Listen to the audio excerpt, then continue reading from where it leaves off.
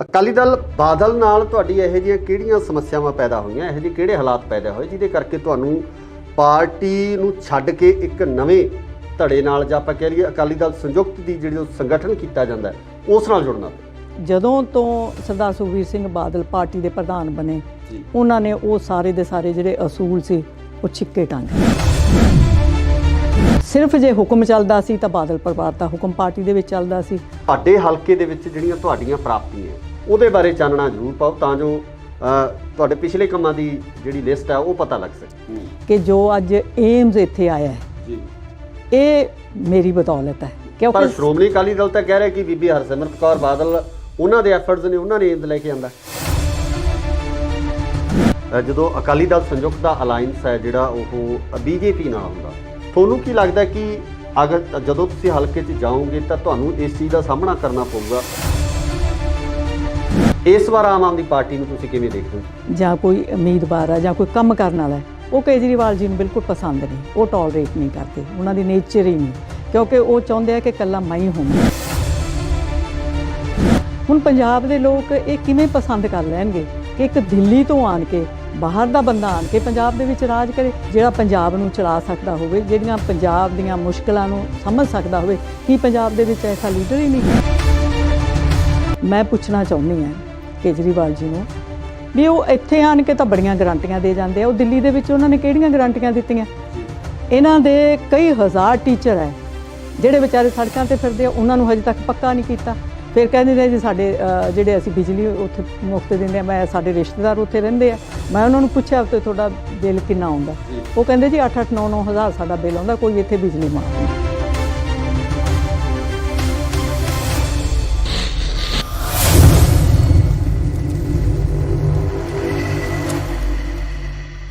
ਪੰਜਾਬ ਦੇ ਵਿੱਚ ਲਗਾਤਾਰ ਜਿਹੜਾ ਸਿਆਸੀ ਮਾਹੌਲ ਆ ਗਰਮ ਹੁੰਦਾ ਜਾ ਰਿਹਾ। ਜਿਵੇਂ ਜਿਵੇਂ ਮੌਸਮ ਦੇ ਵਿੱਚ ਤਬਦੀਲੀ ਆ ਰਹੀ ਆ, ਮੌਸਮ ਦੇ ਵਿੱਚ ਗਰਮਾਹਟ ਆ ਰਹੀ ਹੈ, ਉਸੇ ਤਰ੍ਹਾਂ ਹੀ ਵਿਧਾਨ ਸਭਾ ਚੋਣਾਂ ਨੂੰ ਲੈ ਕੇ ਵੀ ਕਿਤੇ ਨਾ ਕਿਤੇ ਗਰਮਾਹਟ ਆ ਜਿਹੜੀ ਉਹ ਵੱਧਦੀ ਜਾਂਦੀ ਹੈ। ਜਿਉਂ-ਜਿਉਂ ਸਮਾਂ ਘਟਦਾ ਜਾ ਰਿਹਾ, ਸਿਆਸੀ ਲੋਕਾਂ ਦੀਆਂ ਗਤੀਵਿਧੀਆਂ ਵੀ ਲਗਾਤਾਰ ਹਲਕਿਆਂ ਦੇ ਵਿੱਚ ਤੇਜ਼ ਹੁੰਦੀਆਂ ਜਾ ਰਹੀਆਂ ਨੇ।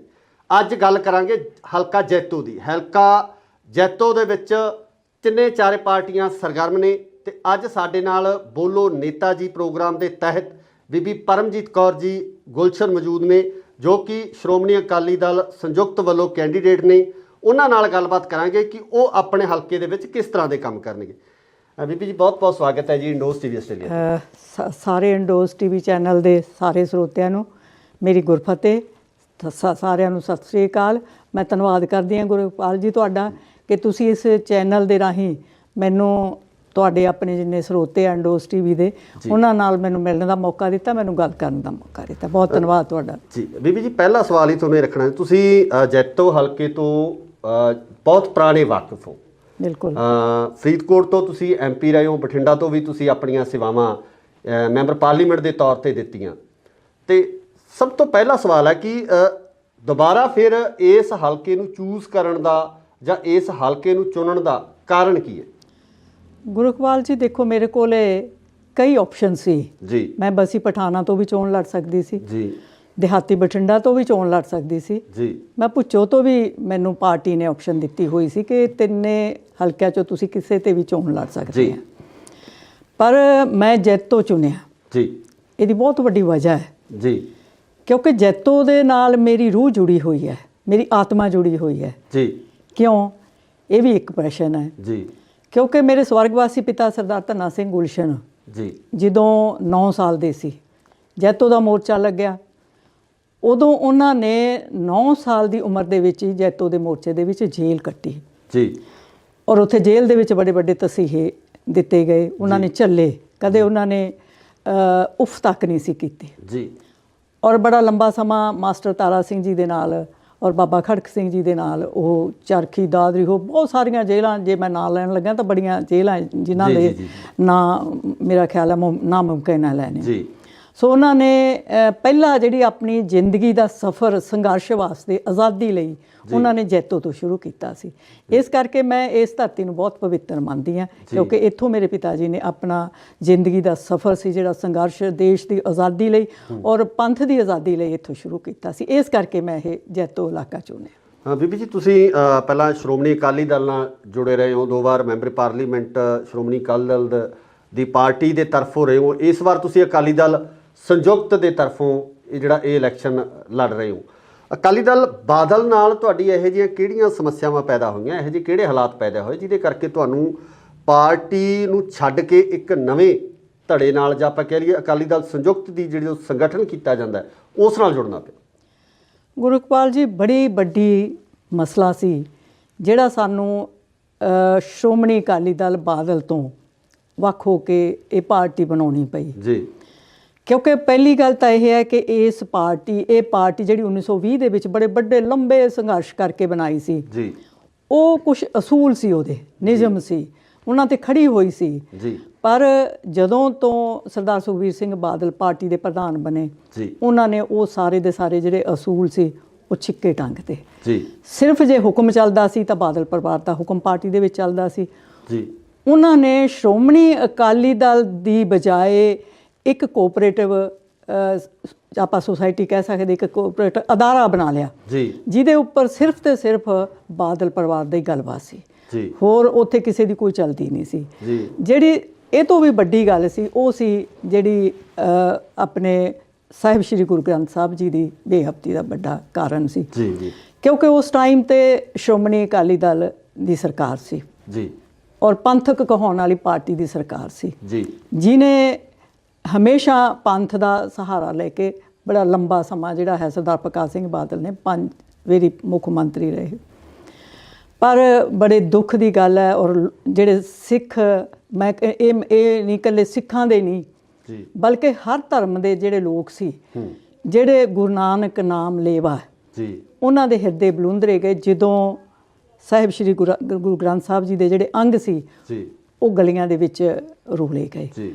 ਔਰ ਸ਼੍ਰੋਮਣੀ ਅਕਾਲੀ ਦਲ ਪੰਥਕ ਕਹਾਉਣ ਵਾਲੀ ਸਰਕਾਰ ਹੋਵੇ ਜੀ, ਤੇ ਸਾਡੇ ਗੁਰੂ, ਅਸੀਂ ਇਹ ਦੇਖੋ ਜਿਹੜਾ ਗੁਰੂ ਤਾਂ ਆਪ ਖੁਦ ਇਨਸਾਫ ਕਰਨ ਵਾਲਾ ਹੈ ਜੀ, ਪਰ ਜਿਹੜੇ ਦੋਸ਼ੀ ਸੀ ਉਹਨਾਂ ਨੂੰ ਲੱਭਣਾ ਉਸ ਮੌਕੇ ਦੀ ਮੌਜੂਦਾ ਸਰਕਾਰ ਦਾ ਕੰਮ ਹੁੰਦਾ ਹੈ।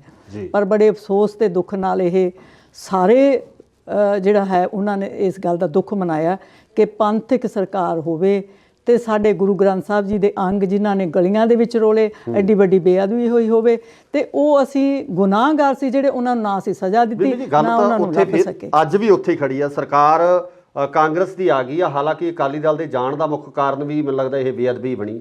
5 ਸਾਲ ਹੁਣ ਕਾਂਗਰਸ ਦੀ ਸਰਕਾਰ ਨੇ ਵੀ ਕੱਢ ਲਿਆ, ਵੱਡੇ ਵੱਡੇ ਦਾਅਵੇ ਵੀ ਕੀਤੇ ਗਏ, ਸੌਹਾਂ ਖਾਧੀਆਂ ਗਈਆਂ, ਇਨਸਾਫ ਤਾਂ ਇੱਥੋਂ ਵੀ ਨਹੀਂ ਮਿਲਿਆ। ਇਹਦੇ ਬਾਰੇ ਕੀ ਕਹਿਣਾ? ਇਹ ਤੁਸੀਂ ਬਿਲਕੁਲ ਗੱਲ ਸਹੀ ਕਹਿ ਰਹੇ ਆ ਗੁਰਕਵਾਲ ਜੀ। ਜੀ। 5 ਸਾਲ ਕਾਂਗਰਸ ਦੀ ਸਰਕਾਰ ਰਹੀ ਜੀ। ਉਹਨਾਂ ਨੇ ਸਭ ਤੋਂ ਪਹਿਲਾਂ ਸਹੁੰ ਖਾਧੀ ਸੀ ਕਿ ਅਸੀਂ ਜਿਹੜਾ ਇਹ ਬੇਅਦਬੀ ਦੇ ਦੋਸ਼ੀ ਹੈ ਜੀ, ਉਹਨਾਂ ਨੂੰ ਅਸੀਂ ਸਜ਼ਾਵਾਂ ਦੇਵਾਂਗੇ। ਪਰ 5 ਸਾਲ ਬੀਤਣ ਤੋਂ ਬਾਅਦ ਵੀ ਉਹ ਵੀ ਜਿਵੇਂ ਕਹਿੰਦੇ ਆ ਨਾ ਵੀ ਪਰਨਾਲਾ ਉੱਥੇ ਦਾ ਉੱਥੇ ਹੈ, ਨਾ ਕੋਈ ਉਹਨਾਂ ਨੇ ਉਹ ਦੋਸ਼ੀਆਂ ਨੂੰ ਫੜਿਆ, ਸਜ਼ਾਵਾਂ ਦਵਾਈਆਂ ਤੇ ਨਾ ਹੀ ਸ਼੍ਰੋਮਣੀ ਅਕਾਲੀ ਦਲ ਬਾਦਲ ਨੇ ਦਵਾਈਆਂ। ਅਕਾਲੀ ਦਲ ਸੰਯੁਕਤ ਹੋਣ ਦੇ ਵਿੱਚ ਆਇਆ, ਤੁਸੀਂ ਉਹਨੂੰ ਰਿਪਰੈਜ਼ੈਂਟ ਕਰ ਰਹੇ ਹੋ। ਤੁਹਾਡੇ ਹਲਕੇ ਦੇ ਵਿੱਚ ਜਿਹੜੀਆਂ ਤੁਹਾਡੀਆਂ ਪ੍ਰਾਪਤੀਆਂ, ਜੋ ਇੱਕ ਮੈਂਬਰੀ ਪਾਰਲੀਮੈਂਟ ਹੋਣ ਦੇ ਨਾਤੇ ਜੋ ਤੁਸੀਂ ਉੱਥੇ ਕੰਮ ਕੀਤੇ ਆ, ਜੋ ਤੁਹਾਡੇ ਵੱਲੋਂ ਉਸ ਹਲਕੇ ਨੂੰ ਦੇਣ ਆ, ਉਹਦੇ ਬਾਰੇ ਚਾਨਣਾ ਜ਼ਰੂਰ ਪਾਓ ਤਾਂ ਜੋ ਤੁਹਾਡੇ ਪਿਛਲੇ ਕੰਮਾਂ ਦੀ ਜਿਹੜੀ ਲਿਸਟ ਹੈ ਉਹ ਪਤਾ ਲੱਗ ਸਕੇ। ਗੁਰਕਪਾਲ ਜੀ, ਮੈਂ 2004 ਦੇ ਵਿੱਚ ਰਾਜਨੀਤੀ ਦੇ ਵਿੱਚ ਪ੍ਰਵੇਸ਼ ਕੀਤਾ ਜੀ। ਸਭ ਤੋਂ ਪਹਿਲਾਂ ਮੈਂ 2004 ਦੇ ਵਿੱਚ ਬਠਿੰਡੇ ਤੋਂ ਉਮੀਦਵਾਰ ਬਣੀ, ਸੇਵਾ ਬਖਸ਼ੀ ਮੈਨੂੰ ਜੀ। ਇੱਥੇ 2004 ਤੋਂ 2009 ਤੱਕ ਮੈਂ ਸੇਵਾ ਕੀਤੀ ਬਠਿੰਡੇ ਦੀ। ਜੀ। ਜਿੰਨੇ ਮੈਨੂੰ ਫੰਡ ਮਿਲੇ ਮੈਂ ਸਾਰੇ ਦੇ ਸਾਰੇ ਫੰਡ ਵੀ ਜੋ ਸੈਂਟਰ ਤੋਂ ਮੈਂ ਲਿਆ ਸਕਦੀ ਸੀ ਉਹ ਲਿਆ। ਜੇ ਮੈਂ ਕਹਿ ਸਕਾਂ ਕਿ ਜੋ ਅੱਜ ਏਮਜ਼ ਇੱਥੇ ਆਇਆ ਹੈ ਜੀ, ਇਹ ਮੇਰੀ ਬਦੌਲਤ ਹੈ ਜੀ। ਪਰ ਸ਼੍ਰੋਮਣੀ ਅਕਾਲੀ ਦਲ ਤਾਂ ਕਹਿ ਰਿਹਾ ਕਿ ਬੀਬੀ ਹਰਸਿਮਰਤ ਕੌਰ ਬਾਦਲ ਉਹਨਾਂ ਦੇ ਐਫਰਟਸ ਨੇ, ਉਹਨਾਂ ਨੇ ਏਮਜ਼ ਲੈ ਕੇ ਆਂਦਾ। ਦੇਖੋ ਗੱਲ ਇਹ ਹੈ ਵੀ ਮੈਂ 10 ਸਾਲ ਉੱਥੇ ਰਹੀ ਜੀ, ਲੋਕ ਸਭਾ ਮੈਂਬਰ ਰਹੀ ਜੀ। ਉਸ ਦੌਰਾਨ ਕਾਂਗਰਸ ਦੀ ਸਰਕਾਰ ਸੀ ਜੀ। ਪਰ ਜਿਹੜਾ ਮੁੱਦਾ ਮੇਰੇ ਵੱਲੋਂ ਉਠਾਇਆ ਗਿਆ ਜੀ, ਚਾਹੇ ਉਹ ਸ਼ਤਾਬਦੀਆਂ ਚੱਲਣ ਦਾ, ਚਾਹੇ ਓਵਰ ਬ੍ਰਿਜ ਅੰਡਰ ਬ੍ਰਿਜ ਬਣੇ ਆ, ਜਾਂ ਇਹ ਸੜਕਾਂ ਦੇ ਜਾਲ ਵਿਛੇ ਹੈ, ਜਾਂ ਰੇਲਵੇ ਦੇ ਵਿੱਚ ਸੁਧਾਰ, ਮਾਡਲ ਰੇਲਵੇ ਸਟੇਸ਼ਨ ਬਣੇ, ਜਾਂ ਬਹੁਤ ਸਾਰੀਆਂ ਟ੍ਰੇਨਸ ਦੇ ਠਹਿਰਾਅ ਹੋਏ, ਨਵੀਆਂ ਟ੍ਰੇਨਸ ਚੱਲੀਆਂ। ਇਹ ਸਾਰੀ ਮੇਰੀ ਮੰਗ ਸ਼ੁਰੂ ਤੋਂ ਹੀ ਰਹੀ ਹੈ, ਕਿਉਂਕਿ ਜਦੋਂ ਅਸੀਂ ਉੱਥੇ ਕੋਈ ਵੀ ਮੈਂਬਰ ਪਾਰਲੀਮੈਂਟ ਬੋਲਦਾ ਹੈ ਤਾਂ ਉਹ ਉੱਥੇ ਅੰਕਿਤ ਹੋ ਜਾਂਦਾ, ਦਰਜ ਹੋ ਜਾਂਦਾ, ਔਰ ਰਿਕਾਰਡ ਦੇ ਵਿੱਚ ਆ ਜਾਂਦਾ। ਫਿਰ ਉਹਦੇ ਤੇ ਹੌਲੀ ਹੌਲੀ ਕਾਰਵਾਈ ਹੁੰਦੀ ਹੈ। ਜਦੋਂ ਬੀਬਾ ਹਰਸਿਮਰਤ ਕੌਰ ਬਾਦਲ ਪਹਿਲੀ ਵਾਰੀ MP ਬਣੇ ਹੈ, ਉਦੋਂ ਵੀ ਕਾਂਗਰਸ ਦੀ ਸਰਕਾਰ ਸੀ, ਪਰ ਚਲੋ ਮੈਂ ਕਹਿ ਸਕਦੀ ਹਾਂ ਕਿ ਉਹ ਤੋਂ ਬਾਅਦ ਜਦੋਂ ਭਾਰਤੀ ਜਨਤਾ ਪਾਰਟੀ ਦੀ ਸਰਕਾਰ ਦੇ ਨਾਲ ਅਲਾਈਅੰਸ ਹੋਣ ਦੇ ਨਾਤੇ ਉਹਨਾਂ ਨੂੰ ਇਹ ਸਿਹਰਾ ਮਿਲ ਗਿਆ। ਪਰ ਮੈਂ ਇਹ ਕਹਿ ਸਕਦੀ ਹਾਂ ਦਾਅਵੇ ਨਾਲ ਕਿ ਅੱਜ ਵੀ ਜੇਕਰ ਰਿਕਾਰਡ ਫੋਲਿਆ ਜਾਵੇ ਤਾਂ ਇਹ ਜਿਹੜੀ ਸ਼ੁਰੂਆਤ ਸੀ, ਜਾਂ ਇਹ ਜਿਹੜੀ ਪੂਰੀ ਦੀ ਪੂਰੀ ਮਿਹਨਤ ਸੀ, ਇਹ ਸਾਰੀ ਮੇਰੀ ਕੀਤੀ ਹੋਈ ਸੀ। ਮਤਲਬ ਇਹ ਇਨ ਰਿਕਾਰਡ ਹੈ ਕਿ ਬੀਬਾ ਹਰਸਿਮਰਤ ਬਾਦਲ ਵੱਲੋਂ ਇਹ ਵਿਸ਼ਾ ਨਹੀਂ ਚੱਕਿਆ ਗਿਆ, ਇਹ ਵਿਸ਼ਾ ਤੁਸੀਂ ਛੋਇਆ। ਹਾਂ, ਤੁਸੀਂ। ਅੱਛਾ, ਜੇ ਮੈਂ ਕਰਾਂ ਗੱਲ ਜੈਤੋ ਦੀ, ਮੈਂ 2009 ਤੋਂ 2014 ਤੱਕ ਲੋਕ ਸਭਾ ਹਲਕਾ ਫਰੀਦਕੋਟ ਤੋਂ ਲੋਕ ਸਭਾ ਦੀ ਮੈਂਬਰ ਦਾ ਜੋ ਮੈਨੂੰ ਹਲਕੇ ਨੇ ਸੇਵਾ ਬਖਸ਼ੀ। ਉਦੋਂ ਸਾਨੂੰ ਜਿਹੜਾ ਫੰਡ ਮਿਲੇ, MP ਅਖਤਿਆਰੀ ਫੰਡ ਜਿਹਨੂੰ ਆਪਾਂ ਕਹਿ ਦਿੰਦੇ ਆ, ਉਹ ਇਕੱਲੇ ਜੈਤੋ ਹਲਕੇ ਦੀ ਜੇ ਮੈਂ ਗੱਲ ਕਰ ਲਾਂ ਤਾਂ 2,31,74,000 ਰੁਪਈਆ ਮੈਂ ਉੱਥੇ ਦਿੱਤਾ ਹਲਕੇ ਦੇ ਵਿੱਚ। ਜਿੰਨਾ ਵੀ ਮੈਨੂੰ ਫੰਡ ਮਿਲਿਆ 21 ਕਰੋੜ ਰੁਪਈਆ ਫੰਡ ਮਿਲਿਆ ਸੀ ਟੋਟਲ। ਉਹਦੇ ਵਿੱਚੋਂ 2,31,74,000 ਰੁਪਈਆ ਮੈਂ ਇਕੱਲੇ ਜੈਤੋ ਹਲਕੇ ਦੇ ਵਿੱਚ ਵੰਡਿਆ। ਮੈਂ ਆਪਣਾ ਅਖਤਿਆਰੀ ਫੰਡ 100% ਸੀ ਜਿਹੜਾ ਉਹ ਵਰਤਿਆ। ਇੱਕ ਵੀ ਨਵਾਂ ਪੈਸਾ ਮੇਰੇ, ਅੱਜ ਵੀ ਮੇਰਾ ਜੇ ਰਿਕਾਰਡ ਚੈੱਕ ਕਰ ਲਓ ਤਾਂ ਇੱਕ ਵੀ ਨਵਾਂ ਪੈਸਾ ਮੇਰਾ ਪਿੱਛੇ ਨਹੀਂ ਰਿਹਾ, ਬਲਕਿ ਮੈਂ ਜਿਵੇਂ ਢੀਂਡਸਾ ਸਾਹਿਬ ਉਦੋਂ ਰਾਜ ਸਭਾ ਦੇ ਮੈਂਬਰ ਸੀ, ਉਹਨਾਂ ਤੋਂ ਵੀ ਮੈਂ ਪੈਸੇ ਲੈ ਕੇ ਹਲਕੇ ਦੇ ਵਿੱਚ ਵੰਡੇ, ਭੁੰਦੜ ਸਾਹਿਬ ਤੋਂ ਵੀ ਲੈ ਕੇ ਮੈਂ ਦਿੱਤੇ, ਹੋਰ ਵੀ ਜਿੰਨੇ ਵੀ ਰਾਜ ਸਭਾ ਦੇ ਮੈਂਬਰ ਆਪਣੇ ਪੰਜਾਬ ਦੇ ਸੀਗੇ, ਉਹਨਾਂ ਸਾਰਿਆਂ ਤੋਂ ਮੈਂ ਲੈ ਕੇ ਫੰਡ ਉਹ ਫਰੀਦਕੋਟ ਹਲਕੇ ਦੇ ਵਿੱਚ ਵੰਡੇ। ਅਤੇ ਮੇਰਾ ਖਿਆਲ ਹੈ ਕੋਈ ਐਸਾ, ਚਾਹੇ ਗਲੀਆਂ ਨਾਲੀਆਂ ਲੈ ਲਓ, ਚਾਹੇ SC ਤੇ ਜਨਰਲ ਧਰਮਸ਼ਾਲਾਵਾਂ ਲੈ ਲਓ, ਚਾਹੇ ਸੀਵਰੇਜ ਸਿਸਟਮ ਲੈ ਲਓ, ਚਾਹੇ ਪਾਣੀ ਜਿਹੜੇ ਉਦੋਂ ਬੜਾ ਜਿਹੜੇ ਮੋਬਾਈਲ ਵਾਟਰ ਟੈਂਕ ਸੀਗੇ, ਉਹ ਮੇਰਾ ਖਿਆਲ ਮੇਰੇ ਹਰ ਪਿੰਡ ਦੇ ਵਿੱਚ ਅੱਜ ਵੀ ਮੇਰੇ ਨਾਂ ਉਹਨਾਂ ਦੇ ਉੱਪਰ ਲਿਖਿਆ ਬੋਲਦਾ ਹੈ। ਵੱਡੇ ਵੱਡੇ ਪ੍ਰੋਜੈਕਟ ਸੀ ਜਿਹੜੇ, ਜਿਵੇਂ ਹਸਪਤਾਲ ਸੀ ਜੈਤੋ ਦੇ ਵਿੱਚ, ਇਸੇ ਤਰ੍ਹਾਂ ਬਹੁਤ ਵੱਡੀ ਸੀਵਰੇਜ ਦੀ ਪ੍ਰੋਬਲਮ ਸੀ, ਖਾਲੇ ਪੱਕੇ ਕਰਨੇ, ਤੇ ਬਹੁਤ ਵੱਡੇ ਵੱਡੇ ਇਹ ਕੰਮ ਸੀ ਜਿਹੜੇ, ਕਿਉਂਕਿ ਉਦੋਂ ਸ਼੍ਰੋਮਣੀ ਅਕਾਲੀ ਦਲ ਦੀ ਸਰਕਾਰ ਸੀ, ਇਸ ਕਰਕੇ ਮੈਂ ਬੜੀ ਮਿਹਨਤ ਕਰਕੇ ਇਹ ਸਾਰੇ ਜਿਹੜੇ ਪ੍ਰੋਜੈਕਟ ਸੀ ਇਸ ਹਲਕੇ ਦੇ ਵਿੱਚ ਲੈ ਕੇ ਆਂਦੇ ਆ। ਬੀਬਾ ਜੀ, ਇੱਕ ਹੋਰ ਚੀਜ਼ ਹੈ ਕਿ ਕਿਤੇ ਨਾ ਕਿਤੇ ਜਦੋਂ ਅਕਾਲੀ ਦਲ ਸੰਯੁਕਤ ਦਾ ਅਲਾਈਅੰਸ ਹੈ ਜਿਹੜਾ ਉਹ BJP ਨਾਲ ਹੁੰਦਾ, ਤਾਂ ਉੱਥੇ ਕਿਤੇ ਨਾ ਕਿਤੇ ਆਮ ਲੋਕਾਂ ਦੇ ਮਨਾਂ ਦੇ ਵਿੱਚ, ਜਾਂ ਖਾਸ ਕਰਕੇ ਆਪਾਂ ਗੱਲ ਕਰੀਏ ਕਿਸਾਨਾਂ ਦੀ, ਕਿਸਾਨਾਂ ਦੇ ਮਨਾਂ ਦੇ ਵਿੱਚ ਇੱਕ ਸ਼ੰਕਾ ਪੈਦਾ ਹੋ ਜਾਂਦੀ ਹੈ, ਇੱਕ ਰੋਸ ਆ ਜਿਹੜਾ ਪੈਦਾ ਹੋ ਜਾਂਦਾ ਉਹਨਾਂ ਬਿੱਲਾਂ ਕਰਕੇ ਜਿਹੜੇ ਬਿੱਲ ਭਾਜਪਾ ਦੀ ਸਰਕਾਰ ਵੱਲੋਂ ਕਿਸਾਨਾਂ ਦੇ ਖਿਲਾਫ ਬਣਾਏ ਗਏ। ਤੁਹਾਨੂੰ ਕੀ ਲੱਗਦਾ ਕਿ ਅਗਰ ਜਦੋਂ ਤੁਸੀਂ ਹਲਕੇ 'ਚ ਜਾਓਗੇ ਤਾਂ ਤੁਹਾਨੂੰ ਇਸ ਚੀਜ਼ ਦਾ ਸਾਹਮਣਾ ਕਰਨਾ ਪਊਗਾ, ਉਸ ਨੂੰ ਜਿਹੜਾ ਟੈਕਲ ਤੁਸੀਂ ਕਿਸ ਤਰ੍ਹਾਂ ਕਰੋਗੇ? ਦੇਖੋ, ਜਿਹੜਾ ਇਹ ਸਮਝੌਤਾ ਕੀਤਾ ਹੈ ਇਹ ਬੜੀ ਸੋਚ ਸਮਝ ਤੋਂ ਬਾਅਦ ਇਹ ਸਮਝੌਤਾ ਕੀਤਾ, ਕਿਉਂਕਿ ਜੇ ਅਸੀਂ ਪੰਜਾਬ ਦੀ ਤਰੱਕੀ ਚਾਹੁੰਦੇ ਹਾਂ ਤਾਂ ਇਹ ਤਰੱਕੀ ਉਦੋਂ ਹੀ ਹੋ ਸਕਦੀ ਹੈ ਜੇਕਰ ਦਿੱਲੀ ਦੇ ਵਿੱਚ ਵੀ ਉਹੀ ਸਰਕਾਰ ਹੋਵੇ ਤੇ ਪੰਜਾਬ ਦੇ ਵਿੱਚ ਵੀ ਉਹੀ ਸਰਕਾਰ ਹੋਵੇ। ਕਿਉਂਕਿ ਜਦੋਂ ਕਹਿੰਦੇ ਆ ਨਾ ਵੀ ਇੱਕ ਤੇ ਇੱਕ 11 ਮਿਲ ਕੇ 11 ਬਣ ਜਾਂਦੇ ਆ, ਇਸੇ ਤਰ੍ਹਾਂ ਜਦੋਂ ਦੋ ਸਰਕਾਰਾਂ ਦੀ ਤਾਕਤ ਬਣ ਜਾਂਦੀ ਹੈ ਤਾਂ ਫਿਰ ਕੁਦਰਤੀ ਤੌਰ 'ਤੇ ਉਸ ਸਟੇਟ ਦਾ ਜਿਹੜਾ ਹੈ ਤਰੱਕੀ ਹੁੰਦੀ ਹੈ। ਇਹ ਵੀ ਹੈ ਕਿ ਪਹਿਲਾਂ ਵੀ ਦੇਖੋ ਸ਼੍ਰੋਮਣੀ ਅਕਾਲੀ ਦਲ ਬਾਦਲ ਦੇ ਨਾਲ 35 ਸਾਲ ਭਾਰਤੀ ਜਨਤਾ ਪਾਰਟੀ ਦਾ ਅਲਾਈਅੰਸ ਰਿਹਾ, ਪਰ ਕਿਉਂਕਿ ਹੁਣ ਇਹ ਤੋੜਨਾ ਤਾਂ ਨਹੀਂ ਸੀ ਚਾਹੁੰਦੇ ਹਜੇ ਵੀ, ਵੈਸੇ ਤਾਂ ਇਹਨਾਂ ਦੇ ਦਿਲ ਵਿੱਚ ਉਹ ਹੈ, ਪਰ ਕਿਉਂਕਿ ਜਿਹੜੀ ਕਿਸਾਨ ਸੀ ਉਹਨਾਂ ਦਾ ਰੋਹ ਹੀ ਇੰਨਾ ਵੱਧ ਗਿਆ ਸੀ, ਜਦੋਂ ਇਹਨਾਂ ਦਾ ਪੂਰਾ ਪਿੰਡ ਘੇਰਿਆ, ਇਹਨਾਂ ਦਾ ਘਰ ਘੇਰ ਲਿਆ, ਜਦੋਂ ਇਹਨਾਂ ਦੇ ਇੰਨਾ ਪ੍ਰੈਸ਼ਰ ਪੈ ਗਿਆ ਕਿਸਾਨਾਂ ਦਾ, ਉਦੋਂ ਫਿਰ ਇਹਨਾਂ ਨੂੰ ਮਜਬੂਰੀ ਬਸ ਤੋੜਨਾ ਪਿਆ। ਇਹ ਚਾਹੁੰਦੇ ਨਹੀਂ ਸੀ ਆਪਣੀ ਕੁਰਸੀ ਛੱਡਣਾ, ਕਿਉਂਕਿ ਬੀਬਾ ਹਰਸਿਮਰਤ ਬਾਦਲ ਦੀ ਜਿਹੜੀ ਮਿਨਿਸਟਰੀ ਸੀ ਉਹ ਜਾਂਦੀ ਸੀ, ਇਸ ਕਰਕੇ ਇਹ ਚਾਹੁੰਦੇ ਨਹੀਂ ਸੀ ਅੰਦਰੋਂ ਵੀ ਇਹਨੂੰ ਤੋੜਿਆ ਜਾਵੇ, ਪਰ ਕਿਉਂਕਿ ਜਦੋਂ ਕਿਸਾਨਾਂ ਨੇ ਇਹਨਾਂ ਦੇ ਉੱਪਰ ਪੂਰਾ ਪ੍ਰੈਸ਼ਰ ਪਾਇਆ ਫਿਰ ਹੀ ਇਹਨਾਂ ਨੂੰ ਤੋੜਨਾ ਪਿਆ।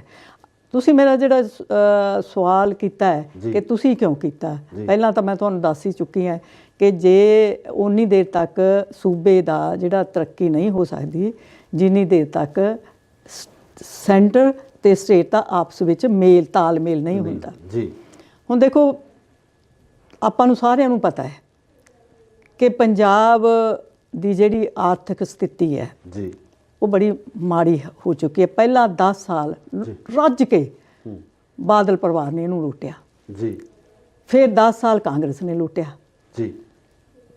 3 ਲੱਖ ਕਰੋੜ ਹੈ ਜਿਹੜਾ ਇਹਦੇ ਸਿਰ ਕਰਜ਼ਾ ਚੜਿਆ ਹੋਇਆ ਜੀ।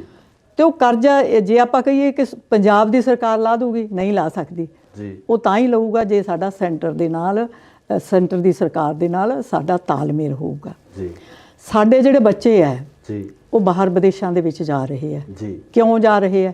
ਜੀ ਇਸੇ ਕਰਕੇ ਜਾ ਰਹੇ ਨੇ ਵੀ ਉਹਨਾਂ ਨੂੰ ਪੰਜਾਬ ਦੇ ਵਿੱਚ ਰੋਜ਼ਗਾਰ ਨਹੀਂ ਮਿਲਦਾ। ਜੀ ਰੋਜ਼ਗਾਰ ਪੈਦਾ ਕਿਵੇਂ ਹੋਊਗਾ? ਜੀ। ਦੇਖੋ, ਜੇ ਆਪਾਂ ਕਹੀਏ ਵੀ ਪੰਜਾਬ ਇੰਡਸਟਰੀ ਲਾ ਲੂਗਾ, ਜਿਹੜੀਆਂ ਸਹੂਲਤਾਂ ਉਹ ਪੰਜਾਬ ਦੇ ਨੂੰ ਨਹੀਂ ਦੇ ਸਕਦਾ, ਇਹ ਆਪਾਂ ਸਭ ਨੂੰ ਪਤਾ ਹੈ। ਹੁਣ ਜਿੰਨੀ ਦੇਰ ਤੱਕ ਦਿੱਲੀ ਦੀ ਸਰਕਾਰ, ਕੇਂਦਰ ਦੀ ਸਰਕਾਰ ਪੰਜਾਬ ਦੇ ਵਿੱਚ ਇੰਡਸਟਰੀ ਨਹੀਂ ਲਾਊਗੀ, ਵੱਡੇ ਵੱਡੇ ਪ੍ਰੋਜੈਕਟ ਨਹੀਂ ਲਾਊਗੇ, ਇਹੋ ਜਿਹੇ ਕੰਮ ਨਹੀਂ ਹੋਣਗੇ ਜਿਹਦੇ ਨਾਲ ਰੋਜ਼ਗਾਰ ਮਿਲੂਗਾ ਪੜ੍ਹੇ ਲਿਖੇ ਬੱਚਿਆਂ ਨੂੰ, ਉਨੀ ਦੇਰ ਤੱਕ ਸਾਡਾ ਜਿਹੜੀ ਇਹ ਬੇਰੁਜ਼ਗਾਰੀ ਦੀ ਮਸਲਾ ਉਹ ਨਹੀਂ ਹੱਲ ਹੋ ਸਕਦਾ। ਇਸੇ ਤਰ੍ਹਾਂ ਸਾਡੇ ਜਿਹੜਾ ਇਹ ਮਾਫੀਆ ਹੈ, ਕੋਈ ਮਾਫੀਆ, ਬਹੁਤ ਮਾਫੀਆ ਹੈ, ਚਾਹੇ ਸ਼ਰਾਬ ਮਾਫੀਆ ਲੈ ਲਓ, ਰੇਤ ਮਾਫੀਆ ਲੈ ਲਓ, ਅਫਸਰ ਮਾਫੀਆ ਲੈ ਲਓ, ਜਿਹੜਾ ਟਰਾਂਸਪੋਰਟ ਮਾਫੀਆ ਹੈ, ਮਤਲਬ ਬਹੁਤ ਤਰ੍ਹਾਂ ਦੇ ਡਰੱਗ ਮਾਫੀਆ, ਬੜੇ ਮਾਫੀਏ ਹੈ ਜੀ। ਕਿਉਂਕਿ ਸੈਂਟਰ ਕੋਲੇ ਬਹੁਤ ਵੱਡੀ ਤਾਕਤ ਹੁੰਦੀ ਹੈ। ਇਸ ਕਰਕੇ ਇਹ ਮਾਫੀਆ ਨੂੰ ਖਤਮ ਕਰਨ ਵਾਸਤੇ ਜਿਹੜਾ ਹੈ, ਔਰ ਪੰਜਾਬ ਨੂੰ ਤਾਕਤਵਰ ਬਣਾਉਣ ਵਾਸਤੇ, ਪੰਜਾਬ ਦੇ ਵਿੱਚ ਭਾਈਚਾਰਕ ਸਾਂਝ ਨੂੰ ਤਕੜਾ ਮਜ਼ਬੂਤ ਕਰਨ ਵਾਸਤੇ ਇਹ ਜਿਹੜਾ ਸਾਰੇ ਸਮਝੌਤੇ ਸੀ ਅਸੀਂ ਭਾਰਤੀ ਜਨਤਾ ਪਾਰਟੀ ਦੇ ਨਾਲ ਕੀਤੇ ਆ। ਲੋਕ ਇਸ ਚੀਜ਼ ਨੂੰ ਸਮਝਣਗੇ ਜੋ ਗੱਲਾਂ ਤੁਸੀਂ ਕਹੀਆਂ, ਕਿ ਜਿਨ੍ਹਾਂ ਲੋਕਾਂ ਦੇ ਵਿੱਚ ਜਾਣਾ, ਜਿਨ੍ਹਾਂ ਲੋਕਾਂ ਨੇ ਵੋਟ ਕਰਨਾ, ਉਹ ਲੋਕ ਇਹਨਾਂ ਗੱਲਾਂ ਨੂੰ ਸਮਝਣਗੇ? ਉਹਨਾਂ ਨੂੰ ਕਿਵੇਂ ਸਮਝਾਓ? ਦੇਖੋ, ਮੈਂ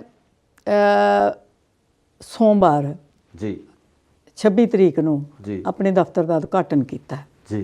ਪਹਿਲੇ ਦਿਨ ਮੈਂ ਹਲਕੇ ਦੇ ਵਿੱਚ, ਕਿਉਂਕਿ 2 ਦਿਨ ਪਹਿਲਾਂ ਹੀ ਮੇਰੀ ਟਿਕਟ ਅਨਾਉਂਸ ਹੋਈ ਸੀ, ਮੈਂ ਆਪਣੇ ਹਲਕੇ ਦੇ ਵਿੱਚ ਗਈ ਜੀ, ਔਰ ਜੋ ਲੋਕਾਂ ਦੇ ਵਿੱਚ ਮੈਂ ਉਤਸ਼ਾਹ ਦੇਖਿਆ ਜੀ, ਮੈਂ ਇਹ ਵੀ ਕਹਿ ਸਕਦੀ ਹਾਂ ਕਿ ਜਦੋਂ ਮੈਂ ਪਾਰਲੀਮੈਂਟ ਲੜੀ ਸੀ ਉਦੋਂ ਵੀ ਇੰਨਾ ਉਤਸ਼ਾਹ ਨਹੀਂ ਸੀ ਜੀ। ਕਿਉਂਕਿ ਉਹਨਾਂ ਦਾ ਇਹ ਮੰਨਣਾ ਹੈ ਜੀ, ਜਿਹੜੀਆਂ ਗੱਲਾਂ ਮੈਂ ਪਹਿਲਾਂ ਕਹੀਆਂ ਕਿ ਜੇ ਪੰਜਾਬ ਦੇ ਵਿੱਚ ਅਸੀਂ ਭਾਈਚਾਰਕ ਸਾਂਝ ਨੂੰ ਕਾਇਮ ਰੱਖਣਾ ਚਾਹੁੰਦੇ ਹਾਂ, ਹਿੰਦੂ, ਸਿੱਖ, ਮੁਸਲਮਾਨ, ਸਿੱਖ, ਈਸਾਈ ਜੋ ਅਸੀਂ ਇਕੱਠੇ ਰਹਿਣਾ ਚਾਹੁੰਦੇ ਹਾਂ, ਤਾਂ ਇਹ ਤਾਂ ਹੀ ਹੋ ਸਕਦਾ ਜੇਕਰ ਆਪਾਂ ਸੈਂਟਰ ਦੇ ਨਾਲ ਤਾਲਮੇਲ ਕਰਕੇ ਰੱਖਾਂਗੇ। ਬਾਕੀ ਪਾਰਟੀਆਂ ਦੇ ਨਾਲ ਵੀ ਅਸੀਂ ਜਿਹੜੀਆਂ ਜਿਨ੍ਹਾਂ ਦੇ ਸਾਡੇ ਨਾਲ ਵਿਚਾਰ ਮਿਲਦੇ ਆ ਉਹਨਾਂ ਨਾਲ ਅਸੀਂ ਤਾਲਮੇਲ ਕਰਕੇ ਰੱਖਾਂਗੇ। ਔਰ ਦੇਖੋ, ਜਦੋਂ ਮੋਦੀ ਸਾਹਿਬ ਪੰਜਾਬ ਦੇ ਵਿੱਚ ਆਏ ਹੈ ਜੀ, ਉਹਨਾਂ ਨੂੰ ਇਹ ਇੱਕ ਕਾਂਗਰਸ ਦੀ ਸਾਜ਼ਿਸ਼ ਸੀ, ਬਹੁਤ ਵੱਡੀ ਸਾਜ਼ਿਸ਼ ਸੀ। ਕਿਉਂ ਸਾਜ਼ਿਸ਼ ਉਹਨਾਂ ਨੇ ਕੀਤੀ? ਕਿਉਂਕਿ ਮੋਦੀ ਸਾਹਿਬ ਨੇ ਬਹੁਤ ਵੱਡੇ ਵੱਡੇ ਪ੍ਰੋਜੈਕਟ ਸੀ ਜਿਹੜੇ ਉਹ ਪੰਜਾਬ ਦੇ ਵਿੱਚ ਅਨਾਉਂਸ ਕਰਨੇ ਸੀ ਜੀ। ਜਿਹੜਾ ਕਰਜ਼ਾ ਸੀ ਉਹਦੇ ਜਿੰਨਾ ਵਿਆਜ ਸੀ ਉਹ ਸਾਰੇ ਦਾ ਸਾਰਾ ਉਹਨਾਂ ਨੇ ਮਾਫ ਕਰਨਾ ਸੀ। ਬੜੇ ਵੱਡੇ ਜਿਵੇਂ 2 PGI ਦੇ ਸੈਟਲਾਈਟ ਸੀਗੇ ਉਹ ਵੀ ਇਹਨਾਂ ਨੇ ਲਾਉਣੇ ਸੀਗੇ। ਏਮਜ਼, ITI, ਹੋਰ ਬੜੇ ਵੱਡੇ ਪ੍ਰੋਜੈਕਟ। ਅੱਛਾ, ਗੋਬਿੰਦਗੜ੍ਹ ਨੂੰ ਜਿਹੜਾ ਸੀ ਉਹ ਸਟੀਲ ਹੱਬ ਬਣਾਉਣਾ ਸੀ। ਅਨੰਦਪੁਰ ਸਾਹਿਬ ਨੂੰ ਪਵਿੱਤਰ ਸਿਟੀ ਤੇ ਉਹਨੂੰ ਬੜੇ ਪ੍ਰੋਜੈਕਟ ਉੱਥੇ ਅਨਾਉਂਸ ਕਰਨੇ ਸੀ। ਕਰਤਾਰਪੁਰ ਸਾਹਿਬ ਉੱਥੇ ਗੁਰੂ ਨਾਨਕ ਦੇਵ ਜੀ ਦੀਆਂ ਜਿਹੜੀਆਂ ਸਿੱਖਿਆਵਾਂ ਸੀ, ਉਹਨਾਂ ਦੇ ਜਿਹੜੇ ਉਪਦੇਸ਼ ਸੀਗੇ ਗੁਰੂ ਨਾਨਕ ਦੇਵ ਜੀ ਦੇ, ਉਹਦੇ ਤੇ ਉਹਨਾਂ ਨੇ ਮਿਊਜ਼ੀਅਮ ਬਣਾਉਣਾ ਸੀ। ਸਾਹਿਬ ਸ਼੍ਰੀ ਗੁਰੂ ਗੋਬਿੰਦ ਸਿੰਘ ਜੀ ਦੇ ਸਾਹਿਬਜ਼ਾਦਿਆਂ ਦਾ ਜਿਹੜਾ ਸੀ ਉਹਨਾਂ ਨੂੰ ਵੀਰ ਜਿਹੜਾ ਹੈ ਉਹ ਵੀ ਅਨਾਉਂਸ ਕਰਨਾ ਸੀਗਾ। ਉਹਨਾਂ ਵਾਸਤੇ ਇੱਕ ਸਪੈਸ਼ਲ ਦਿਨ ਜਿਹੜਾ ਹੈ, ਜਿਵੇਂ ਹੁਣ ਉਹ ਕਰ ਹੀ ਚੁੱਕੇ ਅਨਾਉਂਸ। ਸੋ ਇਸ ਤਰ੍ਹਾਂ ਦੇ ਬਹੁਤ ਵੱਡੇ ਗੁਰੂ ਇਕਬਾਲ ਜੀ ਪ੍ਰੋਜੈਕਟ ਸੀ ਜਿਹੜੇ ਪੰਜਾਬ ਨੂੰ ਦੇਣੇ ਸੀ। ਬਹੁਤ ਸਾਰੇ ਲੋਕ ਇਸ ਗੱਲ ਨੂੰ ਸਮਝਦੇ ਆ। ਇਹ ਠੀਕ ਹੈ ਕਿ ਕੁਛ ਆਨਸਰ ਹੁੰਦਾ ਹੈ, ਕੁਛ ਲੋਕ ਹੁੰਦੇ ਆ। ਹੁਣ ਇਹ ਜੇ ਸਾਰੇ ਪ੍ਰੋਜੈਕਟ ਅਨਾਉਂਸ ਕਰ ਜਾਂਦੇ ਤਾਂ ਕੁਦਰਤੀ ਤੌਰ 'ਤੇ ਸੀ ਕਾਂਗਰਸ ਵੈਸੇ ਤਾਂ ਪਹਿਲਾਂ ਹੀ ਬਹੁਤ ਕਮਜ਼ੋਰ ਹੋਈ ਵੀ ਹੈ, ਕਾਟੋ ਕਲੇਸ਼ ਉਹਨਾਂ ਦਾ ਇੰਨਾ ਹੈ। ਜਿਸ ਘਰ ਦੇ ਵਿੱਚ ਆਪਸੀ ਤਾਲਮੇਲ ਨਹੀਂ, ਜਿਸ ਘਰ ਦੇ ਵਿੱਚ ਕਲੇਸ਼ ਚੱਲ ਰਿਹਾ, ਉਹ ਘਰ ਕਿਵੇਂ ਤਰੱਕੀ ਕਰ ਸਕਦਾ? ਉਹ ਸੂਬਾ ਕਿਵੇਂ ਤਰੱਕੀ ਕਰ ਸਕਦਾ? ਜਿਹਦੀ ਪਾਰਟੀ ਦਾ ਜਿਹੜਾ ਸੂਬੇ ਦਾ ਪ੍ਰਧਾਨ ਹੈ ਤੇ ਚੀਫ ਮਿਨਿਸਟਰ ਦੇ ਵਿੱਚ ਆਪਸ ਵਿੱਚ ਨਹੀਂ ਬਣਦੀ, ਮੰਤਰੀਆਂ ਦੇ ਵਿੱਚ ਆਪਸ ਵਿੱਚ ਨਹੀਂ ਬਣਦੀ ਗੀ। ਇਸ ਕਰਕੇ ਉਹਨਾਂ ਨੇ ਐਸੀ ਸਾਜ਼ਿਸ਼ ਘੜੀ ਕਿ ਉਹਨਾਂ ਨੇ ਪ੍ਰਧਾਨ ਮੰਤਰੀ ਸ਼੍ਰੀ ਨਰਿੰਦਰ ਮੋਦੀ ਜੀ ਨੂੰ ਮਜਬੂਰ ਕਰਤਾ ਕਿ ਉਹ ਵਾਪਸ ਚਲੇ ਜਾਣ। ਤੁਹਾਨੂੰ ਲੱਗਦਾ ਕਿ ਇਸ 'ਚ ਪੰਜਾਬ ਦਾ ਨੁਕਸਾਨ ਹੋਇਆ? ਇਹਦੇ ਵਿੱਚ ਮੈਂ ਉਹੀ ਗੱਲ ਤੁਹਾਡੇ ਨਾਲ ਸਾਂਝੀ ਕਰ ਰਹੀ ਹਾਂ ਕਿ ਜਿਹੜੇ ਲੋਕ ਸਮਝਦੇ ਆ ਇਸ ਗੱਲ ਨੂੰ, ਉਹਨਾਂ ਨੇ ਇਸ ਗੱਲ ਨੂੰ ਬਹੁਤ ਮਹਿਸੂਸ ਕੀਤਾ ਕਿ ਪੰਜਾਬ ਦਾ ਬਹੁਤ ਵੱਡਾ ਨੁਕਸਾਨ ਆ ਜਿਹੜਾ ਇਹ ਕਾਂਗਰਸ ਨੇ ਉਹਨਾਂ ਨੂੰ ਵਾਪਸ ਕਰਕੇ ਮੋੜਿਆ। ਪਰ ਅਸੀਂ ਧੰਨਵਾਦ ਕਰਦੇ ਹਾਂ ਸ਼੍ਰੀ ਨਰਿੰਦਰ ਮੋਦੀ ਜੀ ਦਾ ਵੀ ਉਹ ਚਾਹੇ ਉਹਦੇ ਉੱਥੇ ਨਹੀਂ ਪਹੁੰਚ ਸਕੇ ਰੈਲੀ ਦੇ ਵਿੱਚ, ਪਰ ਫਿਰ ਵੀ ਉਹਨਾਂ ਨੇ ਬਹੁਤ ਸਾਰੇ ਇਹੋ ਜਿਹੇ ਜਿਹੜੇ ਪ੍ਰੋਜੈਕਟ ਸੀ ਉਹਦੇ ਵਿੱਚੋਂ ਕੁਝ ਅਨਾਉਂਸ ਕੀਤੇ ਔਰ ਆਉਣ ਵਾਲੇ ਸਮੇਂ ਦੇ ਵਿੱਚ ਵੀ ਅਨਾਉਂਸ ਕਰਨਗੇ। ਬੀਬਾ ਜੀ, ਇੱਕ 2017 ਦੇ ਵਿੱਚ ਬੜੀ ਵੱਡੀ ਵੇਵ ਰਹੀ ਹੈ ਆਮ ਆਦਮੀ ਪਾਰਟੀ ਦੀ। ਇਸ ਵਾਰ ਆਮ ਆਦਮੀ ਪਾਰਟੀ ਨੂੰ ਤੁਸੀਂ ਕਿਵੇਂ ਦੇਖਦੇ ਹੋ ਕਿ ਉਹ ਮੁਕਾਬਲੇ ਦੇ ਵਿੱਚ ਹੈ? ਕਿਉਂਕਿ ਭਗਵੰਤ ਮਾਨ ਨੂੰ ਸੀਐਮ ਕੈਂਡੀਡੇਟ ਅਨਾਉਂਸ ਕੀਤਾ ਗਿਆ, ਉਸ ਤੋਂ ਬਾਅਦ ਕੇਜਰੀਵਾਲ ਲਗਾਤਾਰ ਐਲਾਨ ਹੈ ਜਿਹੜੇ ਉਹ ਕਰ ਰਹੇ ਹੈ, ਤੇ ਇੱਕ ਲੋਕਾਂ ਦੇ ਵਿੱਚ ਉਤਸ਼ਾਹ ਜ਼ਰੂਰ ਹੈ ਜਦੋਂ ਗਰਾਊਂਡ ਤੇ ਅਸੀਂ ਦੇਖਦੇ ਹਾਂ। ਤੁਸੀਂ ਕੀ ਸਮਝਦੇ ਹੋ ਕਿ ਆਮ ਆਦਮੀ ਪਾਰਟੀ ਦਾ ਕੋਈ ਵੇਵ ਜਾਂ ਕੋਈ ਇਸ ਤਰ੍ਹਾਂ ਦੀ ਹੈ, ਲਹਿਰ ਹੈ? ਦੇਖੋ, ਜਦੋਂ ਪਾਰਲੀਮੈਂਟ ਦੀ 2014 ਦੀ ਚੋਣ ਹੋਈ ਹੈ ਜੀ, ਉਦੋਂ ਮੈਂ ਵੀ ਫਰੀਦਕੋਟ ਤੋਂ ਇਲੈਕਸ਼ਨ ਲੜੀ ਆ ਜੀ। ਉਦੋਂ ਇਹਨਾਂ ਦੇ 4 MP ਜਿੱਤੇ ਸੀ ਜੀ। ਹੁਣ ਜੇ ਆਪਾਂ ਇਹਨਾਂ ਨੂੰ ਪੁੱਛੀਏ, ਉਹ 4ਾਂ ਦੇ ਵਿੱਚੋਂ ਇਹਨਾਂ ਕੋਲੇ ਕੌਣ ਰਹਿ ਗਿਆ? ਸਿਰਫ ਇਕੱਲੇ ਭਗਵੰਤ ਮਾਨ ਰਹਿ ਗਏ, ਬਾਕੀ ਸਾਰੇ ਦੇ ਸਾਰੇ ਪਾਸੇ ਹੋ ਗਏ। ਜੀ। ਸਭ ਤੋਂ ਪਹਿਲੀ ਇਹਨਾਂ ਦੀ ਜਿਹੜੀ ਗੱਲ ਹੈ ਉਹ ਇਹ ਹੈ ਵੀ ਜਿਹੜਾ ਕੋਈ ਇੰਟੈਲੀਜੈਂਟ ਹੈ ਬੰਦਾ ਹੈਗਾ ਜੀ, ਜਾਂ ਕੋਈ ਉਮੀਦਵਾਰ ਹੈ ਜਾਂ ਕੋਈ ਕੰਮ ਕਰਨ ਵਾਲਾ ਹੈ, ਉਹ ਕੇਜਰੀਵਾਲ ਜੀ ਨੂੰ ਬਿਲਕੁਲ ਪਸੰਦ ਨਹੀਂ, ਉਹ ਟੋਲਰੇਟ ਨਹੀਂ ਕਰਦੇ, ਉਹਨਾਂ ਦੀ ਨੇਚਰ ਹੀ ਨਹੀਂ, ਕਿਉਂਕਿ ਉਹ ਚਾਹੁੰਦੇ ਆ ਕਿ ਇਕੱਲਾ ਮੈਂ ਹੀ ਹੋਵਾਂ। ਹੁਣ ਪੰਜਾਬ ਦੇ ਲੋਕ ਇਹ ਕਿਵੇਂ ਪਸੰਦ ਕਰ ਲੈਣਗੇ ਕਿ ਇੱਕ ਦਿੱਲੀ ਤੋਂ ਆਣ ਕੇ, ਬਾਹਰ ਦਾ ਬੰਦਾ ਆਣ ਕੇ ਪੰਜਾਬ ਦੇ ਵਿੱਚ ਰਾਜ ਕਰੇ? ਕੀ ਪੰਜਾਬ ਦੇ ਵਿੱਚ ਕੋਈ ਇੰਨਾ ਇੰਟੈਲੀਜੈਂਟ ਜਾਂ ਜਿਹੜਾ ਪੰਜਾਬ ਨੂੰ ਚਲਾ ਸਕਦਾ ਹੋਵੇ, ਜਿਹੜੀਆਂ ਪੰਜਾਬ ਦੀਆਂ ਮੁਸ਼ਕਲਾਂ ਨੂੰ ਸਮਝ ਸਕਦਾ ਹੋਵੇ? ਕੀ ਪੰਜਾਬ ਦੇ ਵਿੱਚ ਐਸਾ ਲੀਡਰ ਹੀ ਨਹੀਂ ਹੈ? ਜੀ। ਦੂਜਾ, ਮੈਂ ਪੁੱਛਣਾ ਚਾਹੁੰਦੀ ਹਾਂ ਕੇਜਰੀਵਾਲ ਜੀ ਨੂੰ ਵੀ ਉਹ ਇੱਥੇ ਆਣ ਕੇ ਤਾਂ ਬੜੀਆਂ ਗਰੰਟੀਆਂ ਦੇ ਜਾਂਦੇ ਆ, ਉਹ ਦਿੱਲੀ ਦੇ ਵਿੱਚ ਉਹਨਾਂ ਨੇ ਕਿਹੜੀਆਂ ਗਰੰਟੀਆਂ ਦਿੱਤੀਆਂ? ਜੀ। ਇਹਨਾਂ ਦੇ ਕਈ ਹਜ਼ਾਰ ਟੀਚਰ ਹੈ ਜਿਹੜੇ ਵਿਚਾਰੇ ਸੜਕਾਂ ਤੇ ਫਿਰਦੇ ਆ, ਉਹਨਾਂ ਨੂੰ ਹਜੇ ਤੱਕ ਪੱਕਾ ਨਹੀਂ ਕੀਤਾ। ਜੀ। ਉਹਨਾਂ ਨੂੰ ਇਹਨਾਂ ਨੇ ਜਿਵੇਂ ਉਹ ਹੁੰਦੇ ਆ ਨਾ ਮਜ਼ਦੂਰ, ਉਵੇਂ 15-15 ਦਿਨ ਦੇ ਠੇਕੇ ਤੇ ਰੱਖਿਆ ਹੋਇਆ, 15 ਦਿਨਾਂ ਬਾਅਦ ਫਿਰ ਉਹਨਾਂ ਨੂੰ ਕੱਢ ਦਿੰਦੇ ਆ। ਮੁਲਾਜ਼ਮ ਇੰਨੇ ਉਹ ਹੈ, ਫਿਰ ਕਹਿੰਦੇ ਨੇ ਜੀ ਸਾਡੇ ਜਿਹੜੇ ਅਸੀਂ ਬਿਜਲੀ ਉੱਥੇ ਮੁਫਤ ਦਿੰਦੇ ਆ। ਮੈਂ ਸਾਡੇ ਰਿਸ਼ਤੇਦਾਰ ਉੱਥੇ ਰਹਿੰਦੇ ਆ, ਮੈਂ ਉਹਨਾਂ ਨੂੰ ਪੁੱਛਿਆ ਉੱਥੇ ਤੁਹਾਡਾ ਬਿੱਲ ਕਿੰਨਾ ਆਉਂਦਾ? ਉਹ ਕਹਿੰਦੇ ਜੀ 8-8, 9-9 ਹਜ਼ਾਰ ਸਾਡਾ ਬਿੱਲ ਆਉਂਦਾ, ਕੋਈ ਇੱਥੇ ਬਿਜਲੀ ਮਾਫ ਨਹੀਂ। ਮੇਰਾ ਕਹਿਣ ਦਾ ਭਾਵ ਹੈ ਕਿ ਇਹ ਜਿਹੜੀਆਂ ਗਰੰਟੀਆਂ ਇਹ ਲੋਕਾਂ ਨੂੰ ਲੋਲੀਪੌਪ ਦੇ ਕੇ ਭਰਮਾ ਰਹੇ ਆ। ਫਿਰ ਮੈਂ ਸਭ ਤੋਂ ਵੱਡੀ ਜਿਹੜੀ ਗੱਲ ਹੈ, ਦੇਖੋ ਪ੍ਰੋਫੈਸਰ ਭੁੱਲਰ ਹੈ ਜੀ, ਉਹਨਾਂ ਦੀ ਸਜ਼ਾ ਪੂਰੀ ਹੋ ਚੁੱਕੀ ਹੈ। ਪਿਛਲੇ ਦਿਨਾਂ 'ਚ ਸਰਦਾਰ ਸੁਖਦੇਵ ਸਿੰਘ ਢੀਂਡਸਾ ਸਾਡੇ ਪਾਰਟੀ ਦੇ ਪ੍ਰਧਾਨ ਹੈ ਔਰ ਉਹ 7 ਮੈਂਬਰਾਂ ਨੂੰ ਲੈ ਕੇ ਦੇਸ਼ ਦੇ ਗ੍ਰਹਿ ਮੰਤਰੀ ਜੀ ਨੂੰ ਮਿਲ ਕੇ ਆਏ ਆ। ਉਹਨਾਂ ਨੇ ਉਹ ਸਥਿਤੀ ਸਪਸ਼ਟ ਕਰਤੀ ਬਿਲਕੁਲ। ਉਹ ਕਹਿੰਦੇ ਵੀ ਸਜ਼ਾ ਪੂਰੀ ਕਰ ਚੁੱਕੇ ਹੈ ਪ੍ਰੋਫੈਸਰ ਭੁੱਲਰ ਸਾਹਿਬ, ਅਸੀਂ ਉਹਨਾਂ ਨੂੰ ਇੱਥੋਂ ਰਿਲੀਜ਼ ਕਰ ਚੁੱਕੇ ਆ, ਮੇਰਾ ਮਤਲਬ। ਪਰ ਜਿਸ ਸਟੇਟ ਦੇ ਵਿੱਚ ਉਹ ਜੇਲ੍ਹ 'ਚ ਹੁੰਦੇ ਆ, ਉਸ ਸਟੇਟ ਨੇ ਉਹਨਾਂ ਨੂੰ ਰਿਲੀਜ਼ ਕਰਨਾ ਹੁੰਦਾ, ਰਿਹਾ ਕਰਨਾ ਹੁੰਦਾ। ਕੇਜਰੀਵਾਲ ਸਾਹਿਬ ਨੇ ਉਹਨਾਂ ਦੀ ਜਿਹੜੀ ਆਪਣੀ ਫਾਈਲ ਸੀ ਉਹਨੂੰ ਰਿਜੈਕਟ ਕਰਤਾ। ਸਭ ਤੋਂ ਵੱਡੀ ਗੱਲ ਤਾਂ ਅਸੀਂ ਕੇਜਰੀਵਾਲ ਜੀ ਤੋਂ ਇਹ ਪੁੱਛਦੇ ਹਾਂ ਵੀ ਤੁਸੀਂ ਦਿੱਲੀ ਦੇ ਵਿੱਚ ਜਾ ਕੇ ਹੋਰ ਕੁਝ ਕਹਿੰਦੇ ਆ, ਪੰਜਾਬ ਦੇ ਵਿੱਚ ਕੁਝ ਹੋਰ ਕਹਿੰਦੇ ਆਣ ਕੇ। ਮੈਂ ਇੱਕ ਇਹਨਾਂ ਦੀ ਸਪੀਚ ਸੁਣੀ ਕੇਜਰੀਵਾਲ ਜੀ ਦੀ, ਉਹ ਕਹਿੰਦੇ ਵੀ ਉਹ ਬੋਲ ਰਹੇ ਸੀ ਉੱਥੇ ਦਿੱਲੀ ਦੇ ਲੋਕਾਂ ਨੂੰ, ਕਹਿੰਦੇ ਵੀ ਮੈਂ ਮਹਿਸੂਸ ਕਰਦਾ ਕਿ ਦਿੱਲੀ ਦੇ ਵਿੱਚ ਪਾਣੀ ਦੀ ਬੜੀ ਕਮੀ ਹੈ, ਪਰ ਪੰਜਾਬ ਦੇ ਵਿੱਚ ਆਪਣੀ ਸਰਕਾਰ ਬਣ ਜਾਣੀ ਹੈ ਤੇ ਉੱਥੋਂ ਪਾਣੀ ਲਿਆ ਕੇ ਤੁਹਾਨੂੰ ਘਰ ਘਰ ਪਾਣੀ ਪਹੁੰਚਾਵਾਂਗੇ। ਹੁਣ ਮੈਂ ਲੋਕਾਂ ਨੂੰ ਵੀ ਇਹੀ ਪੁੱਛਣਾ ਚਾਹੁੰਦੀ ਹਾਂ ਕਿ ਕੀ ਤੁਸੀਂ ਦਿੱਲੀ ਨੂੰ ਪਾਣੀ ਦਿਓਗੇ ਕਿ ਜਾਂ ਆਪਣਾ ਪੰਜਾਬ ਦਾ ਪਾਣੀ ਸਾਂਭ ਕੇ ਰੱਖੋਗੇ? ਜੇ ਹੁਣ ਤੁਹਾਡਾ ਕੇਜਰੀਵਾਲ ਜੀ ਪੰਜਾਬ ਦਾ ਪਾਣੀ ਦਿੱਲੀ ਲੈ ਗਏ ਤੇ ਫਿਰ ਤੁਸੀਂ ਪਾਣੀ ਤਾਂ ਆਪਣੇ ਪਹਿਲਾਂ ਹੀ ਬਹੁਤ ਘੱਟ ਹੈ, ਤੇ ਜੇ ਆਪਾਂ ਪਾਣੀ ਵੀ ਦਿੱਲੀ ਨੂੰ ਦੇਤਾ ਤੇ ਫਿਰ ਸਾਨੂੰ ਸੋਚਣਾ ਪਊਗਾ ਇਸ ਗੱਲ ਵਾਸਤੇ। ਤੇ ਜਿਹੜੇ ਹੁਣ ਇਹ ਮੁੱਖ ਮੰਤਰੀ ਭਗਵੰਤ ਮਾਨ ਜੀ ਨੂੰ ਇਹਨਾਂ ਨੇ ਚਿਹਰਾ ਬਣਾਇਆ, ਅਸੀਂ ਕੌਣ ਨਹੀਂ ਜਾਣਦਾ ਕਿ ਉਹ ਪਾਰਲੀਮੈਂਟ ਦੇ ਵਿੱਚ ਉਹਨਾਂ ਦੇ ਨਾਲ ਨਹੀਂ ਕੋਈ ਬਹਿੰਦਾ। ਕਿਉਂ ਨਹੀਂ ਬਹਿੰਦਾ? ਕਿਉਂਕਿ ਉਹਨਾਂ ਨੇ ਨਸ਼ਾ ਕੀਤਾ ਹੁੰਦਾ, ਸ਼ਰਾਬ ਪੀਤੀ ਹੁੰਦੀ ਹੈ। ਇਹ ਤਾਂ ਰਿਕਾਰਡ ਦੇ ਵਿੱਚ ਹੈ, ਕੋਈ ਮੈਂ ਤਾਂ ਨਹੀਂ ਕਹਿੰਦੀ, ਰਿਕਾਰਡ ਦੇ ਵਿੱਚ। ਜਦੋਂ ਬਰਗਾੜੀ ਦੇ ਵਿੱਚ ਦੇਖੋ, ਗੁਰੂ ਗ੍ਰੰਥ ਸਾਹਿਬ ਦੀ ਹਾਜ਼ਰੀ ਦੇ ਵਿੱਚ ਤੁਸੀਂ ਦੇਖਿਆ ਹੁਣ ਉਹਨਾਂ ਦੀਆਂ ਵੀਡੀਓ ਕਿੰਨੀਆਂ ਵਾਇਰਲ ਹੋਈਆਂ। ਉਹ ਨਸ਼ੇ 'ਚ ਗੁੱਤ ਆ ਕੇ ਗੁਰੂ ਗ੍ਰੰਥ ਸਾਹਿਬ ਦੀ ਹਾਜ਼ਰੀ ਦੇ ਵਿੱਚ ਮੱਥਾ ਟੇਕਿਆ, ਲੋਕਾਂ ਨੇ ਉਹਨਾਂ ਨੂੰ ਧੱਕੇ ਮਾਰ ਕੇ ਬਾਹਰ ਕੱਢਿਆ। ਜਿਸ ਇਨਸਾਨ ਨੂੰ ਦੇਖੋ ਜਿਹੜਾ ਲੋਕ ਸਭਾ ਹੁੰਦੀ ਹੈ, ਪਾਰਲੀਮੈਂਟ ਹੈ, ਉਹ ਲੋਕਾਂ ਦੀ ਚੁਣੀ ਹੋਈ ਹੁੰਦੀ ਹੈ ਔਰ ਉਸ ਨੂੰ ਸਰਵਉੱਚ ਮੰਨਦੇ ਆ। ਉਹਦੇ ਪਾਸ ਕੀਤੇ ਹੋਏ ਕਾਨੂੰਨ ਦੇਸ਼ ਦੇ ਵਿੱਚ ਲਾਗੂ ਹੁੰਦੇ ਆ, ਪਵਿੱਤਰ ਮੰਨਿਆ ਜਾਂਦਾ। ਜਿਹੜਾ ਇਨਸਾਨ ਉਸ ਪਵਿੱਤਰ ਸਥਾਨ ਦੇ ਵਿੱਚ ਵੀ ਸ਼ਰਾਬ ਪੀ ਕੇ ਜਾਂਦਾ ਹੈ ਔਰ ਆਪਣੀ ਮਾਂ ਦੀ ਸਹੁੰ ਖਾ ਕੇ ਵੀ ਮੈਂ ਅੱਜ ਤੋਂ ਨਸ਼ਾ ਛੱਡਿਆ, ਉਹ ਤੋਂ ਬਾਅਦ ਵੀ ਉਹ ਸ਼ਰਾਬ ਪੀਂਦਾ ਹੈ, ਤੇ ਪੰਜਾਬ ਦੇ ਲੋਕ ਉਹਦੇ 'ਤੇ ਵਿਸ਼ਵਾਸ ਕਿਵੇਂ ਕਰ ਲੈਣਗੇ?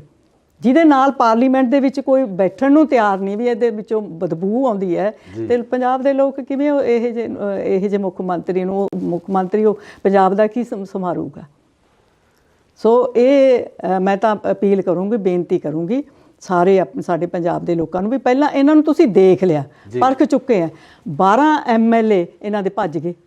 ਅੱਜ ਕੋਈ ਵੀ ਕੈਲੀਬਰ ਜਿਹੜਾ ਉਮੀਦਵਾਰ ਹੈ ਜਾਂ ਇਹਨਾਂ ਦੇ MLA ਸੀ, ਕੋਈ ਇਹਨਾਂ ਦੇ ਨਾਲ ਨਹੀਂ ਰਿਹਾ। ਕਿਉਂ ਨਹੀਂ ਰਿਹਾ? ਇਹਦਾ ਮਤਲਬ ਜਿਹੜੇ ਪਹਿਲਾਂ MLA ਬਣੇ ਆ ਜਾਂ MP ਬਣੇ, ਉਹਨਾਂ ਨੇ ਇਹਨਾਂ ਨੂੰ ਪਰਖ ਲਿਆ, ਉਹ ਇਹਨਾਂ ਤੋਂ ਦੂਰ ਚਲੇ ਗਏ ਸਾਰੇ। ਦੇਖੋ ਗਾਂਧੀ ਜੀ ਹੈ, ਕਿੰਨੇ ਵਧੀਆ ਇਨਸਾਨ, ਕਿੰਨੇ ਸੋਸ਼ਲ ਹੈਗੇ ਆ, ਤੇ ਉਹ ਵੀ ਪਾਸੇ ਹੋ ਗਏ। ਕਿੰਨੇ ਇਹੋ ਜਿਹੇ MP ਆ ਜਿਹੜੇ MLA ਬਣੇ, ਉਹ ਵੀ ਭੱਜ ਗਏ, MP ਵੀ ਭੱਜ ਗਏ। ਸੋ ਮੈਂ ਤਾਂ ਸਾਰਿਆਂ ਨੂੰ ਇਹੀ ਅਪੀਲ ਕਰੂੰਗੀ ਵੀ ਤੁਸੀਂ ਇਹਨਾਂ ਨੂੰ ਪਹਿਲਾਂ ਪਰਖ ਚੁੱਕੇ ਆ, ਤੇ ਹੁਣ ਇਹਨਾਂ ਨੂੰ ਪਰਖਣ ਦੀ ਲੋੜ ਨਹੀਂ। ਆਪਣੀ ਜਿਹੜੀ ਹੋਂਦ ਹੈ ਉਹ ਬਾਹਰਲੇ ਦਿੱਲੀ ਤੋਂ ਆਏ ਹੋਏ ਲੋਕਾਂ ਦੇ ਹੱਥ 'ਚ ਨਾ ਦਿਓ। ਬੀਬੀ ਜੀ, ਇੱਕ ਜਿਹੜੇ ਤੁਹਾਡੇ ਵੱਲੋਂ ਹਲਕੇ ਦੇ ਵਿੱਚ ਕਿਸ ਤਰ੍ਹਾਂ ਦੇ ਜਿਹੜੇ ਵਾਅਦੇ ਆ ਜਾਂ ਕਿਸ ਤਰ੍ਹਾਂ ਦੇ ਐਲਾਨ ਆ ਜਿਹੜੇ ਉਹ ਕੀਤੇ ਜਾਣੇ, ਉਹਨਾਂ ਬਾਰੇ ਵੀ ਥੋੜੀ ਜਾਣਕਾਰੀ ਦਿਓ।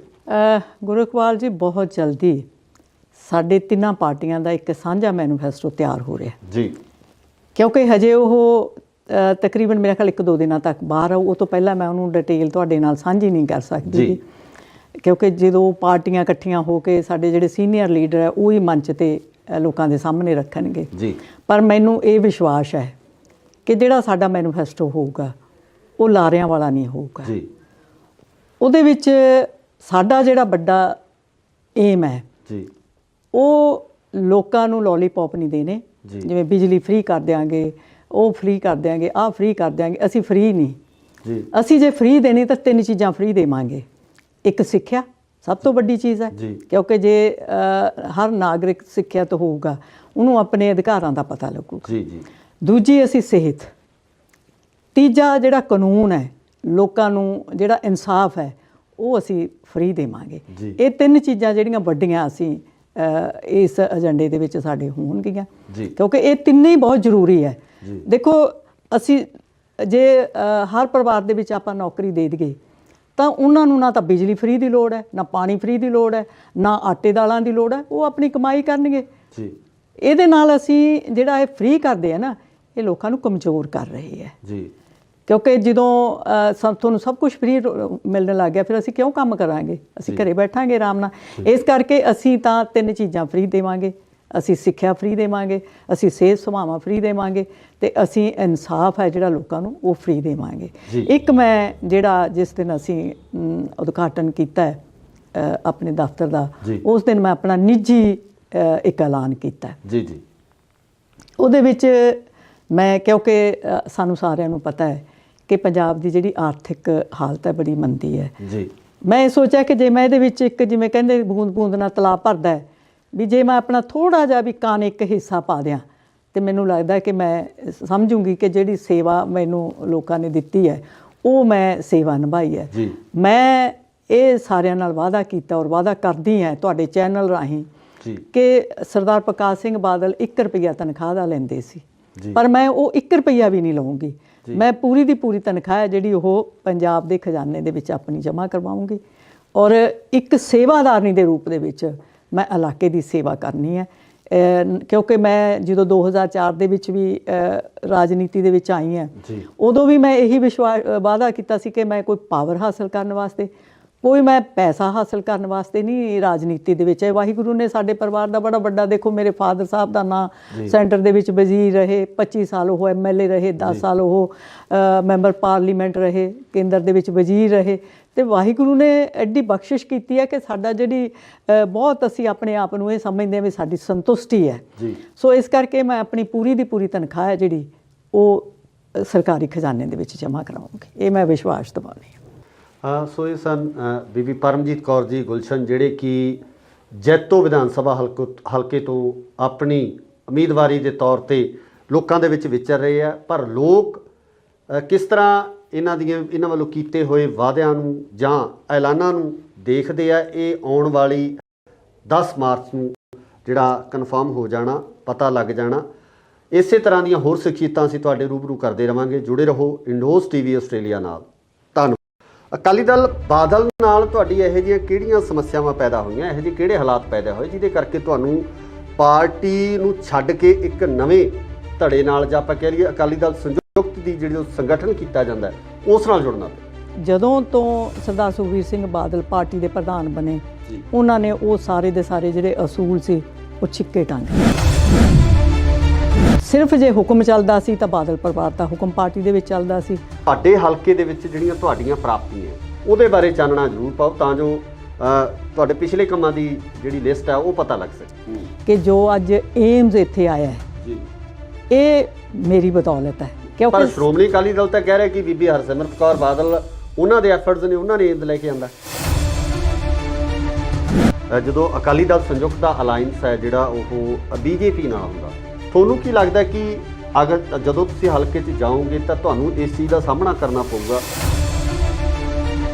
ਇਸ ਵਾਰ ਆਮ ਆਦਮੀ ਪਾਰਟੀ ਨੂੰ ਤੁਸੀਂ ਕਿਵੇਂ ਦੇਖਦੇ ਹੋ? ਜਾਂ ਕੋਈ ਉਮੀਦਵਾਰ ਹੈ ਜਾਂ ਕੋਈ ਕੰਮ ਕਰਨ ਵਾਲਾ ਹੈ, ਉਹ ਕੇਜਰੀਵਾਲ ਜੀ ਨੂੰ ਬਿਲਕੁਲ ਪਸੰਦ ਨਹੀਂ, ਉਹ ਟੋਲਰੇਟ ਨਹੀਂ ਕਰਦੇ, ਉਹਨਾਂ ਦੀ ਨੇਚਰ ਹੀ ਨਹੀਂ, ਕਿਉਂਕਿ ਉਹ ਚਾਹੁੰਦੇ ਆ ਕਿ ਇਕੱਲਾ ਮੈਂ ਹੀ ਹੋਵਾਂ।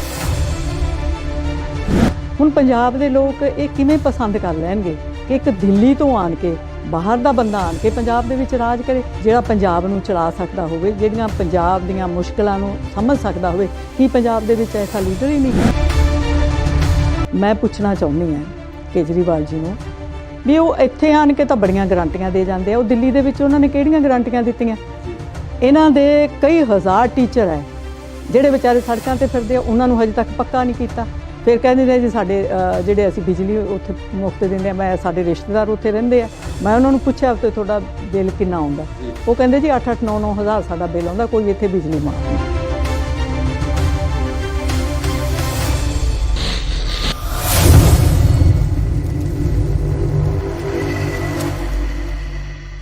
ਪੰਜਾਬ ਦੇ ਵਿੱਚ ਲਗਾਤਾਰ ਜਿਹੜਾ ਸਿਆਸੀ ਮਾਹੌਲ ਆ ਗਰਮ ਹੁੰਦਾ ਜਾ ਰਿਹਾ।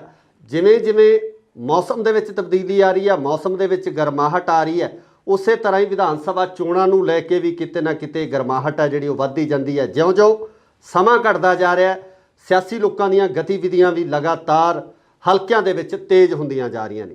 ਅੱਜ ਗੱਲ ਕਰਾਂਗੇ ਹਲਕਾ ਜੈਤੋ ਦੀ। ਹਲਕਾ ਜੈਤੋ ਦੇ ਵਿੱਚ ਤਿੰਨੇ ਚਾਰੇ ਪਾਰਟੀਆਂ ਸਰਗਰਮ ਨੇ ਤੇ ਅੱਜ ਸਾਡੇ ਨਾਲ ਬੋਲੋ ਨੇਤਾ ਜੀ ਪ੍ਰੋਗਰਾਮ ਦੇ ਤਹਿਤ ਬੀਬੀ ਪਰਮਜੀਤ ਕੌਰ ਜੀ ਗੁਲਸ਼ਨ ਮੌਜੂਦ ਨੇ, ਜੋ ਕਿ ਸ਼੍ਰੋਮਣੀ ਅਕਾਲੀ ਦਲ ਸੰਯੁਕਤ ਵੱਲੋਂ ਕੈਂਡੀਡੇਟ ਨੇ। ਉਹਨਾਂ ਨਾਲ ਗੱਲਬਾਤ ਕਰਾਂਗੇ ਕਿ ਉਹ ਆਪਣੇ ਹਲਕੇ ਦੇ ਵਿੱਚ ਕਿਸ ਤਰ੍ਹਾਂ ਦੇ ਕੰਮ ਕਰਨਗੇ। ਬੀਬੀ ਜੀ ਬਹੁਤ ਬਹੁਤ ਸਵਾਗਤ ਹੈ ਜੀ ਇੰਡੋਜ਼ ਟੀਵੀ ਆਸਟ੍ਰੇਲੀਆ। ਸਾਰੇ ਇੰਡੋਜ਼ ਟੀਵੀ ਚੈਨਲ ਦੇ ਸਾਰੇ ਸਰੋਤਿਆਂ ਨੂੰ ਮੇਰੀ ਗੁਰਫਤਿਹ, ਸਾਰਿਆਂ ਨੂੰ ਸਤਿ ਸ੍ਰੀ ਅਕਾਲ।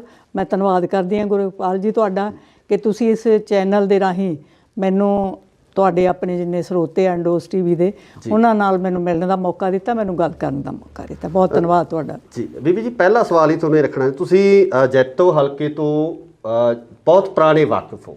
ਬਿਲਕੁਲ। ਫਰੀਦਕੋਟ ਤੋਂ ਤੁਸੀਂ MP ਰਹੇ ਹੋ, ਬਠਿੰਡਾ ਤੋਂ ਵੀ ਤੁਸੀਂ ਆਪਣੀਆਂ ਸੇਵਾਵਾਂ ਮੈਂਬਰ ਪਾਰਲੀਮੈਂਟ ਦੇ ਤੌਰ ਤੇ ਦਿੱਤੀਆਂ। ਤੇ ਸਭ ਤੋਂ ਪਹਿਲਾ ਸਵਾਲ ਹੈ ਕਿ ਦੁਬਾਰਾ ਫਿਰ ਇਸ ਹਲਕੇ ਨੂੰ ਚੂਜ਼ ਕਰਨ ਦਾ ਜਾਂ ਇਸ ਹਲਕੇ ਨੂੰ ਚੁਣਨ ਦਾ ਕਾਰਨ ਕੀ ਹੈ? ਗੁਰਕਵਾਲ ਜੀ ਦੇਖੋ, ਮੇਰੇ ਕੋਲੇ ਕਈ ਆਪਸ਼ਨ ਸੀ ਜੀ। ਮੈਂ ਬਸੀ ਪਠਾਣਾ ਤੋਂ ਵੀ ਚੋਣ ਲੜ ਸਕਦੀ ਸੀ ਜੀ, ਦਿਹਾਤੀ ਬਠਿੰਡਾ ਤੋਂ ਵੀ ਚੋਣ ਲੜ ਸਕਦੀ ਸੀ ਜੀ, ਮੈਂ ਭੁੱਚੋ ਤੋਂ ਵੀ ਮੈਨੂੰ ਪਾਰਟੀ ਨੇ ਆਪਸ਼ਨ ਦਿੱਤੀ ਹੋਈ ਸੀ ਕਿ ਤਿੰਨੇ ਹਲਕਿਆਂ 'ਚੋਂ ਤੁਸੀਂ ਕਿਸੇ ਤੇ ਵੀ ਚੋਣ ਲੜ ਸਕਦੇ ਆ, ਪਰ ਮੈਂ ਜੈਤੋ ਚੁਣਿਆ ਜੀ। ਇਹਦੀ ਬਹੁਤ ਵੱਡੀ ਵਜ੍ਹਾ ਹੈ ਜੀ, ਕਿਉਂਕਿ ਜੈਤੋ ਦੇ ਨਾਲ ਮੇਰੀ ਰੂਹ ਜੁੜੀ ਹੋਈ ਹੈ, ਮੇਰੀ ਆਤਮਾ ਜੁੜੀ ਹੋਈ ਹੈ ਜੀ। ਕਿਉਂ? ਇਹ ਵੀ ਇੱਕ ਪ੍ਰਸ਼ਨ ਹੈ ਜੀ।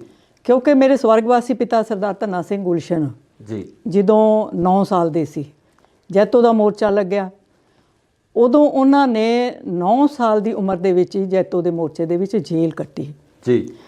ਔਰ ਉੱਥੇ ਜੇਲ੍ਹ ਦੇ ਵਿੱਚ ਬੜੇ ਵੱਡੇ ਤਸੀਹੇ ਦਿੱਤੇ ਗਏ, ਉਹਨਾਂ ਨੇ ਝੱਲੇ, ਕਦੇ ਉਹਨਾਂ ਨੇ ਉਫ ਤੱਕ ਨਹੀਂ ਸੀ ਕੀਤੀ ਜੀ।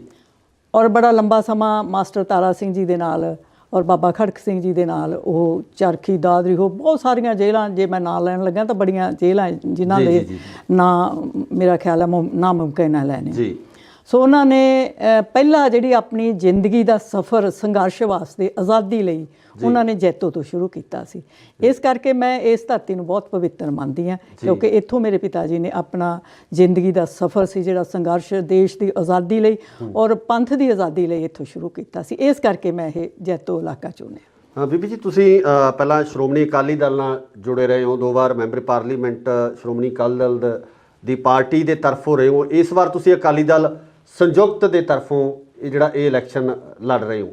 ਅਕਾਲੀ ਦਲ ਬਾਦਲ ਨਾਲ ਤੁਹਾਡੀ ਇਹੋ ਜਿਹੀਆਂ ਕਿਹੜੀਆਂ ਸਮੱਸਿਆਵਾਂ ਪੈਦਾ ਹੋਈਆਂ, ਇਹੋ ਜਿਹੇ ਕਿਹੜੇ ਹਾਲਾਤ ਪੈਦਾ ਹੋਏ ਜਿਹਦੇ ਕਰਕੇ ਤੁਹਾਨੂੰ ਪਾਰਟੀ ਨੂੰ ਛੱਡ ਕੇ ਇੱਕ ਨਵੇਂ ਧੜੇ ਨਾਲ, ਜਾਂ ਆਪਾਂ ਕਹਿ ਲਈਏ ਅਕਾਲੀ ਦਲ ਸੰਯੁਕਤ ਦੀ ਜਿਹੜੀ ਉਹ ਸੰਗਠਨ ਕੀਤਾ ਜਾਂਦਾ ਹੈ, ਉਸ ਨਾਲ ਜੁੜਨਾ ਪਿਆ?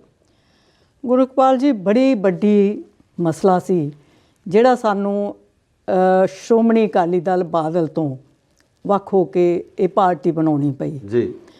ਕਿਉਂਕਿ ਪਹਿਲੀ ਗੱਲ ਤਾਂ ਇਹ ਹੈ ਕਿ ਇਹ ਪਾਰਟੀ ਜਿਹੜੀ 1920 ਦੇ ਵਿੱਚ ਬੜੇ ਵੱਡੇ ਲੰਬੇ ਸੰਘਰਸ਼ ਕਰਕੇ ਬਣਾਈ ਸੀ ਜੀ, ਉਹ ਕੁਝ ਅਸੂਲ ਸੀ, ਉਹਦੇ ਨਿਯਮ ਸੀ, ਉਹਨਾਂ ਤੇ ਖੜੀ ਹੋਈ ਸੀ ਜੀ। ਪਰ ਜਦੋਂ ਤੋਂ ਸਰਦਾਰ ਸੁਖਬੀਰ ਸਿੰਘ ਬਾਦਲ ਪਾਰਟੀ ਦੇ ਪ੍ਰਧਾਨ ਬਣੇ ਜੀ, ਉਹਨਾਂ ਨੇ ਉਹ ਸਾਰੇ ਦੇ ਸਾਰੇ ਜਿਹੜੇ ਅਸੂਲ ਸੀ ਉਹ ਛਿੱਕੇ ਟੰਗਤੇ ਜੀ। ਸਿਰਫ ਜੇ ਹੁਕਮ ਚੱਲਦਾ ਸੀ ਤਾਂ ਬਾਦਲ ਪਰਿਵਾਰ ਦਾ ਹੁਕਮ ਪਾਰਟੀ ਦੇ ਵਿੱਚ ਚੱਲਦਾ ਸੀ ਜੀ।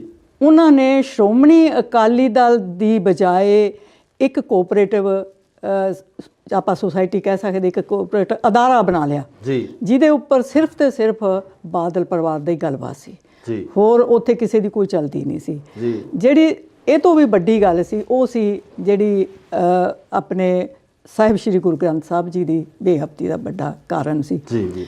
ਕਿਉਂਕਿ ਉਸ ਟਾਈਮ ਤੇ ਸ਼੍ਰੋਮਣੀ ਅਕਾਲੀ ਦਲ ਦੀ ਸਰਕਾਰ ਸੀ ਜੀ, ਔਰ ਪੰਥਕ ਕਹਾਉਣ ਵਾਲੀ ਪਾਰਟੀ ਦੀ ਸਰਕਾਰ ਸੀ ਜੀ। ਜਿਨੇ ਹਮੇਸ਼ਾ ਪੰਥ ਦਾ ਸਹਾਰਾ ਲੈ ਕੇ ਬੜਾ ਲੰਬਾ ਸਮਾਂ ਜਿਹੜਾ ਹੈ ਸਰਦਾਰ ਪ੍ਰਕਾਸ਼ ਸਿੰਘ ਬਾਦਲ ਨੇ 5 ਵਾਰੀ ਮੁੱਖ ਮੰਤਰੀ ਰਹੇ। ਪਰ ਬੜੇ ਦੁੱਖ ਦੀ ਗੱਲ ਹੈ, ਸਿੱਖ ਮੈਂ ਇਹ ਨਹੀਂ ਇਕੱਲੇ ਸਿੱਖਾਂ ਦੇ ਨਹੀਂ, ਦੇ ਜਿਹੜੇ ਲੋਕ ਸੀ ਜਿਹੜੇ ਗੁਰੂ ਨਾਨਕ ਨਾਮ ਲੇਵਾ ਜੀ, ਉਹਨਾਂ ਦੇ ਹਿਰਦੇ ਬਲੁੰਦਰੇ ਗਏ ਜਦੋਂ ਸਾਹਿਬ ਸ਼੍ਰੀ ਗੁਰੂ ਗ੍ਰੰਥ ਸਾਹਿਬ ਜੀ ਦੇ ਜਿਹੜੇ ਅੰਗ ਸੀ ਜੀ, ਉਹ ਗਲੀਆਂ ਦੇ ਵਿੱਚ ਰੋਲੇ ਗਏ। ਜੀ।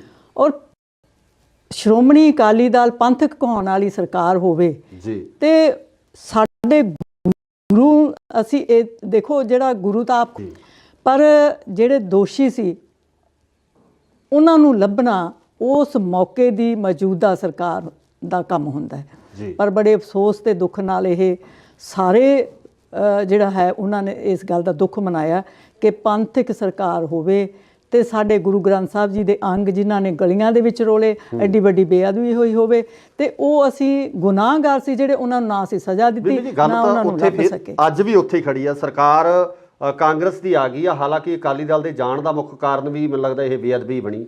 5 ਸਾਲ ਹੁਣ ਕਾਂਗਰਸ ਦੀ ਸਰਕਾਰ ਨੇ ਵੀ ਕੱਢ ਲਿਆ, ਵੱਡੇ ਵੱਡੇ ਦਾਅਵੇ ਵੀ ਕੀਤੇ ਗਏ, ਸੌਹਾਂ ਖਾਧੀਆਂ ਗਈਆਂ, ਇਨਸਾਫ ਤਾਂ ਇੱਥੋਂ ਵੀ ਨਹੀਂ ਮਿਲਿਆ। ਇਹਦੇ ਬਾਰੇ ਕੀ ਕਹਿਣਾ? ਇਹ ਤੁਸੀਂ ਬਿਲਕੁਲ ਗੱਲ ਸਹੀ ਕਹਿ ਰਹੇ ਆ ਗੁਰਇਕਬਾਲ ਜੀ। 5 ਸਾਲ ਕਾਂਗਰਸ ਦੀ ਸਰਕਾਰ ਰਹੀ ਜੀ। ਉਹਨਾਂ ਨੇ ਸਭ ਤੋਂ ਪਹਿਲਾਂ ਸਹੁੰ ਖਾਧੀ ਸੀ ਕਿ ਅਸੀਂ ਜਿਹੜਾ ਇਹ ਬੇਅਦਬੀ ਦੇ ਦੋਸ਼ੀ ਹੈ ਜੀ, ਉਹਨਾਂ ਨੂੰ ਅਸੀਂ ਸਜ਼ਾਵਾਂ ਦੇਵਾਂਗੇ।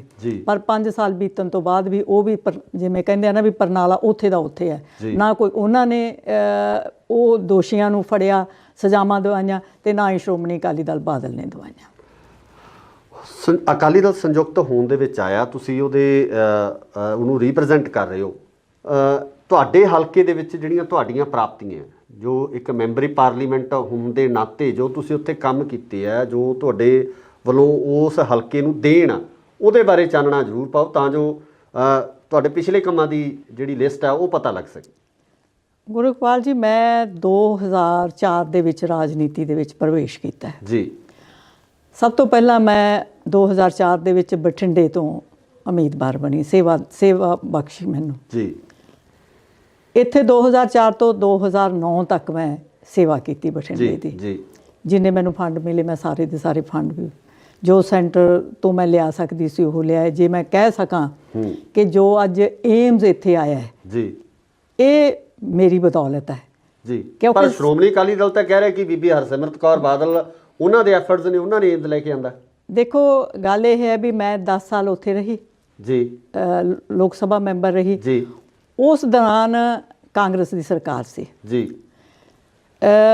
ਪਰ ਜਿਹੜਾ ਮੁੱਦਾ ਮੇਰੇ ਵੱਲੋਂ ਉਠਾਇਆ ਗਿਆ ਜੀ, ਚਾਹੇ ਉਹ ਸ਼ਤਾਬਦੀਆਂ ਚੱਲਣ ਦਾ, ਚਾਹੇ ਓਵਰ ਬ੍ਰਿਜ ਅੰਡਰ ਬ੍ਰਿਜ ਬਣੇ ਆ, ਜਾਂ ਇਹ ਸੜਕਾਂ ਦੇ ਜਾਲ ਵਿਛੇ ਹੈ, ਜਾਂ ਰੇਲਵੇ ਦੇ ਵਿੱਚ ਸੁਧਾਰ, ਮਾਡਲ ਰੇਲਵੇ ਸਟੇਸ਼ਨ ਬਣੇ, ਜਾਂ ਬਹੁਤ ਸਾਰੀਆਂ ਟ੍ਰੇਨਸ ਦੇ ਠਹਿਰਾਅ ਹੋਏ, ਨਵੀਆਂ ਟ੍ਰੇਨਸ ਚੱਲੀਆਂ, ਇਹ ਸਾਰੀ ਮੇਰੀ ਮੰਗ ਸ਼ੁਰੂ ਤੋਂ ਹੀ ਰਹੀ ਹੈ। ਕਿਉਂਕਿ ਜਦੋਂ ਅਸੀਂ ਉੱਥੇ ਕੋਈ ਵੀ ਮੈਂਬਰ ਪਾਰਲੀਮੈਂਟ ਬੋਲਦਾ ਹੈ ਤਾਂ ਉਹ ਉੱਥੇ ਅੰਕਿਤ ਹੋ ਜਾਂਦਾ, ਦਰਜ ਹੋ ਜਾਂਦਾ ਔਰ ਰਿਕਾਰਡ ਦੇ ਵਿੱਚ ਆ ਜਾਂਦਾ ਹੈ। ਫਿਰ ਉਹਦੇ ਤੇ ਹੌਲੀ ਹੌਲੀ ਕਾਰਵਾਈ ਹੁੰਦੀ ਹੈ। ਜਦੋਂ ਬੀਬਾ ਹਰਸਿਮਰਤ ਕੌਰ ਬਾਦਲ ਪਹਿਲੀ ਵਾਰੀ MP ਬਣੇ ਹੈ, ਉਦੋਂ ਵੀ ਕਾਂਗਰਸ ਦੀ ਸਰਕਾਰ ਸੀ। ਪਰ ਚਲੋ ਮੈਂ ਕਹਿ ਸਕਦੀ ਹਾਂ ਕਿ ਉਸ ਤੋਂ ਬਾਅਦ ਜਦੋਂ ਭਾਰਤੀ ਜਨਤਾ ਪਾਰਟੀ ਦੀ ਸਰਕਾਰ ਦੇ ਨਾਲ ਅਲਾਈਅੰਸ ਹੋਣ ਦੇ ਨਾਤੇ ਉਹਨਾਂ ਨੂੰ ਇਹ ਸਿਹਰਾ ਮਿਲ ਗਿਆ। ਪਰ ਮੈਂ ਇਹ ਕਹਿ ਸਕਦੀ ਹਾਂ ਦਾਅਵੇ ਨਾਲ ਕਿ ਅੱਜ ਵੀ ਜੇਕਰ ਰਿਕਾਰਡ ਫੋਲਿਆ ਜਾਵੇ ਤਾਂ ਇਹ ਜਿਹੜੀ ਸ਼ੁਰੂਆਤ ਸੀ ਜਾਂ ਇਹ ਜਿਹੜੀ ਪੂਰੀ ਦੀ ਪੂਰੀ ਮਿਹਨਤ ਸੀ, ਇਹ ਸਾਰੀ ਮੇਰੀ ਕੀਤੀ ਹੋਈ ਸੀ। ਮਤਲਬ ਇਹ ਇਨ ਰਿਕਾਰਡ ਹੈ ਕਿ ਬੀਬਾ ਹਰਸਿਮਰਤ ਬਾਦਲ ਵੱਲੋਂ ਇਹ ਵਿਸ਼ਾ ਨਹੀਂ ਚੱਕਿਆ ਗਿਆ, ਇਹ ਵਿਸ਼ਾ ਤੁਸੀਂ ਛੋਇਆ। ਹਾਂ ਤੁਸੀਂ। ਅੱਛਾ, ਜੇ ਮੈਂ ਕਰਾਂ ਗੱਲ ਜੈਤੋ ਦੀ, ਮੈਂ 2009 ਤੋਂ 2014 ਤੱਕ ਲੋਕ ਸਭਾ ਹਲਕਾ ਫਰੀਦਕੋਟ ਤੋਂ ਲੋਕ ਸਭਾ ਦੀ ਮੈਂਬਰ ਦਾ ਜੋ ਮੈਨੂੰ ਹਲਕੇ ਨੇ ਸੇਵਾ ਬਖਸ਼ੀ ਜੀ। ਉਦੋਂ ਸਾਨੂੰ ਜਿਹੜਾ ਫੰਡ ਮਿਲੇ MP ਅਖਤਿਆਰੀ ਫੰਡ ਜਿਹਨੂੰ ਆਪਾਂ ਕਹਿ ਦਿੰਦੇ ਆ, ਉਹ ਇਕੱਲੇ ਜੈਤੋ ਹਲਕੇ ਦੀ ਜੇ ਮੈਂ ਗੱਲ ਕਰ ਲਾਂ ਤਾਂ 2,31,74,000 ਰੁਪਈਆ ਮੈਂ ਉੱਥੇ ਦਿੱਤਾ ਹਲਕੇ ਦੇ ਵਿੱਚ। ਜਿੰਨਾ ਵੀ ਮੈਨੂੰ ਫੰਡ ਮਿਲਿਆ 21 ਕਰੋੜ ਰੁਪਈਆ ਫੰਡ ਮਿਲਿਆ ਸੀ ਟੋਟਲ। ਉਹਦੇ ਵਿੱਚੋਂ 2,31,74,000 ਰੁਪਈਆ ਮੈਂ ਇਕੱਲੇ ਜੈਤੋ ਹਲਕੇ ਦੇ ਵਿੱਚ ਵੰਡਿਆ। ਮੈਂ ਆਪਣਾ ਅਖਤਿਆਰੀ ਫੰਡ 100% ਸੀ ਜਿਹੜਾ ਉਹ ਵਰਤਿਆ। ਇੱਕ ਵੀ ਨਵਾਂ ਪੈਸਾ ਮੇਰੇ, ਅੱਜ ਵੀ ਮੇਰਾ ਜੇ ਰਿਕਾਰਡ ਚੈੱਕ ਕਰ ਲਓ ਤਾਂ ਇੱਕ ਵੀ ਨਵਾਂ ਪੈਸਾ ਮੇਰਾ ਪਿੱਛੇ ਨਹੀਂ ਰਿਹਾ। ਬਲਕਿ ਮੈਂ ਜਿਵੇਂ ਢੀਂਡਸਾ ਸਾਹਿਬ ਉਦੋਂ ਰਾਜ ਸਭਾ ਦੇ ਮੈਂਬਰ ਸੀ, ਉਹਨਾਂ ਤੋਂ ਵੀ ਮੈਂ ਪੈਸੇ ਲੈ ਕੇ ਹਲਕੇ ਦੇ ਵਿੱਚ ਵੰਡੇ। ਭੁੰਦੜ ਸਾਹਿਬ ਤੋਂ ਵੀ ਲੈ ਕੇ ਮੈਂ ਦਿੱਤੇ। ਹੋਰ ਵੀ ਜਿੰਨੇ ਵੀ ਰਾਜ ਸਭਾ ਦੇ ਮੈਂਬਰ ਆਪਣੇ ਪੰਜਾਬ ਦੇ ਸੀਗੇ, ਉਹਨਾਂ ਸਾਰਿਆਂ ਤੋਂ ਮੈਂ ਲੈ ਕੇ ਫੰਡ ਉਹ ਫਰੀਦਕੋਟ ਹਲਕੇ ਦੇ ਵਿੱਚ ਵੰਡੇ। ਅਤੇ ਮੇਰਾ ਖਿਆਲ ਹੈ ਕੋਈ ਐਸਾ, ਚਾਹੇ ਗਲੀਆਂ ਨਾਲੀਆਂ ਲੈ ਲਓ, ਚਾਹੇ SC ਤੇ ਜਨਰਲ ਧਰਮਸ਼ਾਲਾਵਾਂ ਲੈ ਲਓ, ਚਾਹੇ ਸੀਵਰੇਜ ਸਿਸਟਮ ਲੈ ਲਓ, ਚਾਹੇ ਪਾਣੀ ਜਿਹੜੇ ਉਦੋਂ ਬੜਾ ਜਿਹੜੇ ਮੋਬਾਈਲ ਵਾਟਰ ਟੈਂਕ ਸੀਗੇ, ਉਹ ਮੇਰਾ ਖਿਆਲ ਮੇਰੇ ਹਰ ਪਿੰਡ ਦੇ ਵਿੱਚ ਅੱਜ ਵੀ ਮੇਰੇ ਨਾਂ ਉਹਨਾਂ ਦੇ ਉੱਪਰ ਲਿਖਿਆ ਬੋਲਦਾ ਹੈ।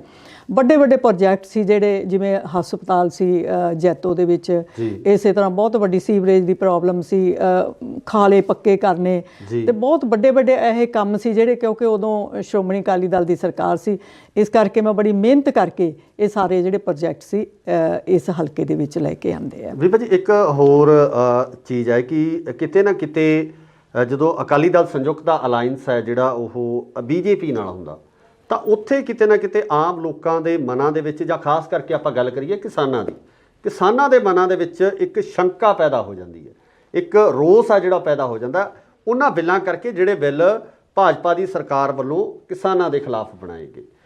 ਤੁਹਾਨੂੰ ਕੀ ਲੱਗਦਾ ਕਿ ਅਗਰ ਜਦੋਂ ਤੁਸੀਂ ਹਲਕੇ 'ਚ ਜਾਓਗੇ ਤਾਂ ਤੁਹਾਨੂੰ ਇਸ ਚੀਜ਼ ਦਾ ਸਾਹਮਣਾ ਕਰਨਾ ਪਊਗਾ, ਉਸ ਨੂੰ ਜਿਹੜਾ ਟੈਕਲ ਤੁਸੀਂ ਕਿਸ ਤਰ੍ਹਾਂ ਕਰੋ? ਦੇਖੋ, ਜਿਹੜਾ ਇਹ ਸਮਝੌਤਾ ਕੀਤਾ ਹੈ ਜੀ, ਇਹ ਬੜੀ ਸੋਚ ਸਮਝ ਤੋਂ ਬਾਅਦ ਇਹ ਸਮਝੌਤਾ ਕੀਤਾ ਜੀ। ਕਿਉਂਕਿ ਜੇ ਅਸੀਂ ਪੰਜਾਬ ਦੀ ਤਰੱਕੀ ਚਾਹੁੰਦੇ ਹਾਂ ਜੀ, ਤਾਂ ਇਹ ਤਰੱਕੀ ਉਦੋਂ ਹੀ ਹੋ ਸਕਦੀ ਹੈ ਜੇਕਰ ਦਿੱਲੀ ਦੇ ਵਿੱਚ ਵੀ ਉਹੀ ਸਰਕਾਰ ਹੋਵੇ ਜੀ, ਤੇ ਪੰਜਾਬ ਦੇ ਵਿੱਚ ਵੀ ਉਹੀ ਸਰਕਾਰ ਹੋਵੇ। ਕਿਉਂਕਿ ਜਦੋਂ ਕਹਿੰਦੇ ਆ ਨਾ ਵੀ ਇੱਕ ਤੇ ਇੱਕ 11 ਮਿਲ ਕੇ 11 ਬਣ ਜਾਂਦੇ ਆ, ਇਸੇ ਤਰ੍ਹਾਂ ਜਦੋਂ ਦੋ ਸਰਕਾਰਾਂ ਦੀ ਤਾਕਤ ਬਣ ਜਾਂਦੀ ਹੈ ਤਾਂ ਫਿਰ ਕੁਦਰਤੀ ਤੌਰ 'ਤੇ ਉਸ ਸਟੇਟ ਦਾ ਜਿਹੜਾ ਹੈ ਤਰੱਕੀ ਹੁੰਦੀ ਹੈ। ਇਹ ਵੀ ਹੈ ਕਿ ਪਹਿਲਾਂ ਵੀ ਦੇਖੋ ਸ਼੍ਰੋਮਣੀ ਅਕਾਲੀ ਦਲ ਬਾਦਲ ਦੇ ਨਾਲ 35 ਸਾਲ ਭਾਰਤੀ ਜਨਤਾ ਪਾਰਟੀ ਦਾ ਅਲਾਇੰਸ ਰਿਹਾ ਜੀ, ਪਰ ਕਿਉਂਕਿ ਹੁਣ ਇਹ ਤੋੜਨਾ ਤਾਂ ਨਹੀਂ ਸੀ ਚਾਹੁੰਦੇ ਹਜੇ ਵੀ, ਵੈਸੇ ਤਾਂ ਇਹਨਾਂ ਦੇ ਦਿਲ ਵਿੱਚ ਉਹ ਹੈ, ਪਰ ਕਿਉਂਕਿ ਜਿਹੜੀ ਕਿਸਾਨ ਸੀ ਉਹਨਾਂ ਦਾ ਰੋਹ ਹੀ ਇੰਨਾ ਵੱਧ ਗਿਆ ਸੀ, ਜਦੋਂ ਇਹਨਾਂ ਦਾ ਪੂਰਾ ਪਿੰਡ ਘੇਰਿਆ, ਇਹਨਾਂ ਦਾ ਘਰ ਘੇਰ ਲਿਆ, ਜਦੋਂ ਇਹਨਾਂ ਦੇ ਇੰਨਾ ਪ੍ਰੈਸ਼ਰ ਪੈ ਗਿਆ ਕਿਸਾਨਾਂ ਦਾ, ਉਦੋਂ ਫਿਰ ਇਹਨਾਂ ਨੂੰ ਮਜਬੂਰੀ ਬਸ ਤੋੜਨਾ ਪਿਆ। ਇਹ ਚਾਹੁੰਦੇ ਨਹੀਂ ਸੀ ਆਪਣੀ ਕੁਰਸੀ ਛੱਡਣਾ, ਕਿਉਂਕਿ ਬੀਬਾ ਹਰਸਿਮਰਤ ਬਾਦਲ ਦੀ ਜਿਹੜੀ ਮਿਨਿਸਟਰੀ ਸੀ ਉਹ ਜਾਂਦੀ ਸੀ, ਇਸ ਕਰਕੇ ਇਹ ਚਾਹੁੰਦੇ ਨਹੀਂ ਸੀ ਅੰਦਰੋਂ ਵੀ ਇਹਨੂੰ ਤੋੜਿਆ ਜਾਵੇ। ਪਰ ਕਿਉਂਕਿ ਜਦੋਂ ਕਿਸਾਨਾਂ ਨੇ ਇਹਨਾਂ ਦੇ ਉੱਪਰ ਪੂਰਾ ਪ੍ਰੈਸ਼ਰ ਪਾਇਆ, ਫਿਰ ਹੀ ਇਹਨਾਂ ਨੂੰ ਤੋੜਨਾ ਪਿਆ। ਤੁਸੀਂ ਮੇਰਾ ਜਿਹੜਾ ਸਵਾਲ ਕੀਤਾ ਹੈ ਕਿ ਤੁਸੀਂ ਕਿਉਂ ਕੀਤਾ, ਪਹਿਲਾਂ ਤਾਂ ਮੈਂ ਤੁਹਾਨੂੰ ਦੱਸ ਹੀ ਚੁੱਕੀ ਹਾਂ ਕਿ ਜੇ ਉਨੀ ਦੇਰ ਤੱਕ ਸੂਬੇ ਦਾ ਜਿਹੜਾ ਤਰੱਕੀ ਨਹੀਂ ਹੋ ਸਕਦੀ, ਜਿੰਨੀ ਦੇਰ ਤੱਕ ਸੈਂਟਰ ਤੇ ਸਟੇਟ ਦਾ ਆਪਸ ਵਿੱਚ ਮੇਲ ਤਾਲਮੇਲ ਨਹੀਂ ਹੁੰਦਾ ਜੀ। ਹੁਣ ਦੇਖੋ, ਆਪਾਂ ਨੂੰ ਸਾਰਿਆਂ ਨੂੰ ਪਤਾ ਹੈ ਕਿ ਪੰਜਾਬ ਦੀ ਜਿਹੜੀ ਆਰਥਿਕ ਸਥਿਤੀ ਹੈ ਉਹ ਬੜੀ ਮਾੜੀ ਹੋ ਚੁੱਕੀ ਹੈ। ਪਹਿਲਾਂ 10 ਸਾਲ ਰੱਜ ਕੇ ਬਾਦਲ ਪਰਿਵਾਰ ਨੇ ਇਹਨੂੰ ਲੁੱਟਿਆ ਜੀ। ਫਿਰ 10 ਸਾਲ ਕਾਂਗਰਸ ਨੇ ਲੁੱਟਿਆ ਜੀ। 3 ਲੱਖ ਕਰੋੜ ਹੈ ਜਿਹੜਾ ਇਹਦੇ ਸਿਰ ਕਰਜ਼ਾ ਚੜਿਆ ਹੋਇਆ ਜੀ। ਤੇ ਉਹ ਕਰਜ਼ਾ ਜੇ ਆਪਾਂ ਕਹੀਏ ਕਿ ਪੰਜਾਬ ਦੀ ਸਰਕਾਰ ਲਾ ਦੂਗੀ, ਨਹੀਂ ਲਾ ਸਕਦੀ ਜੀ। ਉਹ ਤਾਂ ਹੀ ਲਊਗਾ ਜੇ ਸਾਡਾ ਸੈਂਟਰ ਦੇ ਨਾਲ, ਸੈਂਟਰ ਦੀ ਸਰਕਾਰ ਦੇ ਨਾਲ ਸਾਡਾ ਤਾਲਮੇਲ ਹੋਊਗਾ ਜੀ। ਸਾਡੇ ਜਿਹੜੇ ਬੱਚੇ ਹੈ ਜੀ ਉਹ ਬਾਹਰ ਵਿਦੇਸ਼ਾਂ ਦੇ ਵਿੱਚ ਜਾ ਰਹੇ ਹੈ ਜੀ। ਕਿਉਂ ਜਾ ਰਹੇ ਹੈ? ਜੀ। ਇਸੇ ਕਰਕੇ ਜਾ ਰਹੇ ਨੇ ਵੀ ਉਹਨਾਂ ਨੂੰ ਪੰਜਾਬ ਦੇ ਵਿੱਚ ਰੁਜ਼ਗਾਰ ਨਹੀਂ ਮਿਲਦਾ। ਜੀ। ਰੁਜ਼ਗਾਰ ਪੈਦਾ ਕਿਵੇਂ ਹੋਊਗਾ? ਜੀ। ਦੇਖੋ ਜੇ ਆਪਾਂ ਕਹੀਏ ਵੀ ਪੰਜਾਬ ਇੰਡਸਟਰੀ ਲਾ ਲੂਗਾ, ਜਿਹੜੀਆਂ ਸਹੂਲਤਾਂ ਉਹ ਪੰਜਾਬ ਦੇ ਤੋਂ ਨਹੀਂ ਦੇ ਸਕਦਾ, ਇਹ ਆਪਾਂ ਸਭ ਨੂੰ ਪਤਾ ਹੈ। ਹੁਣ ਜਿੰਨੀ ਦੇਰ ਤੱਕ ਦਿੱਲੀ ਦੀ ਸਰਕਾਰ, ਕੇਂਦਰ ਦੀ ਸਰਕਾਰ ਪੰਜਾਬ ਦੇ ਵਿੱਚ ਇੰਡਸਟਰੀ ਨਹੀਂ ਲਾਊਗੀ, ਵੱਡੇ ਵੱਡੇ ਪ੍ਰੋਜੈਕਟ ਨਹੀਂ ਲਾਊਗੀ, ਇਹੋ ਜਿਹੇ ਕੰਮ ਨਹੀਂ ਹੋਣਗੇ ਜਿਹਦੇ ਨਾਲ ਰੁਜ਼ਗਾਰ ਮਿਲੂਗਾ ਪੜ੍ਹੇ ਲਿਖੇ ਬੱਚਿਆਂ ਨੂੰ, ਉਨੀ ਦੇਰ ਤੱਕ ਸਾਡਾ ਜਿਹੜੀ ਇਹ ਬੇਰੁਜ਼ਗਾਰੀ ਦੀ ਮਸਲਾ ਉਹ ਨਹੀਂ ਹੱਲ ਹੋ ਸਕਦਾ। ਇਸੇ ਤਰ੍ਹਾਂ ਸਾਡੇ ਜਿਹੜਾ ਇਹ ਮਾਫੀਆ, ਕੋਈ ਮਾਫੀਆ, ਬਹੁਤ ਮਾਫੀਆ, ਚਾਹੇ ਸ਼ਰਾਬ ਮਾਫੀਆ ਲੈ ਲਓ, ਰੇਤ ਮਾਫੀਆ ਲੈ ਲਓ, ਅਫਸਰ ਮਾਫੀਆ ਲੈ ਲਓ, ਜਿਹੜਾ ਟਰਾਂਸਪੋਰਟ ਮਾਫੀਆ ਹੈ, ਮਤਲਬ ਬਹੁਤ ਤਰ੍ਹਾਂ ਦੇ ਡਰੱਗ ਮਾਫੀਆ, ਬੜੇ ਮਾਫੀਏ ਹੈ ਜੀ। ਕਿਉਂਕਿ ਸੈਂਟਰ ਕੋਲੇ ਬਹੁਤ ਵੱਡੀ ਤਾਕਤ ਹੁੰਦੀ ਹੈ। ਇਸ ਕਰਕੇ ਇਹ ਮਾਫੀਆ ਨੂੰ ਖਤਮ ਕਰਨ ਵਾਸਤੇ ਜਿਹੜਾ ਹੈ ਔਰ ਪੰਜਾਬ ਨੂੰ ਤਾਕਤਵਰ ਬਣਾਉਣ ਵਾਸਤੇ, ਪੰਜਾਬ ਦੇ ਵਿੱਚ ਭਾਈਚਾਰਕ ਸਾਂਝ ਨੂੰ ਤਕੜਾ ਮਜ਼ਬੂਤ ਕਰਨ ਵਾਸਤੇ ਇਹ ਜਿਹੜਾ ਸਾਰੇ ਸਮਝੌਤੇ ਸੀ ਅਸੀਂ ਭਾਰਤੀ ਜਨਤਾ ਪਾਰਟੀ ਦੇ ਨਾਲ ਕੀਤੇ ਆ। ਲੋਕ ਇਸ ਚੀਜ਼ ਨੂੰ ਸਮਝਣਗੇ ਜੋ ਗੱਲਾਂ ਤੁਸੀਂ ਕਹੀਆਂ, ਕਿ ਜਿਨ੍ਹਾਂ ਲੋਕਾਂ ਦੇ ਵਿੱਚ ਜਾਣਾ, ਜਿਨ੍ਹਾਂ ਲੋਕਾਂ ਨੇ ਵੋਟ ਕਰਨਾ, ਉਹ ਲੋਕ ਇਹਨਾਂ ਗੱਲਾਂ ਨੂੰ ਸਮਝਣਗੇ? ਉਹਨਾਂ ਨੂੰ ਕਿਵੇਂ ਸਮਝਾਓ? ਦੇਖੋ ਮੈਂ ਸੋਮਵਾਰ ਜੀ 26 ਤਰੀਕ ਨੂੰ ਜੀ ਆਪਣੇ ਦਫ਼ਤਰ ਦਾ ਉਦਘਾਟਨ ਕੀਤਾ ਜੀ। ਪਹਿਲੇ ਦਿਨ ਮੈਂ ਹਲਕੇ ਦੇ ਵਿੱਚ, ਕਿਉਂਕਿ 2 ਦਿਨ ਪਹਿਲਾਂ ਹੀ ਮੇਰੀ ਟਿਕਟ ਅਨਾਉਂਸ ਹੋਈ ਸੀ ਜੀ, ਮੈਂ ਆਪਣੇ ਹਲਕੇ ਦੇ ਵਿੱਚ ਗਈ ਜੀ। ਔਰ ਜੋ ਲੋਕਾਂ ਦੇ ਵਿੱਚ ਮੈਂ ਉਤਸ਼ਾਹ ਦੇਖਿਆ ਜੀ, ਮੈਂ ਇਹ ਵੀ ਕਹਿ ਸਕਦੀ ਹਾਂ ਕਿ ਜਦੋਂ ਮੈਂ ਪਾਰਲੀਮੈਂਟ ਲੜੀ ਸੀ ਉਦੋਂ ਵੀ ਇੰਨਾ ਉਤਸ਼ਾਹ ਨਹੀਂ ਸੀ ਜੀ, ਕਿਉਂਕਿ ਉਹਨਾਂ ਦਾ ਇਹ ਮੰਨਣਾ ਹੈ ਜੀ, ਜਿਹੜੀਆਂ ਗੱਲਾਂ ਮੈਂ ਪਹਿਲਾਂ ਕਹੀਆਂ ਕਿ ਜੇ ਪੰਜਾਬ ਦੇ ਵਿੱਚ ਅਸੀਂ ਭਾਈਚਾਰਕ ਸਾਂਝ ਨੂੰ ਕਾਇਮ ਰੱਖਣਾ ਚਾਹੁੰਦੇ ਹਾਂ, ਹਿੰਦੂ, ਸਿੱਖ, ਮੁਸਲਮਾਨ, ਸਿੱਖ, ਈਸਾਈ ਜੋ ਅਸੀਂ ਇਕੱਠੇ ਰਹਿਣਾ ਚਾਹੁੰਦੇ ਹਾਂ, ਤਾਂ ਇਹ ਤਾਂ ਹੀ ਹੋ ਸਕਦਾ ਜੇਕਰ ਆਪਾਂ ਸੈਂਟਰ ਦੇ ਨਾਲ ਤਾਲਮੇਲ ਕਰਕੇ ਰੱਖਾਂਗੇ, ਬਾਕੀ ਪਾਰਟੀਆਂ ਦੇ ਨਾਲ ਵੀ ਅਸੀਂ ਜਿਹੜੀਆਂ ਜਿਨ੍ਹਾਂ ਦੇ ਸਾਡੇ ਨਾਲ ਵਿਚਾਰ ਮਿਲਦੇ ਆ ਉਹਨਾਂ ਨਾਲ ਅਸੀਂ ਤਾਲਮੇਲ ਕਰਕੇ ਰੱਖਾਂਗੇ। ਔਰ ਦੇਖੋ ਜਦੋਂ ਮੋਦੀ ਸਾਹਿਬ ਪੰਜਾਬ ਦੇ ਵਿੱਚ ਆਏ ਹੈ ਜੀ, ਉਹਨਾਂ ਨੂੰ ਇਹ ਇੱਕ ਕਾਂਗਰਸ ਦੀ ਸਾਜ਼ਿਸ਼ ਸੀ, ਬਹੁਤ ਵੱਡੀ ਸਾਜ਼ਿਸ਼ ਸੀ। ਕਿਉਂ ਸਾਜ਼ਿਸ਼ ਉਹਨਾਂ ਨੇ ਕੀਤੀ? ਕਿਉਂਕਿ ਮੋਦੀ ਸਾਹਿਬ ਨੇ ਬਹੁਤ ਵੱਡੇ ਵੱਡੇ ਪ੍ਰੋਜੈਕਟ ਸੀ ਜਿਹੜੇ ਉਹ ਪੰਜਾਬ ਦੇ ਵਿੱਚ ਅਨਾਉਂਸ ਕਰਨੇ ਸੀ ਜੀ। ਜਿਹੜਾ ਕਰਜ਼ਾ ਸੀ ਉਹਦੇ ਜਿੰਨਾ ਵਿਆਜ ਸੀ ਉਹ ਸਾਰੇ ਦਾ ਸਾਰਾ ਉਹਨਾਂ ਨੇ ਮਾਫ ਕਰਨਾ ਸੀ। ਬੜੇ ਵੱਡੇ ਜਿਵੇਂ 2 PGI ਦੇ ਸੈਟਲਾਈਟ ਸੀਗੇ ਉਹ ਵੀ ਇਹਨਾਂ ਨੇ ਲਾਉਣੇ ਸੀਗੇ। ਏਮਜ਼, ITI, ਹੋਰ ਬੜੇ ਵੱਡੇ ਪ੍ਰੋਜੈਕਟ। ਅੱਛਾ, ਗੋਬਿੰਦਗੜ੍ਹ ਨੂੰ ਜਿਹੜਾ ਸੀ ਉਹ ਸਟੀਲ ਹੱਬ ਬਣਾਉਣਾ ਸੀ। ਅਨੰਦਪੁਰ ਸਾਹਿਬ ਨੂੰ ਪਵਿੱਤਰ ਸਿਟੀ ਤੇ ਉਹਨੂੰ ਬੜੇ ਪ੍ਰੋਜੈਕਟ ਉੱਥੇ ਅਨਾਉਂਸ ਕਰਨੇ ਸੀ। ਕਰਤਾਰਪੁਰ ਸਾਹਿਬ ਉੱਥੇ ਗੁਰੂ ਨਾਨਕ ਦੇਵ ਜੀ ਦੀਆਂ ਜਿਹੜੀਆਂ ਸਿੱਖਿਆਵਾਂ ਸੀ, ਉਹਨਾਂ ਦੇ ਜਿਹੜੇ ਉਪਦੇਸ਼ ਸੀਗੇ ਗੁਰੂ ਨਾਨਕ ਦੇਵ ਜੀ ਦੇ, ਉਹਦੇ ਤੇ ਉਹਨਾਂ ਨੇ ਮਿਊਜ਼ੀਅਮ ਬਣਾਉਣਾ ਸੀ। ਸਾਹਿਬ ਸ਼੍ਰੀ ਗੁਰੂ ਗੋਬਿੰਦ ਸਿੰਘ ਜੀ ਦੇ ਸਾਹਿਬਜ਼ਾਦਿਆਂ ਦਾ ਜਿਹੜਾ ਸੀ ਉਹਨਾਂ ਨੂੰ ਵੀਰ ਜਿਹੜਾ ਹੈ ਉਹ ਵੀ ਅਨਾਉਂਸ ਕਰਨਾ ਸੀਗਾ। ਉਹਨਾਂ ਵਾਸਤੇ ਇੱਕ ਸਪੈਸ਼ਲ ਦਿਨ ਜਿਹੜਾ ਹੈ, ਜਿਵੇਂ ਹੁਣ ਉਹ ਕਰ ਹੀ ਚੁੱਕੇ ਅਨਾਉਂਸ। ਸੋ ਇਸ ਤਰ੍ਹਾਂ ਦੇ ਬਹੁਤ ਵੱਡੇ ਗੁਰੂ ਇਕਬਾਲ ਜੀ ਪ੍ਰੋਜੈਕਟ ਸੀ ਜਿਹੜੇ ਪੰਜਾਬ ਨੂੰ ਦੇਣੇ ਸੀ। ਬਹੁਤ ਸਾਰੇ ਲੋਕ ਇਸ ਗੱਲ ਨੂੰ ਸਮਝਦੇ ਹੈ। ਇਹ ਠੀਕ ਹੈ ਕਿ ਕੁਛ ਆਨਸਰ ਹੁੰਦਾ ਹੈ, ਕੁਛ ਲੋਕ ਹੁੰਦੇ ਹੈ। ਹੁਣ ਇਹ ਜੇ ਸਾਰੇ ਪ੍ਰੋਜੈਕਟ ਅਨਾਉਂਸ ਕਰ ਜਾਂਦੇ ਤਾਂ ਕੁਦਰਤੀ ਤੌਰ 'ਤੇ ਸੀ ਕਾਂਗਰਸ ਵੈਸੇ ਤਾਂ ਪਹਿਲਾਂ ਹੀ ਬਹੁਤ ਕਮਜ਼ੋਰ ਹੋਈ ਵੀ ਹੈ, ਕਾਟੋ ਕਲੇਸ਼ ਉਹਨਾਂ ਦਾ ਇੰਨਾ ਹੈ। ਜਿਸ ਘਰ ਦੇ ਵਿੱਚ ਆਪਸੀ ਤਾਲਮੇਲ ਨਹੀਂ, ਜਿਸ ਘਰ ਦੇ ਵਿੱਚ ਕਲੇਸ਼ ਚੱਲ ਰਿਹਾ, ਉਹ ਘਰ ਕਿਵੇਂ ਤਰੱਕੀ ਕਰ ਸਕਦਾ? ਉਹ ਸੂਬਾ ਕਿਵੇਂ ਤਰੱਕੀ ਕਰ ਸਕਦਾ? ਜਿਹਦੀ ਪਾਰਟੀ ਦਾ ਜਿਹੜਾ ਸੂਬੇ ਦਾ ਪ੍ਰਧਾਨ ਹੈ ਤੇ ਚੀਫ ਮਿਨਿਸਟਰ ਦੇ ਵਿੱਚ ਆਪਸ ਵਿੱਚ ਨਹੀਂ ਬਣਦੀ, ਮੰਤਰੀਆਂ ਦੇ ਵਿੱਚ ਆਪਸ ਵਿੱਚ ਨਹੀਂ ਬਣਦੀ ਗੀ। ਇਸ ਕਰਕੇ ਉਹਨਾਂ ਨੇ ਐਸੀ ਸਾਜ਼ਿਸ਼ ਘੜੀ ਕਿ ਉਹਨਾਂ ਨੇ ਪ੍ਰਧਾਨ ਮੰਤਰੀ ਸ਼੍ਰੀ ਨਰਿੰਦਰ ਮੋਦੀ ਜੀ ਨੂੰ ਮਜਬੂਰ ਕਰਤਾ ਕਿ ਉਹ ਵਾਪਸ ਚਲੇ ਜਾਣ। ਤੁਹਾਨੂੰ ਲੱਗਦਾ ਕਿ ਇਸ 'ਚ ਪੰਜਾਬ ਦਾ ਨੁਕਸਾਨ ਹੋਇਆ? ਇਹਦੇ ਵਿੱਚ ਮੈਂ ਉਹੀ ਗੱਲ ਤੁਹਾਡੇ ਨਾਲ ਸਾਂਝੀ ਕਰ ਰਹੀ ਹਾਂ ਕਿ ਜਿਹੜੇ ਲੋਕ ਸਮਝਦੇ ਆ ਇਸ ਗੱਲ ਨੂੰ, ਉਹਨਾਂ ਨੇ ਇਸ ਗੱਲ ਨੂੰ ਬਹੁਤ ਮਹਿਸੂਸ ਕੀਤਾ ਕਿ ਪੰਜਾਬ ਦਾ ਬਹੁਤ ਵੱਡਾ ਨੁਕਸਾਨ ਹੈ ਜਿਹੜਾ ਇਹ ਕਾਂਗਰਸ ਨੇ ਉਹਨਾਂ ਨੂੰ ਵਾਪਸ ਕਰਕੇ ਮੋੜਿਆ। ਪਰ ਅਸੀਂ ਧੰਨਵਾਦ ਕਰਦੇ ਹਾਂ ਸ਼੍ਰੀ ਨਰਿੰਦਰ ਮੋਦੀ ਜੀ ਦਾ ਵੀ ਉਹ ਚਾਹੇ ਉਹਦੇ ਉੱਥੇ ਨਹੀਂ ਪਹੁੰਚ ਸਕੇ ਰੈਲੀ ਦੇ ਵਿੱਚ, ਪਰ ਫਿਰ ਵੀ ਉਹਨਾਂ ਨੇ ਬਹੁਤ ਸਾਰੇ ਇਹੋ ਜਿਹੇ ਜਿਹੜੇ ਪ੍ਰੋਜੈਕਟ ਸੀ ਉਹਦੇ ਵਿੱਚੋਂ ਕੁਝ ਅਨਾਉਂਸ ਕੀਤੇ ਔਰ ਆਉਣ ਵਾਲੇ ਸਮੇਂ ਦੇ ਵਿੱਚ ਵੀ ਅਨਾਉਂਸ ਕਰਨਗੇ। ਬੀਬਾ ਜੀ, ਇੱਕ 2017 ਦੇ ਵਿੱਚ ਬੜੀ ਵੱਡੀ ਵੇਵ ਰਹੀ ਹੈ ਆਮ ਆਦਮੀ ਪਾਰਟੀ ਦੀ। ਇਸ ਵਾਰ ਆਮ ਆਦਮੀ ਪਾਰਟੀ ਨੂੰ ਤੁਸੀਂ ਕਿਵੇਂ ਦੇਖਦੇ ਹੋ ਕਿ ਉਹ ਮੁਕਾਬਲੇ ਦੇ ਵਿੱਚ ਹੈ? ਕਿਉਂਕਿ ਭਗਵੰਤ ਮਾਨ ਨੂੰ ਸੀਐਮ ਕੈਂਡੀਡੇਟ ਅਨਾਉਂਸ ਕੀਤਾ ਗਿਆ, ਉਸ ਤੋਂ ਬਾਅਦ ਕੇਜਰੀਵਾਲ ਲਗਾਤਾਰ ਐਲਾਨਦਾਰ ਐਲਾਨ ਹੈ ਜਿਹੜੇ ਉਹ ਕਰ ਰਹੇ ਹੈ, ਤੇ ਇੱਕ ਲੋਕਾਂ ਦੇ ਵਿੱਚ ਉਤਸ਼ਾਹ ਜ਼ਰੂਰ ਹੈ ਜਦੋਂ ਗਰਾਊਂਡ ਤੇ ਅਸੀਂ ਦੇਖਦੇ ਹਾਂ। ਤੁਸੀਂ ਕੀ ਸਮਝਦੇ ਹੋ ਕਿ ਆਮ ਆਦਮੀ ਪਾਰਟੀ ਦਾ ਕੋਈ ਵੇਵ ਜਾਂ ਕੋਈ ਇਸ ਤਰ੍ਹਾਂ ਦੀ ਹੈ, ਲਹਿਰ ਹੈ? ਦੇਖੋ, ਜਦੋਂ ਪਾਰਲੀਮੈਂਟ ਦੀ 2014 ਦੀ ਚੋਣ ਹੋਈ ਹੈ ਜੀ, ਉਦੋਂ ਮੈਂ ਵੀ ਫਰੀਦਕੋਟ ਤੋਂ ਇਲੈਕਸ਼ਨ ਲੜੀ ਆ ਜੀ।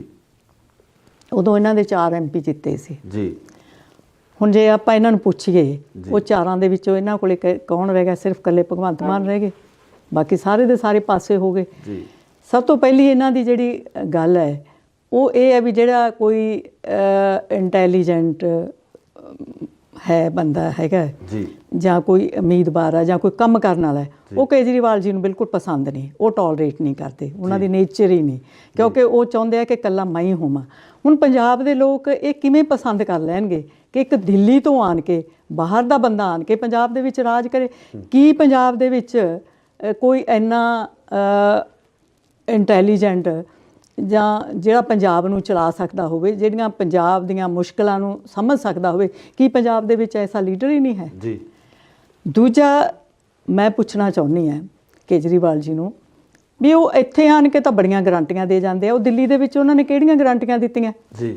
ਇਹਨਾਂ ਦੇ ਕਈ ਹਜ਼ਾਰ ਟੀਚਰ ਹੈ ਜਿਹੜੇ ਵਿਚਾਰੇ ਸੜਕਾਂ ਤੇ ਫਿਰਦੇ ਆ, ਉਹਨਾਂ ਨੂੰ ਹਜੇ ਤੱਕ ਪੱਕਾ ਨਹੀਂ ਕੀਤਾ। ਜੀ। ਉਹਨਾਂ ਨੂੰ ਇਹਨਾਂ ਨੇ ਜਿਵੇਂ ਉਹ ਹੁੰਦੇ ਆ ਨਾ ਮਜ਼ਦੂਰ, ਉਵੇਂ 15 ਦਿਨ ਦੇ ਠੇਕੇ ਤੇ ਰੱਖਿਆ ਹੋਇਆ, 15 ਦਿਨਾਂ ਬਾਅਦ ਫਿਰ ਉਹਨਾਂ ਨੂੰ ਕੱਢ ਦਿੰਦੇ ਆ।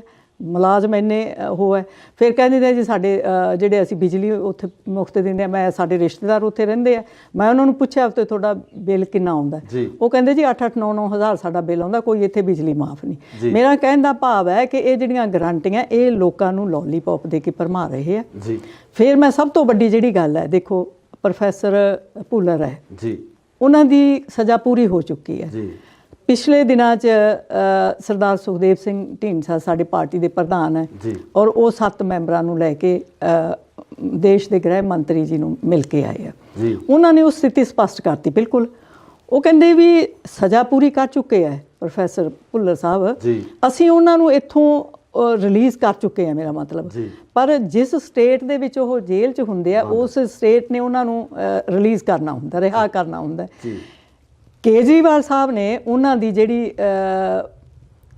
ਆਪਣੀ ਫਾਈਲ ਸੀ ਉਹਨੂੰ ਰਿਜੈਕਟ ਕਰਤਾ। ਸਭ ਤੋਂ ਵੱਡੀ ਗੱਲ ਤਾਂ ਅਸੀਂ ਕੇਜਰੀਵਾਲ ਜੀ ਤੋਂ ਇਹ ਪੁੱਛਦੇ ਹਾਂ ਵੀ ਤੁਸੀਂ ਦਿੱਲੀ ਦੇ ਵਿੱਚ ਜਾ ਕੇ ਹੋਰ ਕੁਝ ਕਹਿੰਦੇ ਆ, ਪੰਜਾਬ ਦੇ ਵਿੱਚ ਕੁਝ ਹੋਰ ਕਹਿੰਦੇ ਆਣ ਕੇ। ਮੈਂ ਇੱਕ ਇਹਨਾਂ ਦੀ ਸਪੀਚ ਸੁਣੀ ਕੇਜਰੀਵਾਲ ਜੀ ਦੀ, ਉਹ ਕਹਿੰਦੇ ਵੀ ਉਹ ਬੋਲ ਰਹੇ ਸੀ ਉੱਥੇ ਦਿੱਲੀ ਦੇ ਲੋਕਾਂ ਨੂੰ, ਕਹਿੰਦੇ ਵੀ ਮੈਂ ਮਹਿਸੂਸ ਕਰਦਾ ਕਿ ਦਿੱਲੀ ਦੇ ਵਿੱਚ ਪਾਣੀ ਦੀ ਬੜੀ ਕਮੀ ਹੈ ਪਰ ਪੰਜਾਬ ਦੇ ਵਿੱਚ ਆਪਣੀ ਸਰਕਾਰ ਬਣ ਜਾਣੀ ਹੈ ਤੇ ਉੱਥੋਂ ਪਾਣੀ ਲਿਆ ਕੇ ਤੁਹਾਨੂੰ ਘਰ ਘਰ ਪਾਣੀ ਪਹੁੰਚਾਵਾਂਗੇ। ਹੁਣ ਮੈਂ ਲੋਕਾਂ ਨੂੰ ਵੀ ਇਹੀ ਪੁੱਛਣਾ ਚਾਹੁੰਦੀ ਹਾਂ ਕਿ ਕੀ ਤੁਸੀਂ ਦਿੱਲੀ ਨੂੰ ਪਾਣੀ ਦਿਓਗੇ ਕਿ ਜਾਂ ਆਪਣਾ ਪੰਜਾਬ ਦਾ ਪਾਣੀ ਸਾਂਭ ਕੇ ਰੱਖੋਗੇ? ਜੇ ਹੁਣ ਤੁਹਾਡਾ ਕੇਜਰੀਵਾਲ ਜੀ ਪੰਜਾਬ ਦਾ ਪਾਣੀ ਦਿੱਲੀ ਲੈ ਗਏ ਤੇ ਫਿਰ ਤੁਸੀਂ ਪਾਣੀ ਤਾਂ ਆਪਣੇ ਪਹਿਲਾਂ ਹੀ ਬਹੁਤ ਘੱਟ ਹੈ, ਤੇ ਜੇ ਆਪਾਂ ਪਾਣੀ ਵੀ ਦਿੱਲੀ ਨੂੰ ਦੇਤਾ ਤੇ ਫਿਰ ਸਾਨੂੰ ਸੋਚਣਾ ਪਊਗਾ ਇਸ ਗੱਲ ਵਾਸਤੇ। ਤੇ ਜਿਹੜੇ ਹੁਣ ਇਹ ਮੁੱਖ ਮੰਤਰੀ ਭਗਵੰਤ ਮਾਨ ਜੀ ਨੂੰ ਇਹਨਾਂ ਨੇ ਚਿਹਰਾ ਬਣਾਇਆ, ਅਸੀਂ ਕੌਣ ਨਹੀਂ ਜਾਣਦਾ ਕਿ ਉਹ ਪਾਰਲੀਮੈਂਟ ਦੇ ਵਿੱਚ ਉਹਨਾਂ ਦੇ ਨਾਲ ਨਹੀਂ ਕੋਈ ਬਹਿੰਦਾ। ਕਿਉਂ ਨਹੀਂ ਬਹਿੰਦਾ? ਕਿਉਂਕਿ ਉਹਨਾਂ ਨੇ ਨਸ਼ਾ ਕੀਤਾ ਹੁੰਦਾ, ਸ਼ਰਾਬ ਪੀਤੀ ਹੁੰਦੀ ਹੈ। ਇਹ ਤਾਂ ਰਿਕਾਰਡ ਦੇ ਵਿੱਚ ਹੈ, ਕੋਈ ਮੈਂ ਤਾਂ ਨਹੀਂ ਕਹਿੰਦੀ, ਰਿਕਾਰਡ ਦੇ ਵਿੱਚ। ਅੱਜ ਜਦੋਂ ਬਰਗਾੜੀ ਦੇ ਵਿੱਚ ਦੇਖੋ ਗੁਰੂ ਗ੍ਰੰਥ ਸਾਹਿਬ ਦੀ ਹਾਜ਼ਰੀ ਦੇ ਵਿੱਚ ਤੁਸੀਂ ਦੇਖਿਆ ਹੁਣ ਉਹਨਾਂ ਦੀਆਂ ਵੀਡੀਓ ਕਿੰਨੀਆਂ ਵਾਇਰਲ ਹੋਈਆਂ। ਉਹ ਨਸ਼ੇ 'ਚ ਗੁੱਤ ਆ ਕੇ ਗੁਰੂ ਗ੍ਰੰਥ ਸਾਹਿਬ ਦੀ ਹਾਜ਼ਰੀ ਦੇ ਵਿੱਚ ਮੱਥਾ ਟੇਕਿਆ, ਲੋਕਾਂ ਨੇ ਉਹਨਾਂ ਨੂੰ ਧੱਕੇ ਮਾਰ ਕੇ ਬਾਹਰ ਕੱਢਿਆ। ਜਿਸ ਇਨਸਾਨ ਨੂੰ ਦੇਖੋ ਜਿਹੜਾ ਲੋਕ ਸਭਾ ਹੁੰਦੀ ਹੈ, ਪਾਰਲੀਮੈਂਟ ਹੈ, ਉਹ ਲੋਕਾਂ ਦੀ ਚੁਣੀ ਹੋਈ ਹੁੰਦੀ ਹੈ ਔਰ ਉਸ ਨੂੰ ਸਰਵਉੱਚ ਮੰਨਦੇ ਆ। ਉਹਦੇ ਪਾਸ ਕੀਤੇ ਹੋਏ ਕਾਨੂੰਨ ਦੇਸ਼ ਦੇ ਵਿੱਚ ਲਾਗੂ ਹੁੰਦੇ ਆ, ਪਵਿੱਤਰ ਮੰਨਿਆ ਜਾਂਦਾ। ਜਿਹੜਾ ਇਨਸਾਨ ਉਸ ਪਵਿੱਤਰ ਸਥਾਨ ਦੇ ਵਿੱਚ ਵੀ ਸ਼ਰਾਬ ਪੀ ਕੇ ਜਾਂਦਾ ਹੈ ਔਰ ਆਪਣੀ ਮਾਂ ਦੀ ਸਹੁੰ ਖਾ ਕੇ ਵੀ ਮੈਂ ਅੱਜ ਤੋਂ ਨਸ਼ਾ ਛੱਡਿਆ, ਉਹ ਤੋਂ ਬਾਅਦ ਵੀ ਉਹ ਸ਼ਰਾਬ ਪੀਂਦਾ, ਤੇ ਪੰਜਾਬ ਦੇ ਲੋਕ ਉਹਦੇ 'ਤੇ ਵਿਸ਼ਵਾਸ ਕਿਵੇਂ ਕਰ ਲੈਣਗੇ? ਜਿਹਦੇ ਨਾਲ ਪਾਰਲੀਮੈਂਟ ਦੇ ਵਿੱਚ ਕੋਈ ਬੈਠਣ ਨੂੰ ਤਿਆਰ ਨਹੀਂ, ਵੀ ਇਹਦੇ ਵਿੱਚੋਂ ਬਦਬੂ ਆਉਂਦੀ ਹੈ, ਤੇ ਪੰਜਾਬ ਦੇ ਲੋਕ ਕਿਵੇਂ ਇਹ ਜਿਹੇ ਮੁੱਖ ਮੰਤਰੀ ਨੂੰ, ਉਹ ਪੰਜਾਬ ਦਾ ਕੀ ਸੰਭਾਲੂਗਾ? ਸੋ ਇਹ ਮੈਂ ਤਾਂ ਅਪੀਲ ਕਰੂੰਗੀ, ਬੇਨਤੀ ਕਰੂੰਗੀ ਸਾਰੇ ਸਾਡੇ ਪੰਜਾਬ ਦੇ ਲੋਕਾਂ ਨੂੰ ਵੀ ਪਹਿਲਾਂ ਇਹਨਾਂ ਨੂੰ ਤੁਸੀਂ ਦੇਖ ਲਿਆ, ਪਰਖ ਚੁੱਕੇ ਆ। 12 MLA ਇਹਨਾਂ ਦੇ ਭੱਜ ਗਏ। ਅੱਜ ਕੋਈ ਵੀ ਕੈਲੀਬਰ ਜਿਹੜਾ ਉਮੀਦਵਾਰ ਹੈ ਜਾਂ ਇਹਨਾਂ ਦੇ MLA ਸੀ, ਕੋਈ ਇਹਨਾਂ ਦੇ ਨਾਲ ਨਹੀਂ ਰਿਹਾ। ਕਿਉਂ ਨਹੀਂ ਰਿਹਾ? ਇਹਦਾ ਮਤਲਬ ਜਿਹੜੇ ਪਹਿਲਾਂ MLA ਬਣੇ ਆ ਜਾਂ MP ਬਣੇ, ਉਹਨਾਂ ਨੇ ਇਹਨਾਂ ਨੂੰ ਪਰਖ ਲਿਆ, ਉਹ ਇਹਨਾਂ ਤੋਂ ਦੂਰ ਚਲੇ ਗਏ ਸਾਰੇ। ਦੇਖੋ ਗਾਂਧੀ ਜੀ ਹੈ, ਕਿੰਨੇ ਵਧੀਆ ਇਨਸਾਨ, ਕਿੰਨੇ ਸੋਸ਼ਲ ਹੈਗੇ ਆ, ਤੇ ਉਹ ਵੀ ਪਾਸੇ ਹੋ ਗਏ। ਕਿੰਨੇ ਇਹੋ ਜਿਹੇ MP ਆ ਜਿਹੜੇ MLA ਬਣੇ, ਉਹ ਵੀ ਭੱਜ ਗਏ, MP ਵੀ ਭੱਜ ਗਏ। ਸੋ ਮੈਂ ਤਾਂ ਸਾਰਿਆਂ ਨੂੰ ਇਹੀ ਅਪੀਲ ਕਰੂੰਗੀ ਵੀ ਤੁਸੀਂ ਇਹਨਾਂ ਨੂੰ ਪਹਿਲਾਂ ਪਰਖ ਚੁੱਕੇ ਆ, ਤੇ ਹੁਣ ਇਹਨਾਂ ਨੂੰ ਪਰਖਣ ਦੀ ਲੋੜ ਨਹੀਂ। ਆਪਣੀ ਜਿਹੜੀ ਹੋਂਦ ਹੈ ਉਹ ਬਾਹਰਲੇ ਦਿੱਲੀ ਤੋਂ ਆਏ ਹੋਏ ਲੋਕਾਂ ਦੇ ਹੱਥ 'ਚ ਨਾ ਦਿਓ। ਬੀਬੀ ਜੀ, ਇੱਕ ਜਿਹੜੇ ਤੁਹਾਡੇ ਵੱਲੋਂ ਹਲਕੇ ਦੇ ਵਿੱਚ ਕਿਸ ਤਰ੍ਹਾਂ ਦੇ ਜਿਹੜੇ ਵਾਅਦੇ ਆ ਜਾਂ ਕਿਸ ਤਰ੍ਹਾਂ ਦੇ ਐਲਾਨ ਆ ਜਿਹੜੇ ਉਹ ਕੀਤੇ ਜਾਣੇ, ਉਹਨਾਂ ਬਾਰੇ ਵੀ ਥੋੜੀ ਜਾਣਕਾਰੀ ਦਿਓ। ਗੁਰੂ ਇਕਬਾਲ ਜੀ, ਬਹੁਤ ਜਲਦੀ ਸਾਡੇ ਤਿੰਨਾਂ ਪਾਰਟੀਆਂ ਦਾ ਇੱਕ ਸਾਂਝਾ ਮੈਨੀਫੈਸਟੋ ਤਿਆਰ ਹੋ ਰਿਹਾ ਜੀ, ਕਿਉਂਕਿ ਹਜੇ ਉਹ ਤਕਰੀਬਨ ਮੇਰੇ ਖਿਆਲ 1-2 ਦਿਨਾਂ ਤੱਕ ਬਾਹਰ ਆਊ। ਉਹ ਤੋਂ ਪਹਿਲਾਂ ਮੈਂ ਉਹਨੂੰ ਡਿਟੇਲ ਤੁਹਾਡੇ ਨਾਲ ਸਾਂਝੀ ਨਹੀਂ ਕਰ ਸਕਦੀ, ਕਿਉਂਕਿ ਜਦੋਂ ਪਾਰਟੀਆਂ ਇਕੱਠੀਆਂ ਹੋ ਕੇ ਸਾਡੇ ਜਿਹੜੇ ਸੀਨੀਅਰ ਲੀਡਰ ਹੈ ਉਹ ਹੀ ਮੰਚ 'ਤੇ ਲੋਕਾਂ ਦੇ ਸਾਹਮਣੇ ਰੱਖਣਗੇ ਜੀ। ਪਰ ਮੈਨੂੰ ਇਹ ਵਿਸ਼ਵਾਸ ਹੈ ਕਿ ਜਿਹੜਾ ਸਾਡਾ ਮੈਨੀਫੈਸਟੋ ਹੋਊਗਾ ਉਹ ਲਾਰਿਆਂ ਵਾਲਾ ਨਹੀਂ ਹੋਊਗਾ ਜੀ। ਉਹਦੇ ਵਿੱਚ ਸਾਡਾ ਜਿਹੜਾ ਵੱਡਾ ਏਮ ਹੈ ਜੀ, ਉਹ ਲੋਕਾਂ ਨੂੰ ਲੋਲੀਪੌਪ ਨਹੀਂ ਦੇਣੇ, ਜਿਵੇਂ ਬਿਜਲੀ ਫ੍ਰੀ ਕਰ ਦਿਆਂਗੇ, ਉਹ ਫ੍ਰੀ ਕਰ ਦਿਆਂਗੇ, ਆਹ ਫ੍ਰੀ ਕਰ ਦਿਆਂਗੇ। ਅਸੀਂ ਫ੍ਰੀ ਨਹੀਂ ਜੀ। ਅਸੀਂ ਜੇ ਫ੍ਰੀ ਦੇਣੀ ਤਾਂ 3 ਚੀਜ਼ਾਂ ਫ੍ਰੀ ਦੇਵਾਂਗੇ। ਇੱਕ, ਸਿੱਖਿਆ ਸਭ ਤੋਂ ਵੱਡੀ ਚੀਜ਼ ਹੈ, ਕਿਉਂਕਿ ਜੇ ਹਰ ਨਾਗਰਿਕ ਸਿੱਖਿਅਤ ਹੋਊਗਾ ਉਹਨੂੰ ਆਪਣੇ ਅਧਿਕਾਰਾਂ ਦਾ ਪਤਾ ਲੱਗੂਗਾ। ਜੀ ਜੀ। ਦੂਜੀ, ਅਸੀਂ ਸਿਹਤ। ਤੀਜਾ, ਜਿਹੜਾ ਕਾਨੂੰਨ ਹੈ, ਲੋਕਾਂ ਨੂੰ ਜਿਹੜਾ ਇਨਸਾਫ ਹੈ, ਉਹ ਅਸੀਂ ਫ੍ਰੀ ਦੇਵਾਂਗੇ। ਇਹ 3 ਚੀਜ਼ਾਂ ਜਿਹੜੀਆਂ ਵੱਡੀਆਂ ਅਸੀਂ ਇਸ ਏਜੰਡੇ ਦੇ ਵਿੱਚ ਸਾਡੇ ਹੋਣਗੀਆਂ, ਕਿਉਂਕਿ ਇਹ ਤਿੰਨੇ ਹੀ ਬਹੁਤ ਜ਼ਰੂਰੀ ਹੈ। ਦੇਖੋ, ਅਸੀਂ ਜੇ ਹਰ ਪਰਿਵਾਰ ਦੇ ਵਿੱਚ ਆਪਾਂ ਨੌਕਰੀ ਦੇ ਦਈਏ ਤਾਂ ਉਹਨਾਂ ਨੂੰ ਨਾ ਤਾਂ ਬਿਜਲੀ ਫ੍ਰੀ ਦੀ ਲੋੜ ਹੈ, ਨਾ ਪਾਣੀ ਫ੍ਰੀ ਦੀ ਲੋੜ ਹੈ, ਨਾ ਆਟੇ ਦਾਲਾਂ ਦੀ ਲੋੜ ਹੈ। ਉਹ ਆਪਣੀ ਕਮਾਈ ਕਰਨਗੇ। ਇਹਦੇ ਨਾਲ ਅਸੀਂ ਜਿਹੜਾ ਇਹ ਫ੍ਰੀ ਕਰਦੇ ਆ ਨਾ, ਇਹ ਲੋਕਾਂ ਨੂੰ ਕਮਜ਼ੋਰ ਕਰ ਰਹੀ ਹੈ ਜੀ। ਕਿਉਂਕਿ ਜਦੋਂ ਤੁਹਾਨੂੰ ਸਭ ਕੁਝ ਫ੍ਰੀ ਮਿਲਣ ਲੱਗ ਗਿਆ, ਫਿਰ ਅਸੀਂ ਕਿਉਂ ਕੰਮ ਕਰਾਂਗੇ? ਅਸੀਂ ਘਰੇ ਬੈਠਾਂਗੇ ਆਰਾਮ ਨਾਲ। ਇਸ ਕਰਕੇ ਅਸੀਂ ਤਾਂ 3 ਚੀਜ਼ਾਂ ਫ੍ਰੀ ਦੇਵਾਂਗੇ। ਅਸੀਂ ਸਿੱਖਿਆ ਫ੍ਰੀ ਦੇਵਾਂਗੇ, ਅਸੀਂ ਸਿਹਤ ਸੇਵਾਵਾਂ ਫ੍ਰੀ ਦੇਵਾਂਗੇ, ਤੇ ਅਸੀਂ ਇਨਸਾਫ ਹੈ ਜਿਹੜਾ ਲੋਕਾਂ ਨੂੰ ਉਹ ਫ੍ਰੀ ਦੇਵਾਂਗੇ। ਇੱਕ ਮੈਂ ਜਿਹੜਾ ਜਿਸ ਦਿਨ ਅਸੀਂ ਉਦਘਾਟਨ ਕੀਤਾ ਹੈ ਆਪਣੇ ਦਫ਼ਤਰ ਦਾ, ਉਸ ਦਿਨ ਮੈਂ ਆਪਣਾ ਨਿੱਜੀ ਇੱਕ ਐਲਾਨ ਕੀਤਾ ਜੀ ਜੀ। ਉਹਦੇ ਵਿੱਚ ਮੈਂ, ਕਿਉਂਕਿ ਸਾਨੂੰ ਸਾਰਿਆਂ ਨੂੰ ਪਤਾ ਹੈ ਕਿ ਪੰਜਾਬ ਦੀ ਜਿਹੜੀ ਆਰਥਿਕ ਹਾਲਤ ਹੈ ਬੜੀ ਮੰਦੀ ਹੈ ਜੀ। ਮੈਂ ਇਹ ਸੋਚਿਆ ਕਿ ਜੇ ਮੈਂ ਇਹਦੇ ਵਿੱਚ ਇੱਕ, ਜਿਵੇਂ ਕਹਿੰਦੇ ਬੂੰਦ ਬੂੰਦ ਨਾਲ ਤਲਾਬ ਭਰਦਾ ਹੈ, ਵੀ ਜੇ ਮੈਂ ਆਪਣਾ ਥੋੜ੍ਹਾ ਜਿਹਾ ਵੀ ਕਾਨਿਕ ਹਿੱਸਾ ਪਾ ਦਿਆਂ, ਤੇ ਮੈਨੂੰ ਲੱਗਦਾ ਕਿ ਮੈਂ ਸਮਝੂੰਗੀ ਕਿ ਜਿਹੜੀ ਸੇਵਾ ਮੈਨੂੰ ਲੋਕਾਂ ਨੇ ਦਿੱਤੀ ਹੈ ਉਹ ਮੈਂ ਸੇਵਾ ਨਿਭਾਈ ਹੈ। ਮੈਂ ਇਹ ਸਾਰਿਆਂ ਨਾਲ ਵਾਅਦਾ ਕੀਤਾ ਔਰ ਵਾਅਦਾ ਕਰਦੀ ਹਾਂ ਤੁਹਾਡੇ ਚੈਨਲ ਰਾਹੀਂ ਕਿ ਸਰਦਾਰ ਪ੍ਰਕਾਸ਼ ਸਿੰਘ ਬਾਦਲ 1 ਰੁਪਈਆ ਤਨਖਾਹ ਦਾ ਲੈਂਦੇ ਸੀ, ਪਰ ਮੈਂ ਉਹ 1 ਰੁਪਈਆ ਵੀ ਨਹੀਂ ਲਵਾਂਗੀ। ਮੈਂ ਪੂਰੀ ਦੀ ਪੂਰੀ ਤਨਖਾਹ ਹੈ ਜਿਹੜੀ ਉਹ ਪੰਜਾਬ ਦੇ ਖਜ਼ਾਨੇ ਦੇ ਵਿੱਚ ਆਪਣੀ ਜਮ੍ਹਾਂ ਕਰਵਾਉਂਗੀ, ਔਰ ਇੱਕ ਸੇਵਾਦਾਰਨੀ ਦੇ ਰੂਪ ਦੇ ਵਿੱਚ ਮੈਂ ਇਲਾਕੇ ਦੀ ਸੇਵਾ ਕਰਨੀ ਹੈ। ਕਿਉਂਕਿ ਮੈਂ ਜਦੋਂ 2004 ਦੇ ਵਿੱਚ ਵੀ ਰਾਜਨੀਤੀ ਦੇ ਵਿੱਚ ਆਈ ਹਾਂ, ਉਦੋਂ ਵੀ ਮੈਂ ਇਹੀ ਵਾਅਦਾ ਕੀਤਾ ਸੀ ਕਿ ਮੈਂ ਕੋਈ ਪਾਵਰ ਹਾਸਲ ਕਰਨ ਵਾਸਤੇ, ਕੋਈ ਮੈਂ ਪੈਸਾ ਹਾਸਲ ਕਰਨ ਵਾਸਤੇ ਨਹੀਂ ਰਾਜਨੀਤੀ ਦੇ ਵਿੱਚ। ਵਾਹਿਗੁਰੂ ਨੇ ਸਾਡੇ ਪਰਿਵਾਰ ਦਾ ਬੜਾ ਵੱਡਾ, ਦੇਖੋ ਮੇਰੇ ਫਾਦਰ ਸਾਹਿਬ ਦਾ ਨਾਂ ਸੈਂਟਰ ਦੇ ਵਿੱਚ ਵਜ਼ੀਰ ਰਹੇ, 25 ਸਾਲ ਉਹ MLA ਰਹੇ, 10 ਸਾਲ ਉਹ ਮੈਂਬਰ ਪਾਰਲੀਮੈਂਟ ਰਹੇ, ਕੇਂਦਰ ਦੇ ਵਿੱਚ ਵਜ਼ੀਰ ਰਹੇ, ਤੇ ਵਾਹਿਗੁਰੂ ਨੇ ਐਡੀ ਬਖਸ਼ਿਸ਼ ਕੀਤੀ ਹੈ ਕਿ ਸਾਡਾ ਜਿਹੜੀ ਬਹੁਤ ਅਸੀਂ ਆਪਣੇ ਆਪ ਨੂੰ ਇਹ ਸਮਝਦੇ ਹਾਂ ਵੀ ਸਾਡੀ ਸੰਤੁਸ਼ਟੀ ਹੈ। ਸੋ ਇਸ ਕਰਕੇ ਮੈਂ ਆਪਣੀ ਪੂਰੀ ਦੀ ਪੂਰੀ ਤਨਖਾਹ ਹੈ ਜਿਹੜੀ ਉਹ ਸਰਕਾਰੀ ਖਜ਼ਾਨੇ ਦੇ ਵਿੱਚ ਜਮ੍ਹਾਂ ਕਰਾਵਾਂਗੀ। ਇਹ ਮੈਂ ਵਿਸ਼ਵਾਸ ਦਿਵਾਉਂਦੀ ਹਾਂ। ਸੋ ਇਹ ਸਨ ਬੀਬੀ ਪਰਮਜੀਤ ਕੌਰ ਜੀ ਗੁਲਸ਼ਨ, ਜਿਹੜੇ ਕਿ ਜੈਤੋ ਵਿਧਾਨ ਸਭਾ ਹਲਕੇ ਤੋਂ ਆਪਣੀ ਉਮੀਦਵਾਰੀ ਦੇ ਤੌਰ 'ਤੇ ਲੋਕਾਂ ਦੇ ਵਿੱਚ ਵਿਚਰ ਰਹੇ ਆ। ਪਰ ਲੋਕ ਕਿਸ ਤਰ੍ਹਾਂ ਇਹਨਾਂ ਵੱਲੋਂ ਕੀਤੇ ਹੋਏ ਵਾਅਦਿਆਂ ਨੂੰ ਜਾਂ ਐਲਾਨਾਂ ਨੂੰ ਦੇਖਦੇ ਆ, ਇਹ ਆਉਣ ਵਾਲੀ 10 ਮਾਰਚ ਨੂੰ ਜਿਹੜਾ ਕਨਫਰਮ ਹੋ ਜਾਣਾ, ਪਤਾ ਲੱਗ ਜਾਣਾ। ਇਸੇ ਤਰ੍ਹਾਂ ਦੀਆਂ ਹੋਰ ਸਿੱਖਿਆਤਾਂ ਅਸੀਂ ਤੁਹਾਡੇ ਰੂਬਰੂ ਕਰਦੇ ਰਵਾਂਗੇ। ਜੁੜੇ ਰਹੋ ਇੰਡੋਜ਼ TV ਆਸਟ੍ਰੇਲੀਆ ਨਾਲ। ਧੰਨਵਾਦ। ਅਕਾਲੀ ਦਲ ਬਾਦਲ ਨਾਲ ਤੁਹਾਡੀ ਇਹੋ ਜਿਹੀਆਂ ਕਿਹੜੀਆਂ ਸਮੱਸਿਆਵਾਂ ਪੈਦਾ ਹੋਈਆਂ, ਇਹੋ ਜਿਹੇ ਕਿਹੜੇ ਹਾਲਾਤ ਪੈਦਾ ਹੋਏ ਜਿਹਦੇ ਕਰਕੇ ਤੁਹਾਨੂੰ ਪਾਰਟੀ ਨੂੰ ਛੱਡ ਕੇ ਇੱਕ ਨਵੇਂ ਧੜੇ ਨਾਲ, ਜਾਂ ਆਪਾਂ ਕਹਿ ਲਈਏ ਅਕਾਲੀ ਦਲ ਸੰਯੁਕਤ ਦੀ ਜਿਹੜੀ ਸੰਗਠਨ ਕੀਤਾ ਜਾਂਦਾ ਉਸ ਨਾਲ ਜੁੜਨਾ ਪਿਆ? ਜਦੋਂ ਤੋਂ ਸਰਦਾਰ ਸੁਖਬੀਰ ਸਿੰਘ ਬਾਦਲ ਪਾਰਟੀ ਦੇ ਪ੍ਰਧਾਨ ਬਣੇ, ਉਹਨਾਂ ਨੇ ਉਹ ਸਾਰੇ ਦੇ ਸਾਰੇ ਜਿਹੜੇ ਅਸੂਲ ਸੀ ਉਹ ਛਿੱਕੇ ਟੰਗ ਸਿਰਫ ਜੇ ਹੁਕਮ ਚੱਲਦਾ ਸੀ ਤਾਂ ਬਾਦਲ ਪਰਿਵਾਰ ਦਾ ਹੁਕਮ ਪਾਰਟੀ ਦੇ ਵਿੱਚ ਚੱਲਦਾ ਸੀ। ਤੁਹਾਡੇ ਹਲਕੇ ਦੇ ਵਿੱਚ ਜਿਹੜੀਆਂ ਤੁਹਾਡੀਆਂ ਪ੍ਰਾਪਤੀਆਂ ਉਹਦੇ ਬਾਰੇ ਚਾਨਣਾ ਜ਼ਰੂਰ ਪਾਓ ਤਾਂ ਜੋ ਤੁਹਾਡੇ ਪਿਛਲੇ ਕੰਮਾਂ ਦੀ ਜਿਹੜੀ ਲਿਸਟ ਹੈ ਉਹ ਪਤਾ ਲੱਗ ਸਕੇ ਕਿ ਜੋ ਅੱਜ ਏਮਜ਼ ਇੱਥੇ ਆਇਆ ਹੈ ਜੀ ਇਹ ਮੇਰੀ ਬਦੌਲਤ ਹੈ।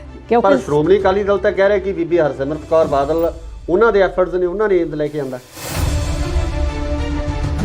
ਜਦੋਂ ਅਕਾਲੀ ਦਲ ਸੰਯੁਕਤ ਦਾ ਅਲਾਈਅੰਸ ਹੈ ਜਿਹੜਾ ਉਹ ਬੀਜੇਪੀ ਨਾਲ ਹੁੰਦਾ, ਤੁਹਾਨੂੰ ਕੀ ਲੱਗਦਾ ਕਿ ਅਗਰ ਜਦੋਂ ਤੁਸੀਂ ਹਲਕੇ 'ਚ ਜਾਓਗੇ ਤਾਂ ਤੁਹਾਨੂੰ ਇਸ ਚੀਜ਼ ਦਾ ਸਾਹਮਣਾ ਕਰਨਾ ਪਊਗਾ?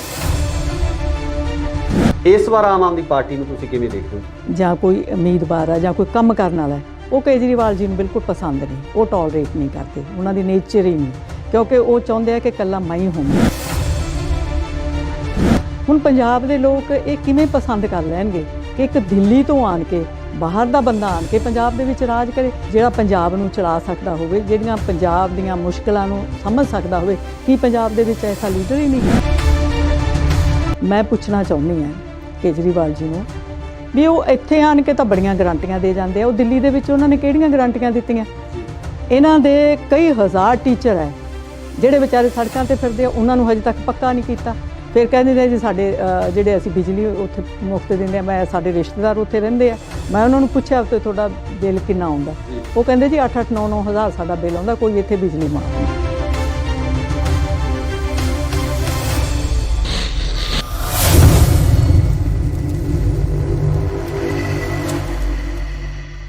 ਪੰਜਾਬ ਦੇ ਵਿੱਚ ਲਗਾਤਾਰ ਜਿਹੜਾ ਸਿਆਸੀ ਮਾਹੌਲ ਆ ਗਰਮ ਹੁੰਦਾ ਜਾ ਰਿਹਾ। ਜਿਵੇਂ ਜਿਵੇਂ ਮੌਸਮ ਦੇ ਵਿੱਚ ਤਬਦੀਲੀ ਆ ਰਹੀ ਆ, ਮੌਸਮ ਦੇ ਵਿੱਚ ਗਰਮਾਹਟ ਆ ਰਹੀ ਹੈ, ਉਸੇ ਤਰ੍ਹਾਂ ਹੀ ਵਿਧਾਨ ਸਭਾ ਚੋਣਾਂ ਨੂੰ ਲੈ ਕੇ ਵੀ ਕਿਤੇ ਨਾ ਕਿਤੇ ਗਰਮਾਹਟ ਹੈ ਜਿਹੜੀ ਉਹ ਵੱਧਦੀ ਜਾਂਦੀ ਹੈ। ਜਿਉਂ-ਜਿਉਂ ਸਮਾਂ ਘਟਦਾ ਜਾ ਰਿਹਾ, ਸਿਆਸੀ ਲੋਕਾਂ ਦੀਆਂ ਗਤੀਵਿਧੀਆਂ ਵੀ ਲਗਾਤਾਰ ਹਲਕਿਆਂ ਦੇ ਵਿੱਚ ਤੇਜ਼ ਹੁੰਦੀਆਂ ਜਾ ਰਹੀਆਂ ਨੇ। ਅੱਜ ਗੱਲ ਕਰਾਂਗੇ ਹਲਕਾ ਜੈਤੋ ਦੀ। ਹਲਕਾ ਜੈਤੋ ਦੇ ਵਿੱਚ ਤਿੰਨੇ ਚਾਰੇ ਪਾਰਟੀਆਂ ਸਰਗਰਮ ਨੇ ਤੇ ਅੱਜ ਸਾਡੇ ਨਾਲ ਬੋਲੋ ਨੇਤਾ ਜੀ ਪ੍ਰੋਗਰਾਮ ਦੇ ਤਹਿਤ ਬੀਬੀ ਪਰਮਜੀਤ ਕੌਰ ਜੀ ਗੁਲਸ਼ਨ ਮੌਜੂਦ ਨੇ, ਜੋ ਕਿ ਸ਼੍ਰੋਮਣੀ ਅਕਾਲੀ ਦਲ ਸੰਯੁਕਤ ਵੱਲੋਂ ਕੈਂਡੀਡੇਟ ਨੇ। ਉਹਨਾਂ ਨਾਲ ਗੱਲਬਾਤ ਕਰਾਂਗੇ ਕਿ ਉਹ ਆਪਣੇ ਹਲਕੇ ਦੇ ਵਿੱਚ ਕਿਸ ਤਰ੍ਹਾਂ ਦੇ ਕੰਮ ਕਰਨਗੇ। ਬੀਬੀ ਜੀ ਬਹੁਤ ਬਹੁਤ ਸਵਾਗਤ ਹੈ ਜੀ ਇੰਡੋਜ਼ ਟੀਵੀ ਆਸਟ੍ਰੇਲੀਆ। ਸਾਰੇ ਇੰਡੋਜ਼ ਟੀਵੀ ਚੈਨਲ ਦੇ ਸਾਰੇ ਸਰੋਤਿਆਂ ਨੂੰ ਮੇਰੀ ਗੁਰਫਤਿਹ, ਸਾਰਿਆਂ ਨੂੰ ਸਤਿ ਸ੍ਰੀ ਅਕਾਲ। ਮੈਂ ਧੰਨਵਾਦ ਕਰਦੀ ਹਾਂ ਗੁਰਪਾਲ ਜੀ ਤੁਹਾਡਾ ਕਿ ਤੁਸੀਂ ਇਸ ਚੈਨਲ ਦੇ ਰਾਹੀਂ ਮੈਨੂੰ, ਤੁਹਾਡੇ ਆਪਣੇ ਜਿੰਨੇ ਸਰੋਤੇ ਆ ਇੰਡੋਜ਼ ਟੀਵੀ ਦੇ, ਉਹਨਾਂ ਨਾਲ ਮੈਨੂੰ ਮਿਲਣ ਦਾ ਮੌਕਾ ਦਿੱਤਾ, ਮੈਨੂੰ ਗੱਲ ਕਰਨ ਦਾ ਮੌਕਾ ਦਿੱਤਾ। ਬਹੁਤ ਧੰਨਵਾਦ ਤੁਹਾਡਾ ਜੀ। ਬੀਬੀ ਜੀ ਪਹਿਲਾ ਸਵਾਲ ਹੀ ਤੁਹਾਨੂੰ ਰੱਖਣਾ, ਤੁਸੀਂ ਜੈਤੋ ਹਲਕੇ ਤੋਂ ਬਹੁਤ ਪੁਰਾਣੇ ਵਾਕਿਫ ਹੋ। ਬਿਲਕੁਲ। ਫਰੀਦਕੋਟ ਤੋਂ ਤੁਸੀਂ MP ਰਹੇ ਹੋ, ਬਠਿੰਡਾ ਤੋਂ ਵੀ ਤੁਸੀਂ ਆਪਣੀਆਂ ਸੇਵਾਵਾਂ ਮੈਂਬਰ ਪਾਰਲੀਮੈਂਟ ਦੇ ਤੌਰ ਤੇ ਦਿੱਤੀਆਂ। ਤੇ ਸਭ ਤੋਂ ਪਹਿਲਾ ਸਵਾਲ ਹੈ ਕਿ ਦੁਬਾਰਾ ਫਿਰ ਇਸ ਹਲਕੇ ਨੂੰ ਚੂਜ਼ ਕਰਨ ਦਾ ਜਾਂ ਇਸ ਹਲਕੇ ਨੂੰ ਚੁਣਨ ਦਾ ਕਾਰਨ ਕੀ ਹੈ? ਗੁਰਕਵਾਲ ਜੀ ਦੇਖੋ, ਮੇਰੇ ਕੋਲ ਕਈ ਆਪਸ਼ਨ ਸੀ ਜੀ। ਮੈਂ ਬਸੀ ਪਠਾਣਾ ਤੋਂ ਵੀ ਚੋਣ ਲੜ ਸਕਦੀ ਸੀ ਜੀ, ਦਿਹਾਤੀ ਬਠਿੰਡਾ ਤੋਂ ਵੀ ਚੋਣ ਲੜ ਸਕਦੀ ਸੀ ਜੀ, ਮੈਂ ਭੁੱਚੋ ਤੋਂ ਵੀ ਮੈਨੂੰ ਪਾਰਟੀ ਨੇ ਆਪਸ਼ਨ ਦਿੱਤੀ ਹੋਈ ਸੀ ਕਿ ਤਿੰਨੇ ਹਲਕਿਆਂ 'ਚੋਂ ਤੁਸੀਂ ਕਿਸੇ ਤੇ ਵੀ ਚੋਣ ਲੜ ਸਕਦੇ ਆ, ਪਰ ਮੈਂ ਜੈਤੋ ਚੁਣਿਆ ਜੀ। ਇਹਦੀ ਬਹੁਤ ਵੱਡੀ ਵਜ੍ਹਾ ਹੈ ਜੀ, ਕਿਉਂਕਿ ਜੈਤੋ ਦੇ ਨਾਲ ਮੇਰੀ ਰੂਹ ਜੁੜੀ ਹੋਈ ਹੈ, ਮੇਰੀ ਆਤਮਾ ਜੁੜੀ ਹੋਈ ਹੈ ਜੀ। ਕਿਉਂ? ਇਹ ਵੀ ਇੱਕ ਪ੍ਰਸ਼ਨ ਹੈ ਜੀ। ਕਿਉਂਕਿ ਮੇਰੇ ਸਵਰਗਵਾਸੀ ਪਿਤਾ ਸਰਦਾਰ ਧੰਨਾ ਸਿੰਘ ਗੁਲਸ਼ਨ ਜੀ ਜਦੋਂ 9 ਸਾਲ ਦੇ ਸੀ, ਜੈਤੋ ਦਾ ਮੋਰਚਾ ਲੱਗਿਆ, ਉਦੋਂ ਉਹਨਾਂ ਨੇ 9 ਸਾਲ ਦੀ ਉਮਰ ਦੇ ਵਿੱਚ ਹੀ ਜੈਤੋ ਦੇ ਮੋਰਚੇ ਦੇ ਵਿੱਚ ਜੇਲ੍ਹ ਕੱਟੀ ਜੀ। ਔਰ ਉੱਥੇ ਜੇਲ੍ਹ ਦੇ ਵਿੱਚ ਬੜੇ ਵੱਡੇ ਤਸੀਹੇ ਦਿੱਤੇ ਗਏ, ਉਹਨਾਂ ਨੇ ਝੱਲੇ, ਕਦੇ ਉਹਨਾਂ ਨੇ ਉਫ ਤੱਕ ਨਹੀਂ ਸੀ ਕੀਤੀ ਜੀ। ਔਰ ਬੜਾ ਲੰਬਾ ਸਮਾਂ ਮਾਸਟਰ ਤਾਰਾ ਸਿੰਘ ਜੀ ਦੇ ਨਾਲ ਔਰ ਬਾਬਾ ਖੜਕ ਸਿੰਘ ਜੀ ਦੇ ਨਾਲ ਉਹ ਚਰਖੀ, ਦਾਦਰੀ, ਹੋ ਬਹੁਤ ਸਾਰੀਆਂ ਜੇਲ੍ਹਾਂ, ਜੇ ਮੈਂ ਨਾਂ ਲੈਣ ਲੱਗਾ ਤਾਂ ਬੜੀਆਂ ਜੇਲ੍ਹਾਂ ਜਿਨ੍ਹਾਂ ਦੇ ਨਾਂ ਮੇਰਾ ਖਿਆਲ ਹੈ ਨਾਮੁਮਕਿਨ ਹੈ ਲੈਣੇ ਜੀ। ਸੋ ਉਹਨਾਂ ਨੇ ਪਹਿਲਾਂ ਜਿਹੜੀ ਆਪਣੀ ਜ਼ਿੰਦਗੀ ਦਾ ਸਫ਼ਰ ਸੰਘਰਸ਼ ਵਾਸਤੇ, ਆਜ਼ਾਦੀ ਲਈ, ਉਹਨਾਂ ਨੇ ਜੈਤੋ ਤੋਂ ਸ਼ੁਰੂ ਕੀਤਾ ਸੀ। ਇਸ ਕਰਕੇ ਮੈਂ ਇਸ ਧਰਤੀ ਨੂੰ ਬਹੁਤ ਪਵਿੱਤਰ ਮੰਨਦੀ ਹਾਂ, ਕਿਉਂਕਿ ਇੱਥੋਂ ਮੇਰੇ ਪਿਤਾ ਜੀ ਨੇ ਆਪਣਾ ਜ਼ਿੰਦਗੀ ਦਾ ਸਫ਼ਰ ਸੀ ਜਿਹੜਾ ਸੰਘਰਸ਼ ਦੇਸ਼ ਦੀ ਆਜ਼ਾਦੀ ਲਈ ਔਰ ਪੰਥ ਦੀ ਆਜ਼ਾਦੀ ਲਈ ਇੱਥੋਂ ਸ਼ੁਰੂ ਕੀਤਾ ਸੀ। ਇਸ ਕਰਕੇ ਮੈਂ ਇਹ ਜੈਤੋ ਇਲਾਕਾ ਚੁਣਿਆ। ਬੀਬੀ ਜੀ ਤੁਸੀਂ ਪਹਿਲਾਂ ਸ਼੍ਰੋਮਣੀ ਅਕਾਲੀ ਦਲ ਨਾਲ ਜੁੜੇ ਰਹੇ ਹੋ, 2 ਵਾਰ ਮੈਂਬਰ ਪਾਰਲੀਮੈਂਟ ਸ਼੍ਰੋਮਣੀ ਅਕਾਲੀ ਦਲ ਦੀ ਪਾਰਟੀ ਦੇ ਤਰਫੋਂ ਰਹੇ ਹੋ। ਇਸ ਵਾਰ ਤੁਸੀਂ ਅਕਾਲੀ ਦਲ ਸੰਯੁਕਤ ਦੇ ਤਰਫੋਂ ਇਹ ਇਲੈਕਸ਼ਨ ਲੜ ਰਹੇ ਹੋ। ਅਕਾਲੀ ਦਲ ਬਾਦਲ ਨਾਲ ਤੁਹਾਡੀ ਇਹੋ ਜਿਹੀਆਂ ਕਿਹੜੀਆਂ ਸਮੱਸਿਆਵਾਂ ਪੈਦਾ ਹੋਈਆਂ, ਇਹੋ ਜਿਹੇ ਕਿਹੜੇ ਹਾਲਾਤ ਪੈਦਾ ਹੋਏ ਜਿਹਦੇ ਕਰਕੇ ਤੁਹਾਨੂੰ ਪਾਰਟੀ ਨੂੰ ਛੱਡ ਕੇ ਇੱਕ ਨਵੇਂ ਧੜੇ ਨਾਲ ਜਾਂ ਆਪਾਂ ਕਹਿ ਲਈਏ ਅਕਾਲੀ ਦਲ ਸੰਯੁਕਤ ਦੀ ਜਿਹੜੀ ਸੰਗਠਨ ਕੀਤਾ ਜਾਂਦਾ ਉਸ ਨਾਲ ਜੁੜਨਾ ਪਿਆ? ਗੁਰਕਪਾਲ ਜੀ, ਬੜੀ ਵੱਡੀ ਮਸਲਾ ਸੀ ਜਿਹੜਾ ਸਾਨੂੰ ਸ਼੍ਰੋਮਣੀ ਅਕਾਲੀ ਦਲ ਬਾਦਲ ਤੋਂ ਵੱਖ ਹੋ ਕੇ ਇਹ ਪਾਰਟੀ ਬਣਾਉਣੀ ਪਈ ਜੀ। ਕਿਉਂਕਿ ਪਹਿਲੀ ਗੱਲ ਤਾਂ ਇਹ ਹੈ ਕਿ ਇਹ ਪਾਰਟੀ ਜਿਹੜੀ 1920 ਦੇ ਵਿੱਚ ਬੜੇ ਵੱਡੇ ਲੰਬੇ ਸੰਘਰਸ਼ ਕਰਕੇ ਬਣਾਈ ਸੀ ਜੀ, ਉਹ ਕੁਝ ਅਸੂਲ ਸੀ, ਉਹਦੇ ਨਿਯਮ ਸੀ, ਉਹਨਾਂ ਤੇ ਖੜੀ ਹੋਈ ਸੀ ਜੀ। ਪਰ ਜਦੋਂ ਤੋਂ ਸਰਦਾਰ ਸੁਖਬੀਰ ਸਿੰਘ ਬਾਦਲ ਪਾਰਟੀ ਦੇ ਪ੍ਰਧਾਨ ਬਣੇ ਜੀ, ਉਹਨਾਂ ਨੇ ਉਹ ਸਾਰੇ ਦੇ ਸਾਰੇ ਜਿਹੜੇ ਅਸੂਲ ਸੀ ਉਹ ਛਿੱਕੇ ਟੰਗਤੇ ਜੀ। ਸਿਰਫ ਜੇ ਹੁਕਮ ਚੱਲਦਾ ਸੀ ਤਾਂ ਬਾਦਲ ਪਰਿਵਾਰ ਦਾ ਹੁਕਮ ਪਾਰਟੀ ਦੇ ਵਿੱਚ ਚੱਲਦਾ ਸੀ ਜੀ। ਉਹਨਾਂ ਨੇ ਸ਼੍ਰੋਮਣੀ ਅਕਾਲੀ ਦਲ ਦੀ ਬਜਾਏ ਇੱਕ ਕੋਆਪਰੇਟਿਵ ਆਪਾਂ ਸੁਸਾਇਟੀ ਕਹਿ ਸਕਦੇ, ਇੱਕ ਕੋਆਪਰੇਟਿਵ ਅਦਾਰਾ ਬਣਾ ਲਿਆ ਜੀ, ਜਿਹਦੇ ਉੱਪਰ ਸਿਰਫ ਤੇ ਸਿਰਫ ਬਾਦਲ ਪਰਿਵਾਰ ਦਾ ਹੀ ਗੱਲਬਾਤ ਸੀ ਜੀ। ਹੋਰ ਉੱਥੇ ਕਿਸੇ ਦੀ ਕੋਈ ਚੱਲਦੀ ਨਹੀਂ ਸੀ ਜੀ। ਜਿਹੜੀ ਇਹ ਤੋਂ ਵੀ ਵੱਡੀ ਗੱਲ ਸੀ ਉਹ ਸੀ ਜਿਹੜੀ ਆਪਣੇ ਸਾਹਿਬ ਸ਼੍ਰੀ ਗੁਰੂ ਗ੍ਰੰਥ ਸਾਹਿਬ ਜੀ ਦੀ ਬੇਅਦਬੀ ਦਾ ਵੱਡਾ ਕਾਰਨ ਸੀ ਜੀ, ਜੀ। ਕਿਉਂਕਿ ਉਸ ਟਾਈਮ ਤੇ ਸ਼੍ਰੋਮਣੀ ਅਕਾਲੀ ਦਲ ਦੀ ਸਰਕਾਰ ਸੀ ਜੀ, ਔਰ ਪੰਥਕ ਕਹਾਉਣ ਵਾਲੀ ਪਾਰਟੀ ਦੀ ਸਰਕਾਰ ਸੀ ਜੀ, ਜਿਨੇ ਹਮੇਸ਼ਾ ਪੰਥ ਦਾ ਸਹਾਰਾ ਲੈ ਕੇ ਬੜਾ ਲੰਬਾ ਸਮਾਂ ਜਿਹੜਾ ਹੈ ਸਰਦਾਰ ਪ੍ਰਕਾਸ਼ ਸਿੰਘ ਬਾਦਲ ਨੇ 5 ਵਾਰੀ ਮੁੱਖ ਮੰਤਰੀ ਰਹੇ। ਪਰ ਬੜੇ ਦੁੱਖ ਦੀ ਗੱਲ ਹੈ ਔਰ ਜਿਹੜੇ ਸਿੱਖ, ਮੈਂ ਇਹ ਨਹੀਂ ਇਕੱਲੇ ਸਿੱਖਾਂ ਦੇ ਨਹੀਂ ਜੀ, ਬਲਕਿ ਹਰ ਧਰਮ ਦੇ ਜਿਹੜੇ ਲੋਕ ਸੀ, ਜਿਹੜੇ ਗੁਰੂ ਨਾਨਕ ਨਾਮ ਲੇਵਾ ਜੀ, ਉਹਨਾਂ ਦੇ ਹਿਰਦੇ ਬਲੁੰਦਰੇ ਗਏ ਜਦੋਂ ਸਾਹਿਬ ਸ਼੍ਰੀ ਗੁਰੂ ਗ੍ਰੰਥ ਸਾਹਿਬ ਜੀ ਦੇ ਜਿਹੜੇ ਅੰਗ ਸੀ ਜੀ, ਉਹ ਗਲੀਆਂ ਦੇ ਵਿੱਚ ਰੋਲੇ ਗਏ। ਜੀ। ਔਰ ਸ਼੍ਰੋਮਣੀ ਅਕਾਲੀ ਦਲ ਪੰਥਕ ਕਹਾਉਣ ਵਾਲੀ ਸਰਕਾਰ ਹੋਵੇ ਜੀ, ਤੇ ਸਾਡੇ ਗੁਰੂ, ਅਸੀਂ ਇਹ ਦੇਖੋ ਜਿਹੜਾ ਗੁਰੂ ਤਾਂ ਆਪ ਖੁਦ ਇਨਸਾਫ ਕਰਨ ਵਾਲਾ ਹੈ ਜੀ, ਪਰ ਜਿਹੜੇ ਦੋਸ਼ੀ ਸੀ ਉਹਨਾਂ ਨੂੰ ਲੱਭਣਾ ਉਸ ਮੌਕੇ ਦੀ ਮੌਜੂਦਾ ਸਰਕਾਰ ਦਾ ਕੰਮ ਹੁੰਦਾ ਹੈ। ਜੀ। ਪਰ ਬੜੇ ਅਫਸੋਸ ਤੇ ਦੁੱਖ ਨਾਲ ਇਹ ਸਾਰੇ ਜਿਹੜਾ ਹੈ ਉਹਨਾਂ ਨੇ ਇਸ ਗੱਲ ਦਾ ਦੁੱਖ ਮਨਾਇਆ ਕਿ ਪੰਥਕ ਸਰਕਾਰ ਹੋਵੇ ਤੇ ਸਾਡੇ ਗੁਰੂ ਗ੍ਰੰਥ ਸਾਹਿਬ ਜੀ ਦੇ ਅੰਗ ਜਿਨ੍ਹਾਂ ਨੇ ਗਲੀਆਂ ਦੇ ਵਿੱਚ ਰੋਲੇ, ਐਡੀ ਵੱਡੀ ਬੇਅਦਬੀ ਹੋਈ ਹੋਵੇ ਤੇ ਉਹ ਅਸੀਂ ਗੁਨਾਹਗਾਰ ਸੀ ਜਿਹੜੇ ਉਹਨਾਂ ਨੂੰ ਨਾ ਸੀ ਸਜ਼ਾ ਦਿੱਤੀ ਨਾ ਉਹਨਾਂ ਨੂੰ ਲੱਭ ਸਕੇ। ਅੱਜ ਵੀ ਉੱਥੇ ਖੜੀ ਆ ਸਰਕਾਰ, ਕਾਂਗਰਸ ਦੀ ਆ ਗਈ ਆ। ਹਾਲਾਂਕਿ ਅਕਾਲੀ ਦਲ ਦੇ ਜਾਣ ਦਾ ਮੁੱਖ ਕਾਰਨ ਵੀ ਮੈਨੂੰ ਲੱਗਦਾ ਇਹ ਬੇਅਦਬੀ ਬਣੀ। 5 ਸਾਲ ਹੁਣ ਕਾਂਗਰਸ ਦੀ ਸਰਕਾਰ ਨੇ ਵੀ ਕੱਢ ਲਿਆ, ਵੱਡੇ ਵੱਡੇ ਦਾਅਵੇ ਵੀ ਕੀਤੇ ਗਏ, ਸੌਹਾਂ ਖਾਧੀਆਂ ਗਈਆਂ, ਇਨਸਾਫ ਤਾਂ ਇੱਥੋਂ ਵੀ ਨਹੀਂ ਮਿਲਿਆ। ਇਹਦੇ ਬਾਰੇ ਕੀ ਕਹਿਣਾ? ਇਹ ਤੁਸੀਂ ਬਿਲਕੁਲ ਗੱਲ ਸਹੀ ਕਹਿ ਰਹੇ ਆ ਗੁਰਇਕਬਾਲ ਜੀ। ਜੀ। 5 ਸਾਲ ਕਾਂਗਰਸ ਦੀ ਸਰਕਾਰ ਰਹੀ ਜੀ। ਉਹਨਾਂ ਨੇ ਸਭ ਤੋਂ ਪਹਿਲਾਂ ਸਹੁੰ ਖਾਧੀ ਸੀ ਕਿ ਅਸੀਂ ਜਿਹੜਾ ਇਹ ਬੇਅਦਬੀ ਦੇ ਦੋਸ਼ੀ ਹੈ ਜੀ, ਉਹਨਾਂ ਨੂੰ ਅਸੀਂ ਸਜ਼ਾਵਾਂ ਦੇਵਾਂਗੇ। ਜੀ। ਪਰ 5 ਸਾਲ ਬੀਤਣ ਤੋਂ ਬਾਅਦ ਵੀ ਉਹ ਵੀ ਜਿਵੇਂ ਕਹਿੰਦੇ ਆ ਨਾ ਵੀ ਪਰਨਾਲਾ ਉੱਥੇ ਦਾ ਉੱਥੇ ਹੈ, ਨਾ ਕੋਈ ਉਹਨਾਂ ਨੇ ਉਹ ਦੋਸ਼ੀਆਂ ਨੂੰ ਫੜਿਆ, ਸਜ਼ਾਵਾਂ ਦਵਾਈਆਂ ਤੇ ਨਾ ਹੀ ਸ਼੍ਰੋਮਣੀ ਅਕਾਲੀ ਦਲ ਬਾਦਲ ਨੇ ਦਵਾਈਆਂ। ਅਕਾਲੀ ਦਲ ਸੰਯੁਕਤ ਹੋਣ ਦੇ ਵਿੱਚ ਆਇਆ, ਤੁਸੀਂ ਉਹਨੂੰ ਰਿਪਰੈਜ਼ੈਂਟ ਕਰ ਰਹੇ ਹੋ।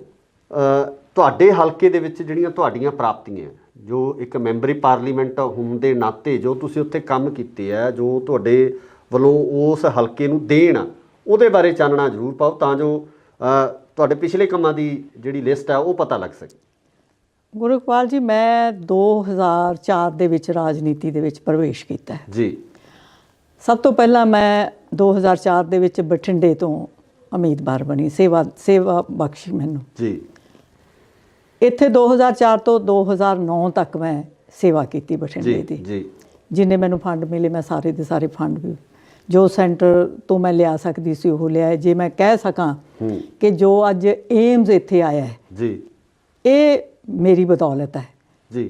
ਪਰ ਸ਼੍ਰੋਮਣੀ ਅਕਾਲੀ ਦਲ ਤਾਂ ਕਹਿ ਰਿਹਾ ਕਿ ਬੀਬੀ ਹਰਸਿਮਰਤ ਕੌਰ ਬਾਦਲ ਉਹਨਾਂ ਦੇ ਐਫਰਟਸ ਨੇ, ਉਹਨਾਂ ਨੇ ਏਮਜ਼ ਲੈ ਕੇ ਆਂਦਾ। ਦੇਖੋ ਗੱਲ ਇਹ ਹੈ ਵੀ ਮੈਂ 10 ਸਾਲ ਉੱਥੇ ਰਹੀ ਜੀ, ਲੋਕ ਸਭਾ ਮੈਂਬਰ ਰਹੀ ਜੀ। ਉਸ ਦੌਰਾਨ ਕਾਂਗਰਸ ਦੀ ਸਰਕਾਰ ਸੀ ਜੀ। ਪਰ ਜਿਹੜਾ ਮੁੱਦਾ ਮੇਰੇ ਵੱਲੋਂ ਉਠਾਇਆ ਗਿਆ ਜੀ, ਚਾਹੇ ਉਹ ਸ਼ਤਾਬਦੀਆਂ ਚੱਲਣ ਦਾ, ਚਾਹੇ ਓਵਰ ਬ੍ਰਿਜ ਅੰਡਰ ਬ੍ਰਿਜ ਬਣੇ ਆ, ਜਾਂ ਇਹ ਸੜਕਾਂ ਦੇ ਜਾਲ ਵਿਛੇ ਹੈ, ਜਾਂ ਰੇਲਵੇ ਦੇ ਵਿੱਚ ਸੁਧਾਰ, ਮਾਡਲ ਰੇਲਵੇ ਸਟੇਸ਼ਨ ਬਣੇ, ਜਾਂ ਬਹੁਤ ਸਾਰੀਆਂ ਟ੍ਰੇਨਸ ਦੇ ਠਹਿਰਾਅ ਹੋਏ, ਨਵੀਆਂ ਟ੍ਰੇਨਸ ਚੱਲੀਆਂ, ਜੀ ਇਹ ਸਾਰੀ ਮੇਰੀ ਮੰਗ ਸ਼ੁਰੂ ਤੋਂ ਹੀ ਰਹੀ ਹੈ। ਜੀ ਕਿਉਂਕਿ ਜਦੋਂ ਅਸੀਂ ਉੱਥੇ ਕੋਈ ਵੀ ਮੈਂਬਰ ਪਾਰਲੀਮੈਂਟ ਬੋਲਦਾ ਹੈ ਤਾਂ ਉਹ ਉੱਥੇ ਅੰਕਿਤ ਹੋ ਜਾਂਦਾ, ਦਰਜ ਹੋ ਜਾਂਦਾ ਔਰ ਰਿਕਾਰਡ ਦੇ ਵਿੱਚ ਆ ਜਾਂਦਾ ਹੈ। ਫਿਰ ਉਹਦੇ ਤੇ ਹੌਲੀ ਹੌਲੀ ਕਾਰਵਾਈ ਹੁੰਦੀ ਹੈ। ਜੀ ਜਦੋਂ ਬੀਬਾ ਹਰਸਿਮਰਤ ਕੌਰ ਬਾਦਲ ਪਹਿਲੀ ਵਾਰੀ MP ਬਣੇ ਹੈ, ਉਦੋਂ ਵੀ ਕਾਂਗਰਸ ਦੀ ਸਰਕਾਰ ਸੀ। ਪਰ ਚਲੋ ਮੈਂ ਕਹਿ ਸਕਦੀ ਹਾਂ ਕਿ ਉਸ ਤੋਂ ਬਾਅਦ ਜਦੋਂ ਭਾਰਤੀ ਜਨਤਾ ਪਾਰਟੀ ਦੀ ਸਰਕਾਰ ਦੇ ਨਾਲ ਅਲਾਈਅੰਸ ਹੋਣ ਦੇ ਨਾਤੇ ਉਹਨਾਂ ਨੂੰ ਇਹ ਸਿਹਰਾ ਮਿਲ ਗਿਆ। ਪਰ ਮੈਂ ਇਹ ਕਹਿ ਸਕਦੀ ਹਾਂ ਦਾਅਵੇ ਨਾਲ ਕਿ ਅੱਜ ਵੀ ਜੇਕਰ ਰਿਕਾਰਡ ਫੋਲਿਆ ਜਾਵੇ ਤਾਂ ਇਹ ਜਿਹੜੀ ਸ਼ੁਰੂਆਤ ਸੀ ਜਾਂ ਇਹ ਜਿਹੜੀ ਪੂਰੀ ਦੀ ਪੂਰੀ ਮਿਹਨਤ ਸੀ, ਇਹ ਸਾਰੀ ਮੇਰੀ ਕੀਤੀ ਹੋਈ ਸੀ। ਮਤਲਬ ਇਹ ਇਨ ਰਿਕਾਰਡ ਹੈ ਕਿ ਬੀਬਾ ਹਰਸਿਮਰਤ ਬਾਦਲ ਵੱਲੋਂ ਇਹ ਵਿਸ਼ਾ ਨਹੀਂ ਚੱਕਿਆ ਗਿਆ, ਇਹ ਵਿਸ਼ਾ ਤੁਸੀਂ ਛੋਇਆ। ਹਾਂ ਤੁਸੀਂ। ਅੱਛਾ, ਜੇ ਮੈਂ ਕਰਾਂ ਗੱਲ ਜੈਤੋ ਦੀ, ਜੀ ਮੈਂ 2009 ਤੋਂ 2014 ਤੱਕ ਲੋਕ ਸਭਾ ਹਲਕਾ ਫਰੀਦਕੋਟ ਤੋਂ ਲੋਕ ਸਭਾ ਦੀ ਮੈਂਬਰ ਦਾ ਜੋ ਮੈਨੂੰ ਹਲਕੇ ਨੇ ਸੇਵਾ ਬਖਸ਼ੀ। ਜੀ ਉਦੋਂ ਸਾਨੂੰ ਜਿਹੜਾ ਫੰਡ ਮਿਲੇ MP ਅਖਤਿਆਰੀ ਫੰਡ ਜਿਹਨੂੰ ਆਪਾਂ ਕਹਿ ਦਿੰਦੇ ਆ, ਉਹ ਇਕੱਲੇ ਜੈਤੋ ਹਲਕੇ ਦੀ ਜੇ ਮੈਂ ਗੱਲ ਕਰ ਲਾਂ ਤਾਂ 2,31,74,000 ਰੁਪਈਆ ਮੈਂ ਉੱਥੇ ਦਿੱਤਾ ਹਲਕੇ ਦੇ ਵਿੱਚ। ਜਿੰਨਾ ਵੀ ਮੈਨੂੰ ਫੰਡ ਮਿਲਿਆ 21 ਕਰੋੜ ਰੁਪਈਆ ਫੰਡ ਮਿਲਿਆ ਸੀ ਟੋਟਲ।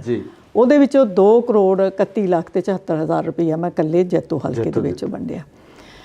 ਮੈਂ ਆਪਣਾ ਅਖਤਿਆਰੀ ਫੰਡ 100% ਸੀ ਜਿਹੜਾ ਉਹ ਵਰਤਿਆ। ਇੱਕ ਵੀ ਨਵਾਂ ਪੈਸਾ ਮੇਰੇ, ਅੱਜ ਵੀ ਮੇਰਾ ਜੇ ਰਿਕਾਰਡ ਚੈੱਕ ਕਰ ਲਓ ਤਾਂ ਇੱਕ ਵੀ ਨਵਾਂ ਪੈਸਾ ਮੇਰਾ ਪਿੱਛੇ ਨਹੀਂ ਰਿਹਾ। ਬਲਕਿ ਮੈਂ ਜਿਵੇਂ ਢੀਂਡਸਾ ਸਾਹਿਬ ਉਦੋਂ ਰਾਜ ਸਭਾ ਦੇ ਮੈਂਬਰ ਸੀ, ਉਹਨਾਂ ਤੋਂ ਵੀ ਮੈਂ ਪੈਸੇ ਲੈ ਕੇ ਹਲਕੇ ਦੇ ਵਿੱਚ ਵੰਡੇ। ਭੁੰਦੜ ਸਾਹਿਬ ਤੋਂ ਵੀ ਲੈ ਕੇ ਮੈਂ ਦਿੱਤੇ। ਹੋਰ ਵੀ ਜਿੰਨੇ ਵੀ ਰਾਜ ਸਭਾ ਦੇ ਮੈਂਬਰ ਆਪਣੇ ਪੰਜਾਬ ਦੇ ਸੀਗੇ, ਉਹਨਾਂ ਸਾਰਿਆਂ ਤੋਂ ਮੈਂ ਲੈ ਕੇ ਫੰਡ ਉਹ ਫਰੀਦਕੋਟ ਹਲਕੇ ਦੇ ਵਿੱਚ ਵੰਡੇ। ਅਤੇ ਮੇਰਾ ਖਿਆਲ ਹੈ ਕੋਈ ਐਸਾ, ਚਾਹੇ ਗਲੀਆਂ ਨਾਲੀਆਂ ਲੈ ਲਓ, ਚਾਹੇ SC ਤੇ ਜਨਰਲ ਧਰਮਸ਼ਾਲਾਵਾਂ ਲੈ ਲਓ, ਚਾਹੇ ਸੀਵਰੇਜ ਸਿਸਟਮ ਲੈ ਲਓ, ਚਾਹੇ ਪਾਣੀ ਜਿਹੜੇ ਉਦੋਂ ਬੜਾ ਜਿਹੜੇ ਮੋਬਾਈਲ ਵਾਟਰ ਟੈਂਕ ਸੀਗੇ, ਉਹ ਮੇਰਾ ਖਿਆਲ ਮੇਰੇ ਹਰ ਪਿੰਡ ਦੇ ਵਿੱਚ ਅੱਜ ਵੀ ਮੇਰੇ ਨਾਂ ਉਹਨਾਂ ਦੇ ਉੱਪਰ ਲਿਖਿਆ ਬੋਲਦਾ ਹੈ। ਵੱਡੇ ਵੱਡੇ ਪ੍ਰੋਜੈਕਟ ਸੀ ਜਿਹੜੇ, ਜਿਵੇਂ ਹਸਪਤਾਲ ਸੀ ਜੈਤੋ ਦੇ ਵਿੱਚ, ਇਸੇ ਤਰ੍ਹਾਂ ਬਹੁਤ ਵੱਡੀ ਸੀਵਰੇਜ ਦੀ ਪ੍ਰੋਬਲਮ ਸੀ, ਖਾਲੇ ਪੱਕੇ ਕਰਨੇ, ਤੇ ਬਹੁਤ ਵੱਡੇ ਵੱਡੇ ਇਹ ਕੰਮ ਸੀ ਜਿਹੜੇ, ਕਿਉਂਕਿ ਉਦੋਂ ਸ਼੍ਰੋਮਣੀ ਅਕਾਲੀ ਦਲ ਦੀ ਸਰਕਾਰ ਸੀ, ਇਸ ਕਰਕੇ ਮੈਂ ਬੜੀ ਮਿਹਨਤ ਕਰਕੇ ਇਹ ਸਾਰੇ ਜਿਹੜੇ ਪ੍ਰੋਜੈਕਟ ਸੀ ਇਸ ਹਲਕੇ ਦੇ ਵਿੱਚ ਲੈ ਕੇ ਆਂਦੇ ਆ। ਬੀਬਾ ਜੀ, ਇੱਕ ਹੋਰ ਚੀਜ਼ ਹੈ ਕਿ ਕਿਤੇ ਨਾ ਕਿਤੇ ਜਦੋਂ ਅਕਾਲੀ ਦਲ ਸੰਯੁਕਤ ਦਾ ਅਲਾਇੰਸ ਹੈ ਜਿਹੜਾ ਉਹ BJP ਨਾਲ ਹੁੰਦਾ, ਤਾਂ ਉੱਥੇ ਕਿਤੇ ਨਾ ਕਿਤੇ ਆਮ ਲੋਕਾਂ ਦੇ ਮਨਾਂ ਦੇ ਵਿੱਚ, ਜਾਂ ਖਾਸ ਕਰਕੇ ਆਪਾਂ ਗੱਲ ਕਰੀਏ ਕਿਸਾਨਾਂ ਦੀ, ਕਿਸਾਨਾਂ ਦੇ ਮਨਾਂ ਦੇ ਵਿੱਚ ਇੱਕ ਸ਼ੰਕਾ ਪੈਦਾ ਹੋ ਜਾਂਦੀ ਹੈ, ਇੱਕ ਰੋਸ ਆ ਜਿਹੜਾ ਪੈਦਾ ਹੋ ਜਾਂਦਾ ਉਹਨਾਂ ਬਿੱਲਾਂ ਕਰਕੇ ਜਿਹੜੇ ਬਿੱਲ ਭਾਜਪਾ ਦੀ ਸਰਕਾਰ ਵੱਲੋਂ ਕਿਸਾਨਾਂ ਦੇ ਖਿਲਾਫ ਬਣਾਏ ਗਏ। ਤੁਹਾਨੂੰ ਕੀ ਲੱਗਦਾ ਕਿ ਅਗਰ ਜਦੋਂ ਤੁਸੀਂ ਹਲਕੇ 'ਚ ਜਾਓਗੇ ਤਾਂ ਤੁਹਾਨੂੰ ਇਸ ਚੀਜ਼ ਦਾ ਸਾਹਮਣਾ ਕਰਨਾ ਪਊਗਾ, ਉਸ ਨੂੰ ਜਿਹੜਾ ਟੈਕਲ ਤੁਸੀਂ ਕਿਸ ਤਰ੍ਹਾਂ ਕਰੋ? ਦੇਖੋ, ਜਿਹੜਾ ਇਹ ਸਮਝੌਤਾ ਕੀਤਾ ਹੈ ਜੀ, ਇਹ ਬੜੀ ਸੋਚ ਸਮਝ ਤੋਂ ਬਾਅਦ ਇਹ ਸਮਝੌਤਾ ਕੀਤਾ ਜੀ। ਕਿਉਂਕਿ ਜੇ ਅਸੀਂ ਪੰਜਾਬ ਦੀ ਤਰੱਕੀ ਚਾਹੁੰਦੇ ਹਾਂ ਜੀ, ਤਾਂ ਇਹ ਤਰੱਕੀ ਉਦੋਂ ਹੀ ਹੋ ਸਕਦੀ ਹੈ ਜੇਕਰ ਦਿੱਲੀ ਦੇ ਵਿੱਚ ਵੀ ਉਹੀ ਸਰਕਾਰ ਹੋਵੇ ਜੀ, ਤੇ ਪੰਜਾਬ ਦੇ ਵਿੱਚ ਵੀ ਉਹੀ ਸਰਕਾਰ ਹੋਵੇ।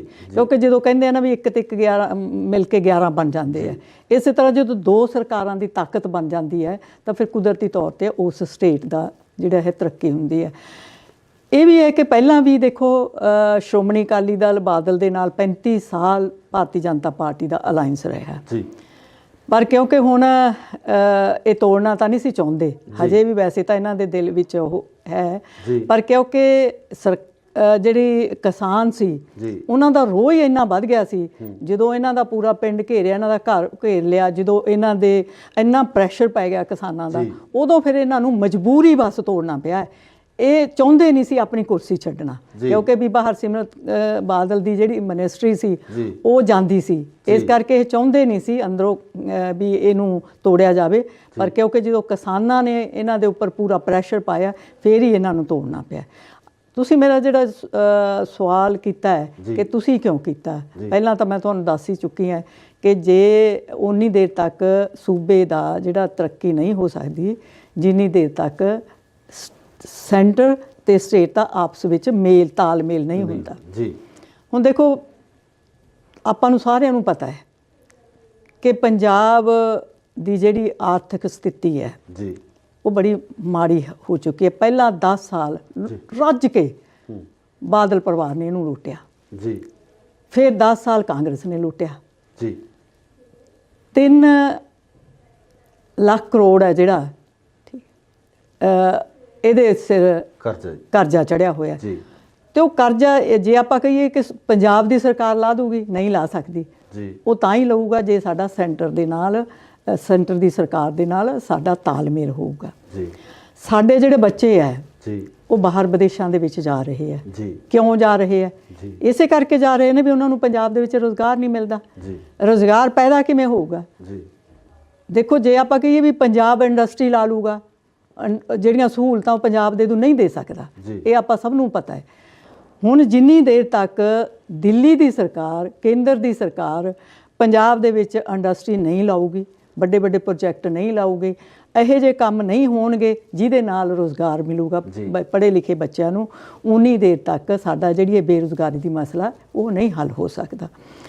ਇਸੇ ਤਰ੍ਹਾਂ ਸਾਡੇ ਜਿਹੜਾ ਇਹ ਮਾਫੀਆ ਹੈ, ਕੋਈ ਮਾਫੀਆ, ਬਹੁਤ ਮਾਫੀਆ ਹੈ, ਚਾਹੇ ਸ਼ਰਾਬ ਮਾਫੀਆ ਲੈ ਲਓ, ਰੇਤ ਮਾਫੀਆ ਲੈ ਲਓ, ਅਫਸਰ ਮਾਫੀਆ ਲੈ ਲਓ, ਜਿਹੜਾ ਟਰਾਂਸਪੋਰਟ ਮਾਫੀਆ ਹੈ, ਮਤਲਬ ਬਹੁਤ ਤਰ੍ਹਾਂ ਦੇ ਡਰੱਗ ਮਾਫੀਆ, ਬੜੇ ਮਾਫੀਏ ਹੈ ਜੀ। ਕਿਉਂਕਿ ਸੈਂਟਰ ਕੋਲੇ ਬਹੁਤ ਵੱਡੀ ਤਾਕਤ ਹੁੰਦੀ ਹੈ। ਇਸ ਕਰਕੇ ਇਹ ਮਾਫੀਆ ਨੂੰ ਖਤਮ ਕਰਨ ਵਾਸਤੇ ਜਿਹੜਾ ਹੈ ਔਰ ਪੰਜਾਬ ਨੂੰ ਤਾਕਤਵਰ ਬਣਾਉਣ ਵਾਸਤੇ, ਪੰਜਾਬ ਦੇ ਵਿੱਚ ਭਾਈਚਾਰਕ ਸਾਂਝ ਨੂੰ ਤਕੜਾ ਮਜ਼ਬੂਤ ਕਰਨ ਵਾਸਤੇ ਇਹ ਜਿਹੜਾ ਸਾਰੇ ਸਮਝੌਤੇ ਸੀ ਅਸੀਂ ਭਾਰਤੀ ਜਨਤਾ ਪਾਰਟੀ ਦੇ ਨਾਲ ਕੀਤੇ ਆ। ਲੋਕ ਇਸ ਚੀਜ਼ ਨੂੰ ਸਮਝਣਗੇ ਜੋ ਗੱਲਾਂ ਤੁਸੀਂ ਕਹੀਆਂ ਕਿ ਜਿਨ੍ਹਾਂ ਲੋਕਾਂ ਦੇ ਵਿੱਚ ਜਾਣਾ, ਜਿਨ੍ਹਾਂ ਲੋਕਾਂ ਨੇ ਵੋਟ ਕਰਨਾ, ਉਹ ਲੋਕ ਇਹਨਾਂ ਗੱਲਾਂ ਨੂੰ ਸਮਝਣਗੇ? ਉਹਨਾਂ ਨੂੰ ਕਿਵੇਂ ਸਮਝਾਓ? ਦੇਖੋ ਮੈਂ ਸੋਮਵਾਰ ਜੀ 26 ਤਰੀਕ ਨੂੰ ਜੀ ਆਪਣੇ ਦਫ਼ਤਰ ਦਾ ਉਦਘਾਟਨ ਕੀਤਾ ਜੀ।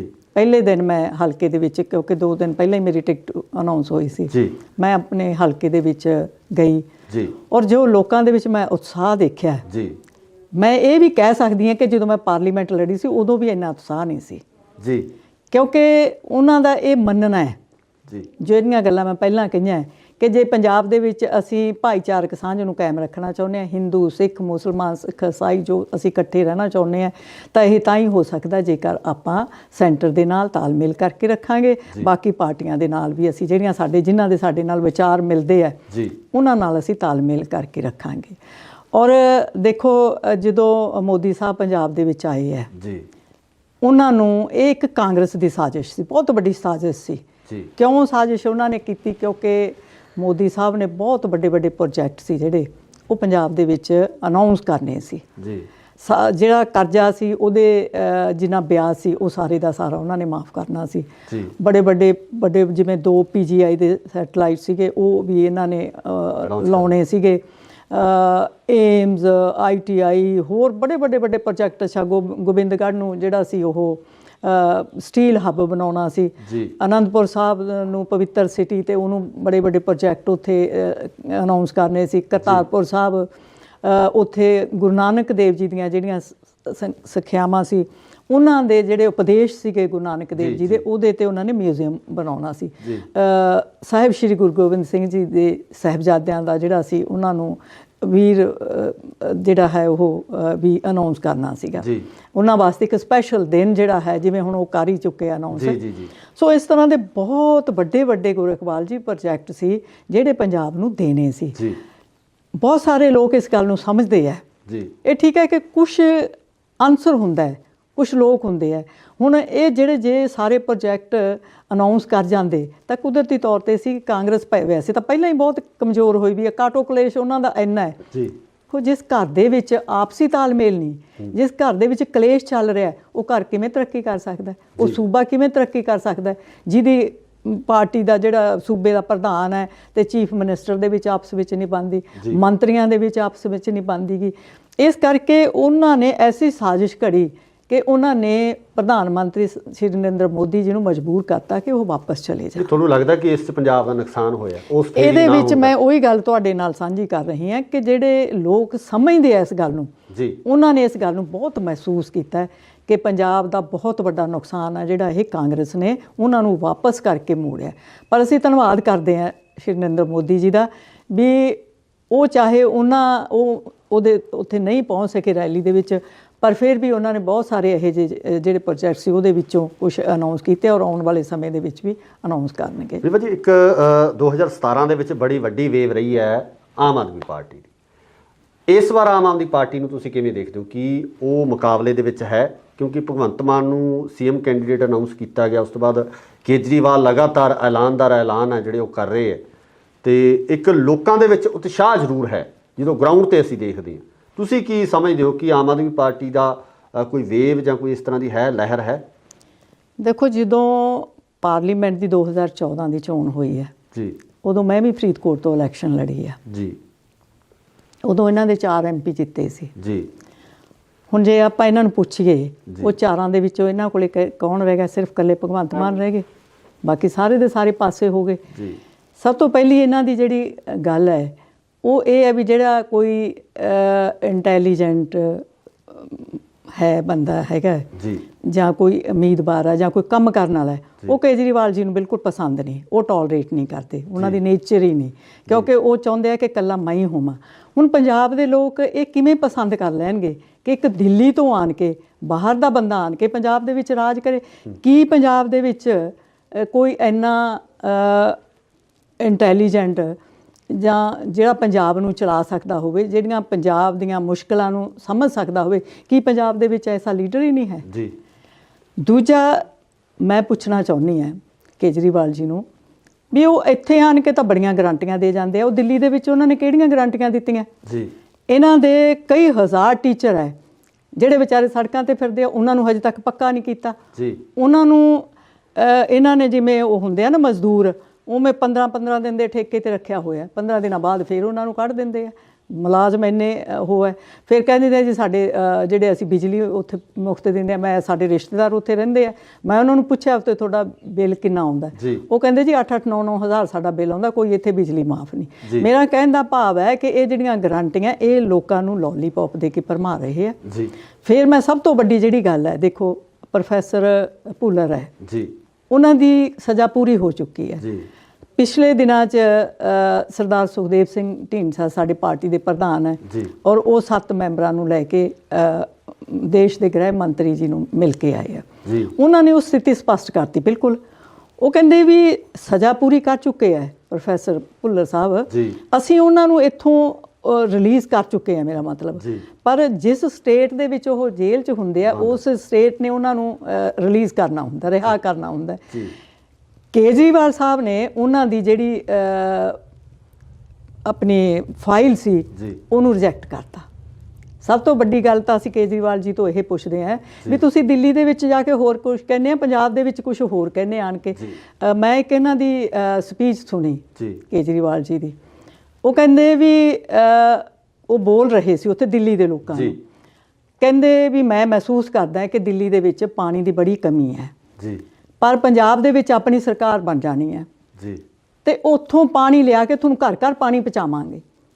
ਹੁਣ ਮੈਂ ਲੋਕਾਂ ਨੂੰ ਵੀ ਇਹੀ ਪੁੱਛਣਾ ਚਾਹੁੰਦੀ ਹਾਂ ਕਿ ਕੀ ਤੁਸੀਂ ਦਿੱਲੀ ਨੂੰ ਪਾਣੀ ਦਿਓਗੇ ਕਿ ਜਾਂ ਆਪਣਾ ਪੰਜਾਬ ਦਾ ਪਾਣੀ ਸਾਂਭ ਕੇ ਰੱਖੋਗੇ? ਜੇ ਹੁਣ ਤੁਹਾਡਾ ਕੇਜਰੀਵਾਲ ਜੀ ਪੰਜਾਬ ਦਾ ਪਾਣੀ ਦਿੱਲੀ ਲੈ ਗਏ ਤੇ ਫਿਰ ਤੁਸੀਂ ਪਾਣੀ ਤਾਂ ਆਪਣੇ ਪਹਿਲਾਂ ਹੀ ਬਹੁਤ ਘੱਟ ਹੈ, ਤੇ ਜੇ ਆਪਾਂ ਪਾਣੀ ਵੀ ਦਿੱਲੀ ਨੂੰ ਦੇਤਾ ਤੇ ਫਿਰ ਸਾਨੂੰ ਸੋਚਣਾ ਪਊਗਾ ਇਸ ਗੱਲ ਵਾਸਤੇ। ਤੇ ਜਿਹੜੇ ਹੁਣ ਇਹ ਮੁੱਖ ਮੰਤਰੀ ਭਗਵੰਤ ਮਾਨ ਜੀ ਨੂੰ ਇਹਨਾਂ ਨੇ ਚਿਹਰਾ ਬਣਾਇਆ, ਅਸੀਂ ਕੌਣ ਨਹੀਂ ਜਾਣਦਾ ਕਿ ਉਹ ਪਾਰਲੀਮੈਂਟ ਦੇ ਵਿੱਚ ਉਹਨਾਂ ਦੇ ਨਾਲ ਨਹੀਂ ਕੋਈ ਬਹਿੰਦਾ। ਕਿਉਂ ਨਹੀਂ ਬਹਿੰਦਾ? ਕਿਉਂਕਿ ਉਹਨਾਂ ਨੇ ਨਸ਼ਾ ਕੀਤਾ ਹੁੰਦਾ, ਸ਼ਰਾਬ ਪੀਤੀ ਹੁੰਦੀ ਹੈ। ਇਹ ਤਾਂ ਰਿਕਾਰਡ ਦੇ ਵਿੱਚ ਹੈ, ਕੋਈ ਮੈਂ ਤਾਂ ਨਹੀਂ ਕਹਿੰਦੀ, ਰਿਕਾਰਡ ਦੇ ਵਿੱਚ। ਜਦੋਂ ਬਰਗਾੜੀ ਦੇ ਵਿੱਚ ਦੇਖੋ ਗੁਰੂ ਗ੍ਰੰਥ ਸਾਹਿਬ ਦੀ ਹਾਜ਼ਰੀ ਦੇ ਵਿੱਚ ਤੁਸੀਂ ਦੇਖਿਆ ਹੁਣ ਉਹਨਾਂ ਦੀਆਂ ਵੀਡੀਓ ਕਿੰਨੀਆਂ ਵਾਇਰਲ ਹੋਈਆਂ, ਉਹ ਨਸ਼ੇ 'ਚ ਗੁੱਤ ਆ ਕੇ ਗੁਰੂ ਗ੍ਰੰਥ ਸਾਹਿਬ ਦੀ ਹਾਜ਼ਰੀ ਦੇ ਵਿੱਚ ਮੱਥਾ ਟੇਕਿਆ, ਲੋਕਾਂ ਨੇ ਉਹਨਾਂ ਨੂੰ ਧੱਕੇ ਮਾਰ ਕੇ ਬਾਹਰ ਕੱਢਿਆ। ਜਿਸ ਇਨਸਾਨ ਨੂੰ ਦੇਖੋ ਜਿਹੜਾ ਲੋਕ ਸਭਾ ਹੁੰਦੀ ਹੈ, ਪਾਰਲੀਮੈਂਟ ਹੈ, ਉਹ ਲੋਕਾਂ ਦੀ ਚੁਣੀ ਹੋਈ ਹੁੰਦੀ ਹੈ ਔਰ ਉਸ ਨੂੰ ਸਰਵਉੱਚ ਮੰਨਦੇ ਆ। ਉਹਦੇ ਪਾਸ ਕੀਤੇ ਹੋਏ ਕਾਨੂੰਨ ਦੇਸ਼ ਦੇ ਵਿੱਚ ਲਾਗੂ ਹੁੰਦੇ ਆ, ਪਵਿੱਤਰ ਮੰਨਿਆ ਜਾਂਦਾ। ਜਿਹੜਾ ਇਨਸਾਨ ਉਸ ਪਵਿੱਤਰ ਸਥਾਨ ਦੇ ਵਿੱਚ ਵੀ ਸ਼ਰਾਬ ਪੀ ਕੇ ਜਾਂਦਾ ਹੈ ਔਰ ਆਪਣੀ ਮਾਂ ਦੀ ਸਹੁੰ ਖਾ ਕੇ ਵੀ ਮੈਂ ਅੱਜ ਤੋਂ ਨਸ਼ਾ ਛੱਡਿਆ, ਉਹ ਤੋਂ ਬਾਅਦ ਵੀ ਉਹ ਸ਼ਰਾਬ ਪੀਂਦਾ, ਤੇ ਪੰਜਾਬ ਦੇ ਲੋਕ ਉਹਦੇ 'ਤੇ ਵਿਸ਼ਵਾਸ ਕਿਵੇਂ ਕਰ ਲੈਣਗੇ? ਜਿਹਦੇ ਨਾਲ ਪਾਰਲੀਮੈਂਟ ਦੇ ਵਿੱਚ ਕੋਈ ਬੈਠਣ ਨੂੰ ਤਿਆਰ ਨਹੀਂ, ਵੀ ਇਹਦੇ ਵਿੱਚੋਂ ਬਦਬੂ ਆਉਂਦੀ ਹੈ, ਤੇ ਪੰਜਾਬ ਦੇ ਲੋਕ ਕਿਵੇਂ ਇਹ ਜਿਹੇ ਮੁੱਖ ਮੰਤਰੀ ਨੂੰ ਉਹ ਪੰਜਾਬ ਦਾ ਕੀ ਸੰਭਾਲੂਗਾ? ਸੋ ਇਹ ਮੈਂ ਤਾਂ ਅਪੀਲ ਕਰੂੰਗੀ, ਬੇਨਤੀ ਕਰੂੰਗੀ ਸਾਰੇ ਸਾਡੇ ਪੰਜਾਬ ਦੇ ਲੋਕਾਂ ਨੂੰ ਵੀ ਪਹਿਲਾਂ ਇਹਨਾਂ ਨੂੰ ਤੁਸੀਂ ਦੇਖ ਲਿਆ, ਪਰਖ ਚੁੱਕੇ ਆ। 12 MLA ਇਹਨਾਂ ਦੇ ਭੱਜ ਗਏ। ਅੱਜ ਕੋਈ ਵੀ ਕੈਲੀਬਰ ਜਿਹੜਾ ਉਮੀਦਵਾਰ ਹੈ ਜਾਂ ਇਹਨਾਂ ਦੇ MLA ਸੀ, ਕੋਈ ਇਹਨਾਂ ਦੇ ਨਾਲ ਨਹੀਂ ਰਿਹਾ। ਕਿਉਂ ਨਹੀਂ ਰਿਹਾ? ਇਹਦਾ ਮਤਲਬ ਜਿਹੜੇ ਪਹਿਲਾਂ MLA ਬਣੇ ਆ ਜਾਂ MP ਬਣੇ, ਉਹਨਾਂ ਨੇ ਇਹਨਾਂ ਨੂੰ ਪਰਖ ਲਿਆ, ਉਹ ਇਹਨਾਂ ਤੋਂ ਦੂਰ ਚਲੇ ਗਏ ਸਾਰੇ। ਦੇਖੋ ਗਾਂਧੀ ਜੀ ਹੈ, ਕਿੰਨੇ ਵਧੀਆ ਇਨਸਾਨ, ਕਿੰਨੇ ਸੋਸ਼ਲ ਹੈਗੇ ਆ, ਤੇ ਉਹ ਵੀ ਪਾਸੇ ਹੋ ਗਏ। ਕਿੰਨੇ ਇਹੋ ਜਿਹੇ MP ਆ ਜਿਹੜੇ MLA ਬਣੇ, ਉਹ ਵੀ ਭੱਜ ਗਏ, MP ਵੀ ਭੱਜ ਗਏ। ਸੋ ਮੈਂ ਤਾਂ ਸਾਰਿਆਂ ਨੂੰ ਇਹੀ ਅਪੀਲ ਕਰੂੰਗੀ ਵੀ ਤੁਸੀਂ ਇਹਨਾਂ ਨੂੰ ਪਹਿਲਾਂ ਪਰਖ ਚੁੱਕੇ ਆ, ਤੇ ਹੁਣ ਇਹਨਾਂ ਨੂੰ ਪਰਖਣ ਦੀ ਲੋੜ ਨਹੀਂ।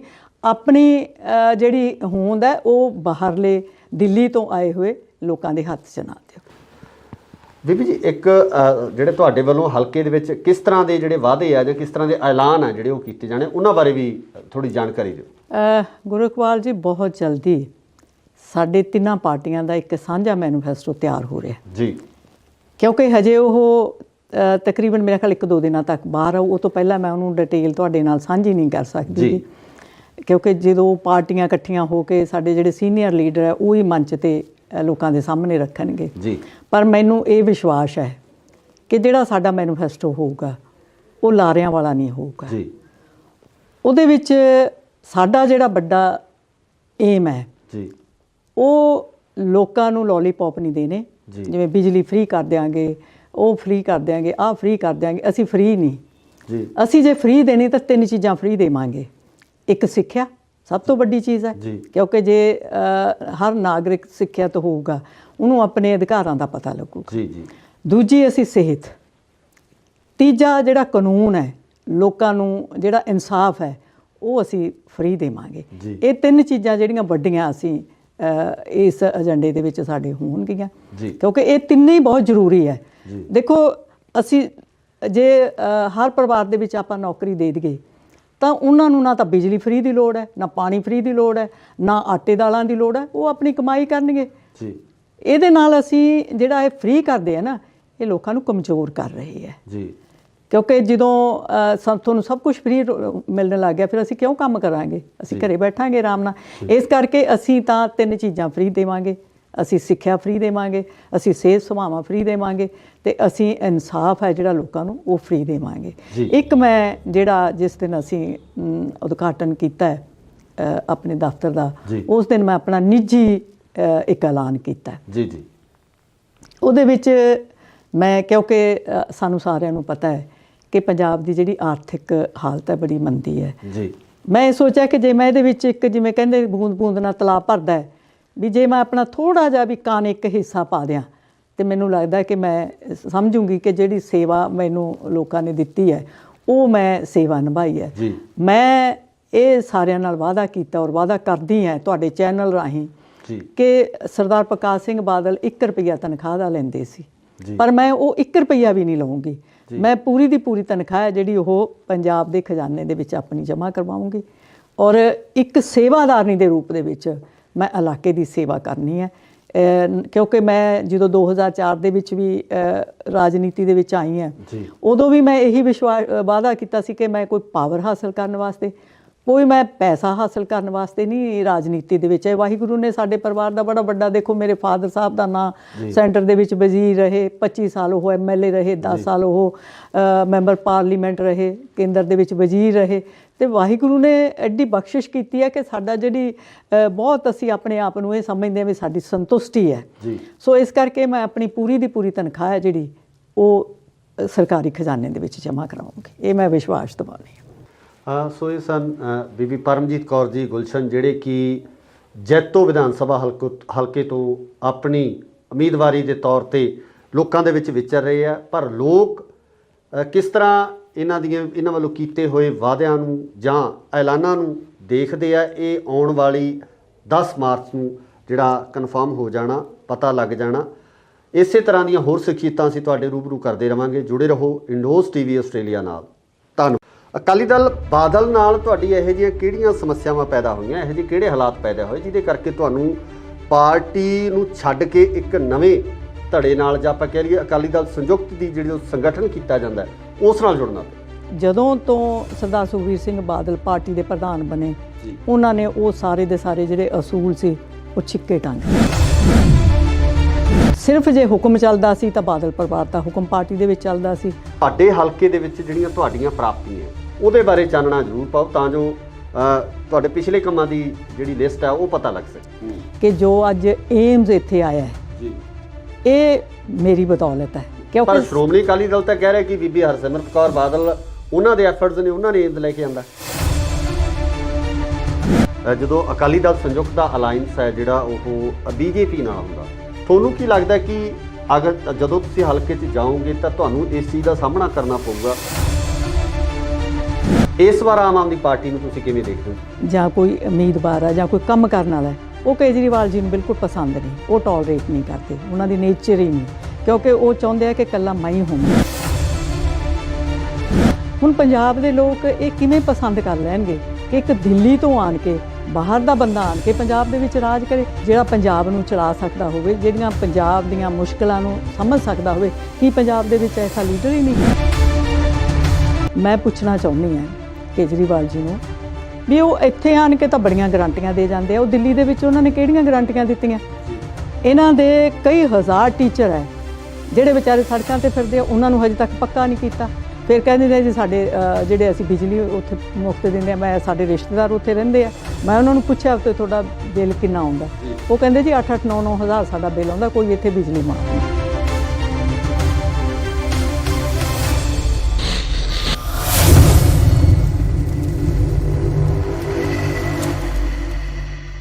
ਪੰਜਾਬ ਦੇ ਵਿੱਚ ਲਗਾਤਾਰ ਜਿਹੜਾ ਸਿਆਸੀ ਮਾਹੌਲ ਆ ਗਰਮ ਹੁੰਦਾ ਜਾ ਰਿਹਾ। ਜਿਵੇਂ ਜਿਵੇਂ ਮੌਸਮ ਦੇ ਵਿੱਚ ਤਬਦੀਲੀ ਆ ਰਹੀ ਆ, ਮੌਸਮ ਦੇ ਵਿੱਚ ਗਰਮਾਹਟ ਆ ਰਹੀ ਹੈ, ਉਸੇ ਤਰ੍ਹਾਂ ਹੀ ਵਿਧਾਨ ਸਭਾ ਚੋਣਾਂ ਨੂੰ ਲੈ ਕੇ ਵੀ ਕਿਤੇ ਨਾ ਕਿਤੇ ਗਰਮਾਹਟ ਹੈ ਜਿਹੜੀ ਉਹ ਵੱਧਦੀ ਜਾਂਦੀ ਹੈ। ਜਿਉਂ-ਜਿਉਂ ਸਮਾਂ ਘਟਦਾ ਜਾ ਰਿਹਾ, ਸਿਆਸੀ ਲੋਕਾਂ ਦੀਆਂ ਗਤੀਵਿਧੀਆਂ ਵੀ ਲਗਾਤਾਰ ਹਲਕਿਆਂ ਦੇ ਵਿੱਚ ਤੇਜ਼ ਹੁੰਦੀਆਂ ਜਾ ਰਹੀਆਂ ਨੇ।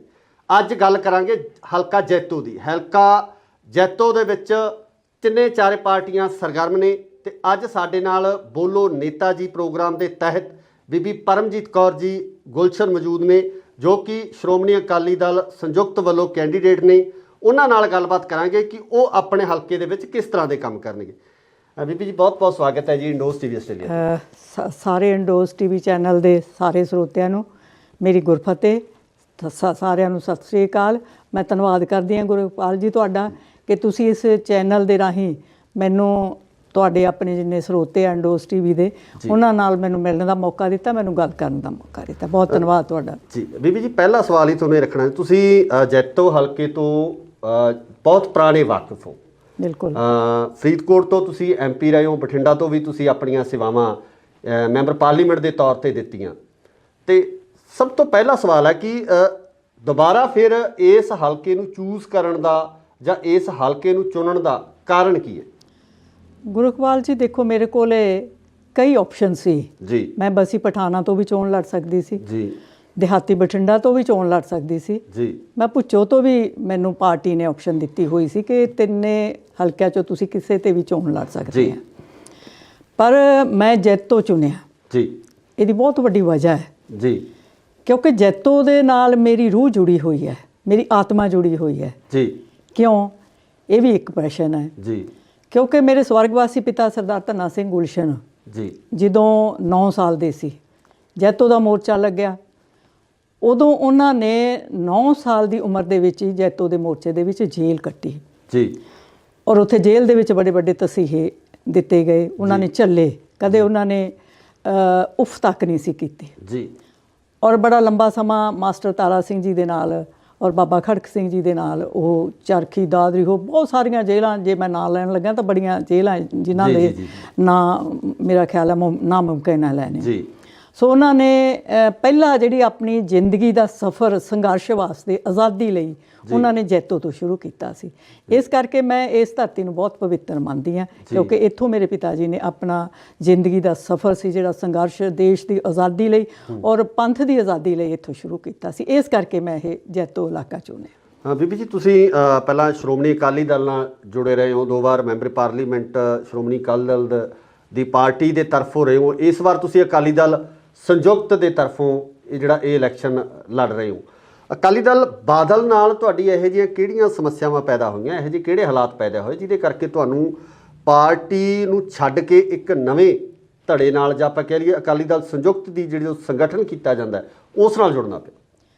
ਗੁਰਕਪਾਲ ਜੀ, ਬੜੀ ਵੱਡੀ ਮਸਲਾ ਸੀ ਜਿਹੜਾ ਸਾਨੂੰ ਸ਼੍ਰੋਮਣੀ ਅਕਾਲੀ ਦਲ ਬਾਦਲ ਤੋਂ ਵੱਖ ਹੋ ਕੇ ਇਹ ਪਾਰਟੀ ਬਣਾਉਣੀ ਪਈ ਜੀ। ਕਿਉਂਕਿ ਪਹਿਲੀ ਗੱਲ ਤਾਂ ਇਹ ਹੈ ਕਿ ਇਹ ਪਾਰਟੀ ਜਿਹੜੀ 1920 ਦੇ ਵਿੱਚ ਬੜੇ ਵੱਡੇ ਲੰਬੇ ਸੰਘਰਸ਼ ਕਰਕੇ ਬਣਾਈ ਸੀ ਜੀ। ਉਹ ਕੁਝ ਅਸੂਲ ਸੀ, ਉਹਦੇ ਨਿਯਮ ਸੀ, ਉਹਨਾਂ ਤੇ ਖੜੀ ਹੋਈ ਸੀ ਜੀ। ਪਰ ਜਦੋਂ ਤੋਂ ਸਰਦਾਰ ਸੁਖਬੀਰ ਸਿੰਘ ਬਾਦਲ ਪਾਰਟੀ ਦੇ ਪ੍ਰਧਾਨ ਬਣੇ ਜੀ, ਉਹਨਾਂ ਨੇ ਉਹ ਸਾਰੇ ਦੇ ਸਾਰੇ ਜਿਹੜੇ ਅਸੂਲ ਸੀ ਉਹ ਛਿੱਕੇ ਟੰਗਤੇ। ਜੀ। ਸਿਰਫ ਜੇ ਹੁਕਮ ਚੱਲਦਾ ਸੀ ਤਾਂ ਬਾਦਲ ਪਰਿਵਾਰ ਦਾ ਹੁਕਮ ਪਾਰਟੀ ਦੇ ਵਿੱਚ ਚੱਲਦਾ ਸੀ। ਜੀ। ਉਹਨਾਂ ਨੇ ਸ਼੍ਰੋਮਣੀ ਅਕਾਲੀ ਦਲ ਦੀ ਬਜਾਏ ਇੱਕ ਕੋਆਪਰੇਟਿਵ ਆਪਾਂ ਸੁਸਾਇਟੀ ਕਹਿ ਸਕਦੇ, ਇੱਕ ਕੋਆਪਰੇਟਿਵ ਅਦਾਰਾ ਬਣਾ ਲਿਆ ਜੀ, ਜਿਹਦੇ ਉੱਪਰ ਸਿਰਫ ਤੇ ਸਿਰਫ ਬਾਦਲ ਪਰਿਵਾਰ ਦਾ ਹੀ ਗੱਲਬਾਤ ਸੀ।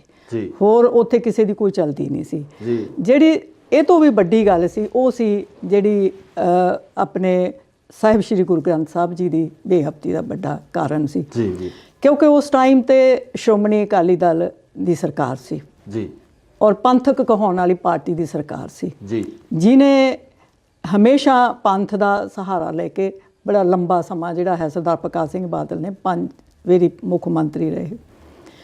ਪਰ ਬੜੇ ਦੁੱਖ ਦੀ ਗੱਲ ਹੈ ਔਰ ਜਿਹੜੇ ਸਿੱਖ, ਮੈਂ ਇਹ ਨਹੀਂ ਇਕੱਲੇ ਸਿੱਖਾਂ ਦੇ ਨਹੀਂ ਜੀ, ਬਲਕਿ ਹਰ ਧਰਮ ਦੇ ਜਿਹੜੇ ਲੋਕ ਸੀ, ਜਿਹੜੇ ਗੁਰੂ ਨਾਨਕ ਨਾਮ ਲੇਵਾ ਜੀ, ਉਹਨਾਂ ਦੇ ਹਿਰਦੇ ਬਲੁੰਦਰੇ ਗਏ ਜਦੋਂ ਸਾਹਿਬ ਸ੍ਰੀ ਗੁਰੂ ਗ੍ਰੰਥ ਸਾਹਿਬ ਜੀ ਦੇ ਜਿਹੜੇ ਅੰਗ ਸੀ ਜੀ, ਉਹ ਗਲੀਆਂ ਦੇ ਵਿੱਚ ਰੋਲੇ ਗਏ। ਜੀ। ਔਰ ਸ਼੍ਰੋਮਣੀ ਅਕਾਲੀ ਦਲ ਪੰਥਕ ਕਹਾਉਣ ਵਾਲੀ ਸਰਕਾਰ ਹੋਵੇ ਜੀ, ਤੇ ਸਾਡੇ ਗੁਰੂ, ਅਸੀਂ ਇਹ ਦੇਖੋ ਜਿਹੜਾ ਗੁਰੂ ਤਾਂ ਆਪ ਖੁਦ ਇਨਸਾਫ ਕਰਨ ਵਾਲਾ ਹੈ, ਜੀ, ਪਰ ਜਿਹੜੇ ਦੋਸ਼ੀ ਸੀ ਉਹਨਾਂ ਨੂੰ ਲੱਭਣਾ ਉਸ ਮੌਕੇ ਦੀ ਮੌਜੂਦਾ ਸਰਕਾਰ ਦਾ ਕੰਮ ਹੁੰਦਾ ਹੈ। ਜੀ। ਪਰ ਬੜੇ ਅਫਸੋਸ ਤੇ ਦੁੱਖ ਨਾਲ ਇਹ ਸਾਰੇ ਜਿਹੜਾ ਹੈ ਉਹਨਾਂ ਨੇ ਇਸ ਗੱਲ ਦਾ ਦੁੱਖ ਮਨਾਇਆ ਕਿ ਪੰਥਕ ਸਰਕਾਰ ਹੋਵੇ ਤੇ ਸਾਡੇ ਗੁਰੂ ਗ੍ਰੰਥ ਸਾਹਿਬ ਜੀ ਦੇ ਅੰਗ ਜਿਨ੍ਹਾਂ ਨੇ ਗਲੀਆਂ ਦੇ ਵਿੱਚ ਰੋਲੇ, ਐਡੀ ਵੱਡੀ ਬੇਅਦਬੀ ਹੋਈ ਹੋਵੇ ਤੇ ਉਹ ਅਸੀਂ ਗੁਨਾਹਗਾਰ ਸੀ ਜਿਹੜੇ ਉਹਨਾਂ ਨੂੰ ਨਾ ਸੀ ਸਜ਼ਾ ਦਿੱਤੀ, ਨਾ ਉਹਨਾਂ ਨੂੰ ਲੱਭ ਸਕੇ। ਅੱਜ ਵੀ ਉੱਥੇ ਖੜੀ ਆ ਸਰਕਾਰ, ਕਾਂਗਰਸ ਦੀ ਆ ਗਈ ਆ। ਹਾਲਾਂਕਿ ਅਕਾਲੀ ਦਲ ਦੇ ਜਾਣ ਦਾ ਮੁੱਖ ਕਾਰਨ ਵੀ ਮੈਨੂੰ ਲੱਗਦਾ ਇਹ ਬੇਅਦਬੀ ਬਣੀ। 5 ਸਾਲ ਹੁਣ ਕਾਂਗਰਸ ਦੀ ਸਰਕਾਰ ਨੇ ਵੀ ਕੱਢ ਲਿਆ, ਵੱਡੇ ਵੱਡੇ ਦਾਅਵੇ ਵੀ ਕੀਤੇ ਗਏ, ਸੌਹਾਂ ਖਾਧੀਆਂ ਗਈਆਂ, ਇਨਸਾਫ ਤਾਂ ਇੱਥੋਂ ਵੀ ਨਹੀਂ ਮਿਲਿਆ। ਇਹਦੇ ਬਾਰੇ ਕੀ ਕਹਿਣਾ? ਇਹ ਤੁਸੀਂ ਬਿਲਕੁਲ ਗੱਲ ਸਹੀ ਕਹਿ ਰਹੇ ਆ ਗੁਰਕਵਾਲ ਜੀ। ਜੀ। 5 ਸਾਲ ਕਾਂਗਰਸ ਦੀ ਸਰਕਾਰ ਰਹੀ ਜੀ। ਉਹਨਾਂ ਨੇ ਸਭ ਤੋਂ ਪਹਿਲਾਂ ਸਹੁੰ ਖਾਧੀ ਸੀ ਕਿ ਅਸੀਂ ਜਿਹੜਾ ਇਹ ਬੇਅਦਬੀ ਦੇ ਦੋਸ਼ੀ ਹੈ ਜੀ, ਉਹਨਾਂ ਨੂੰ ਅਸੀਂ ਸਜ਼ਾਵਾਂ ਦੇਵਾਂਗੇ। ਜੀ। ਪਰ 5 ਸਾਲ ਬੀਤਣ ਤੋਂ ਬਾਅਦ ਵੀ ਉਹ ਵੀ ਜਿਵੇਂ ਕਹਿੰਦੇ ਆ ਨਾ ਵੀ ਪਰਨਾਲਾ ਉੱਥੇ ਦਾ ਉੱਥੇ ਹੈ, ਨਾ ਕੋਈ ਉਹਨਾਂ ਨੇ ਉਹ ਦੋਸ਼ੀਆਂ ਨੂੰ ਫੜਿਆ, ਸਜ਼ਾਵਾਂ ਦਵਾਈਆਂ ਤੇ ਨਾ ਹੀ ਸ਼੍ਰੋਮਣੀ ਅਕਾਲੀ ਦਲ ਬਾਦਲ ਨੇ ਦਵਾਈਆਂ। ਅਕਾਲੀ ਦਲ ਸੰਯੁਕਤ ਹੋਣ ਦੇ ਵਿੱਚ ਆਇਆ, ਤੁਸੀਂ ਉਹਨੂੰ ਰੀਪ੍ਰੈਜ਼ੈਂਟ ਕਰ ਰਹੇ ਹੋ।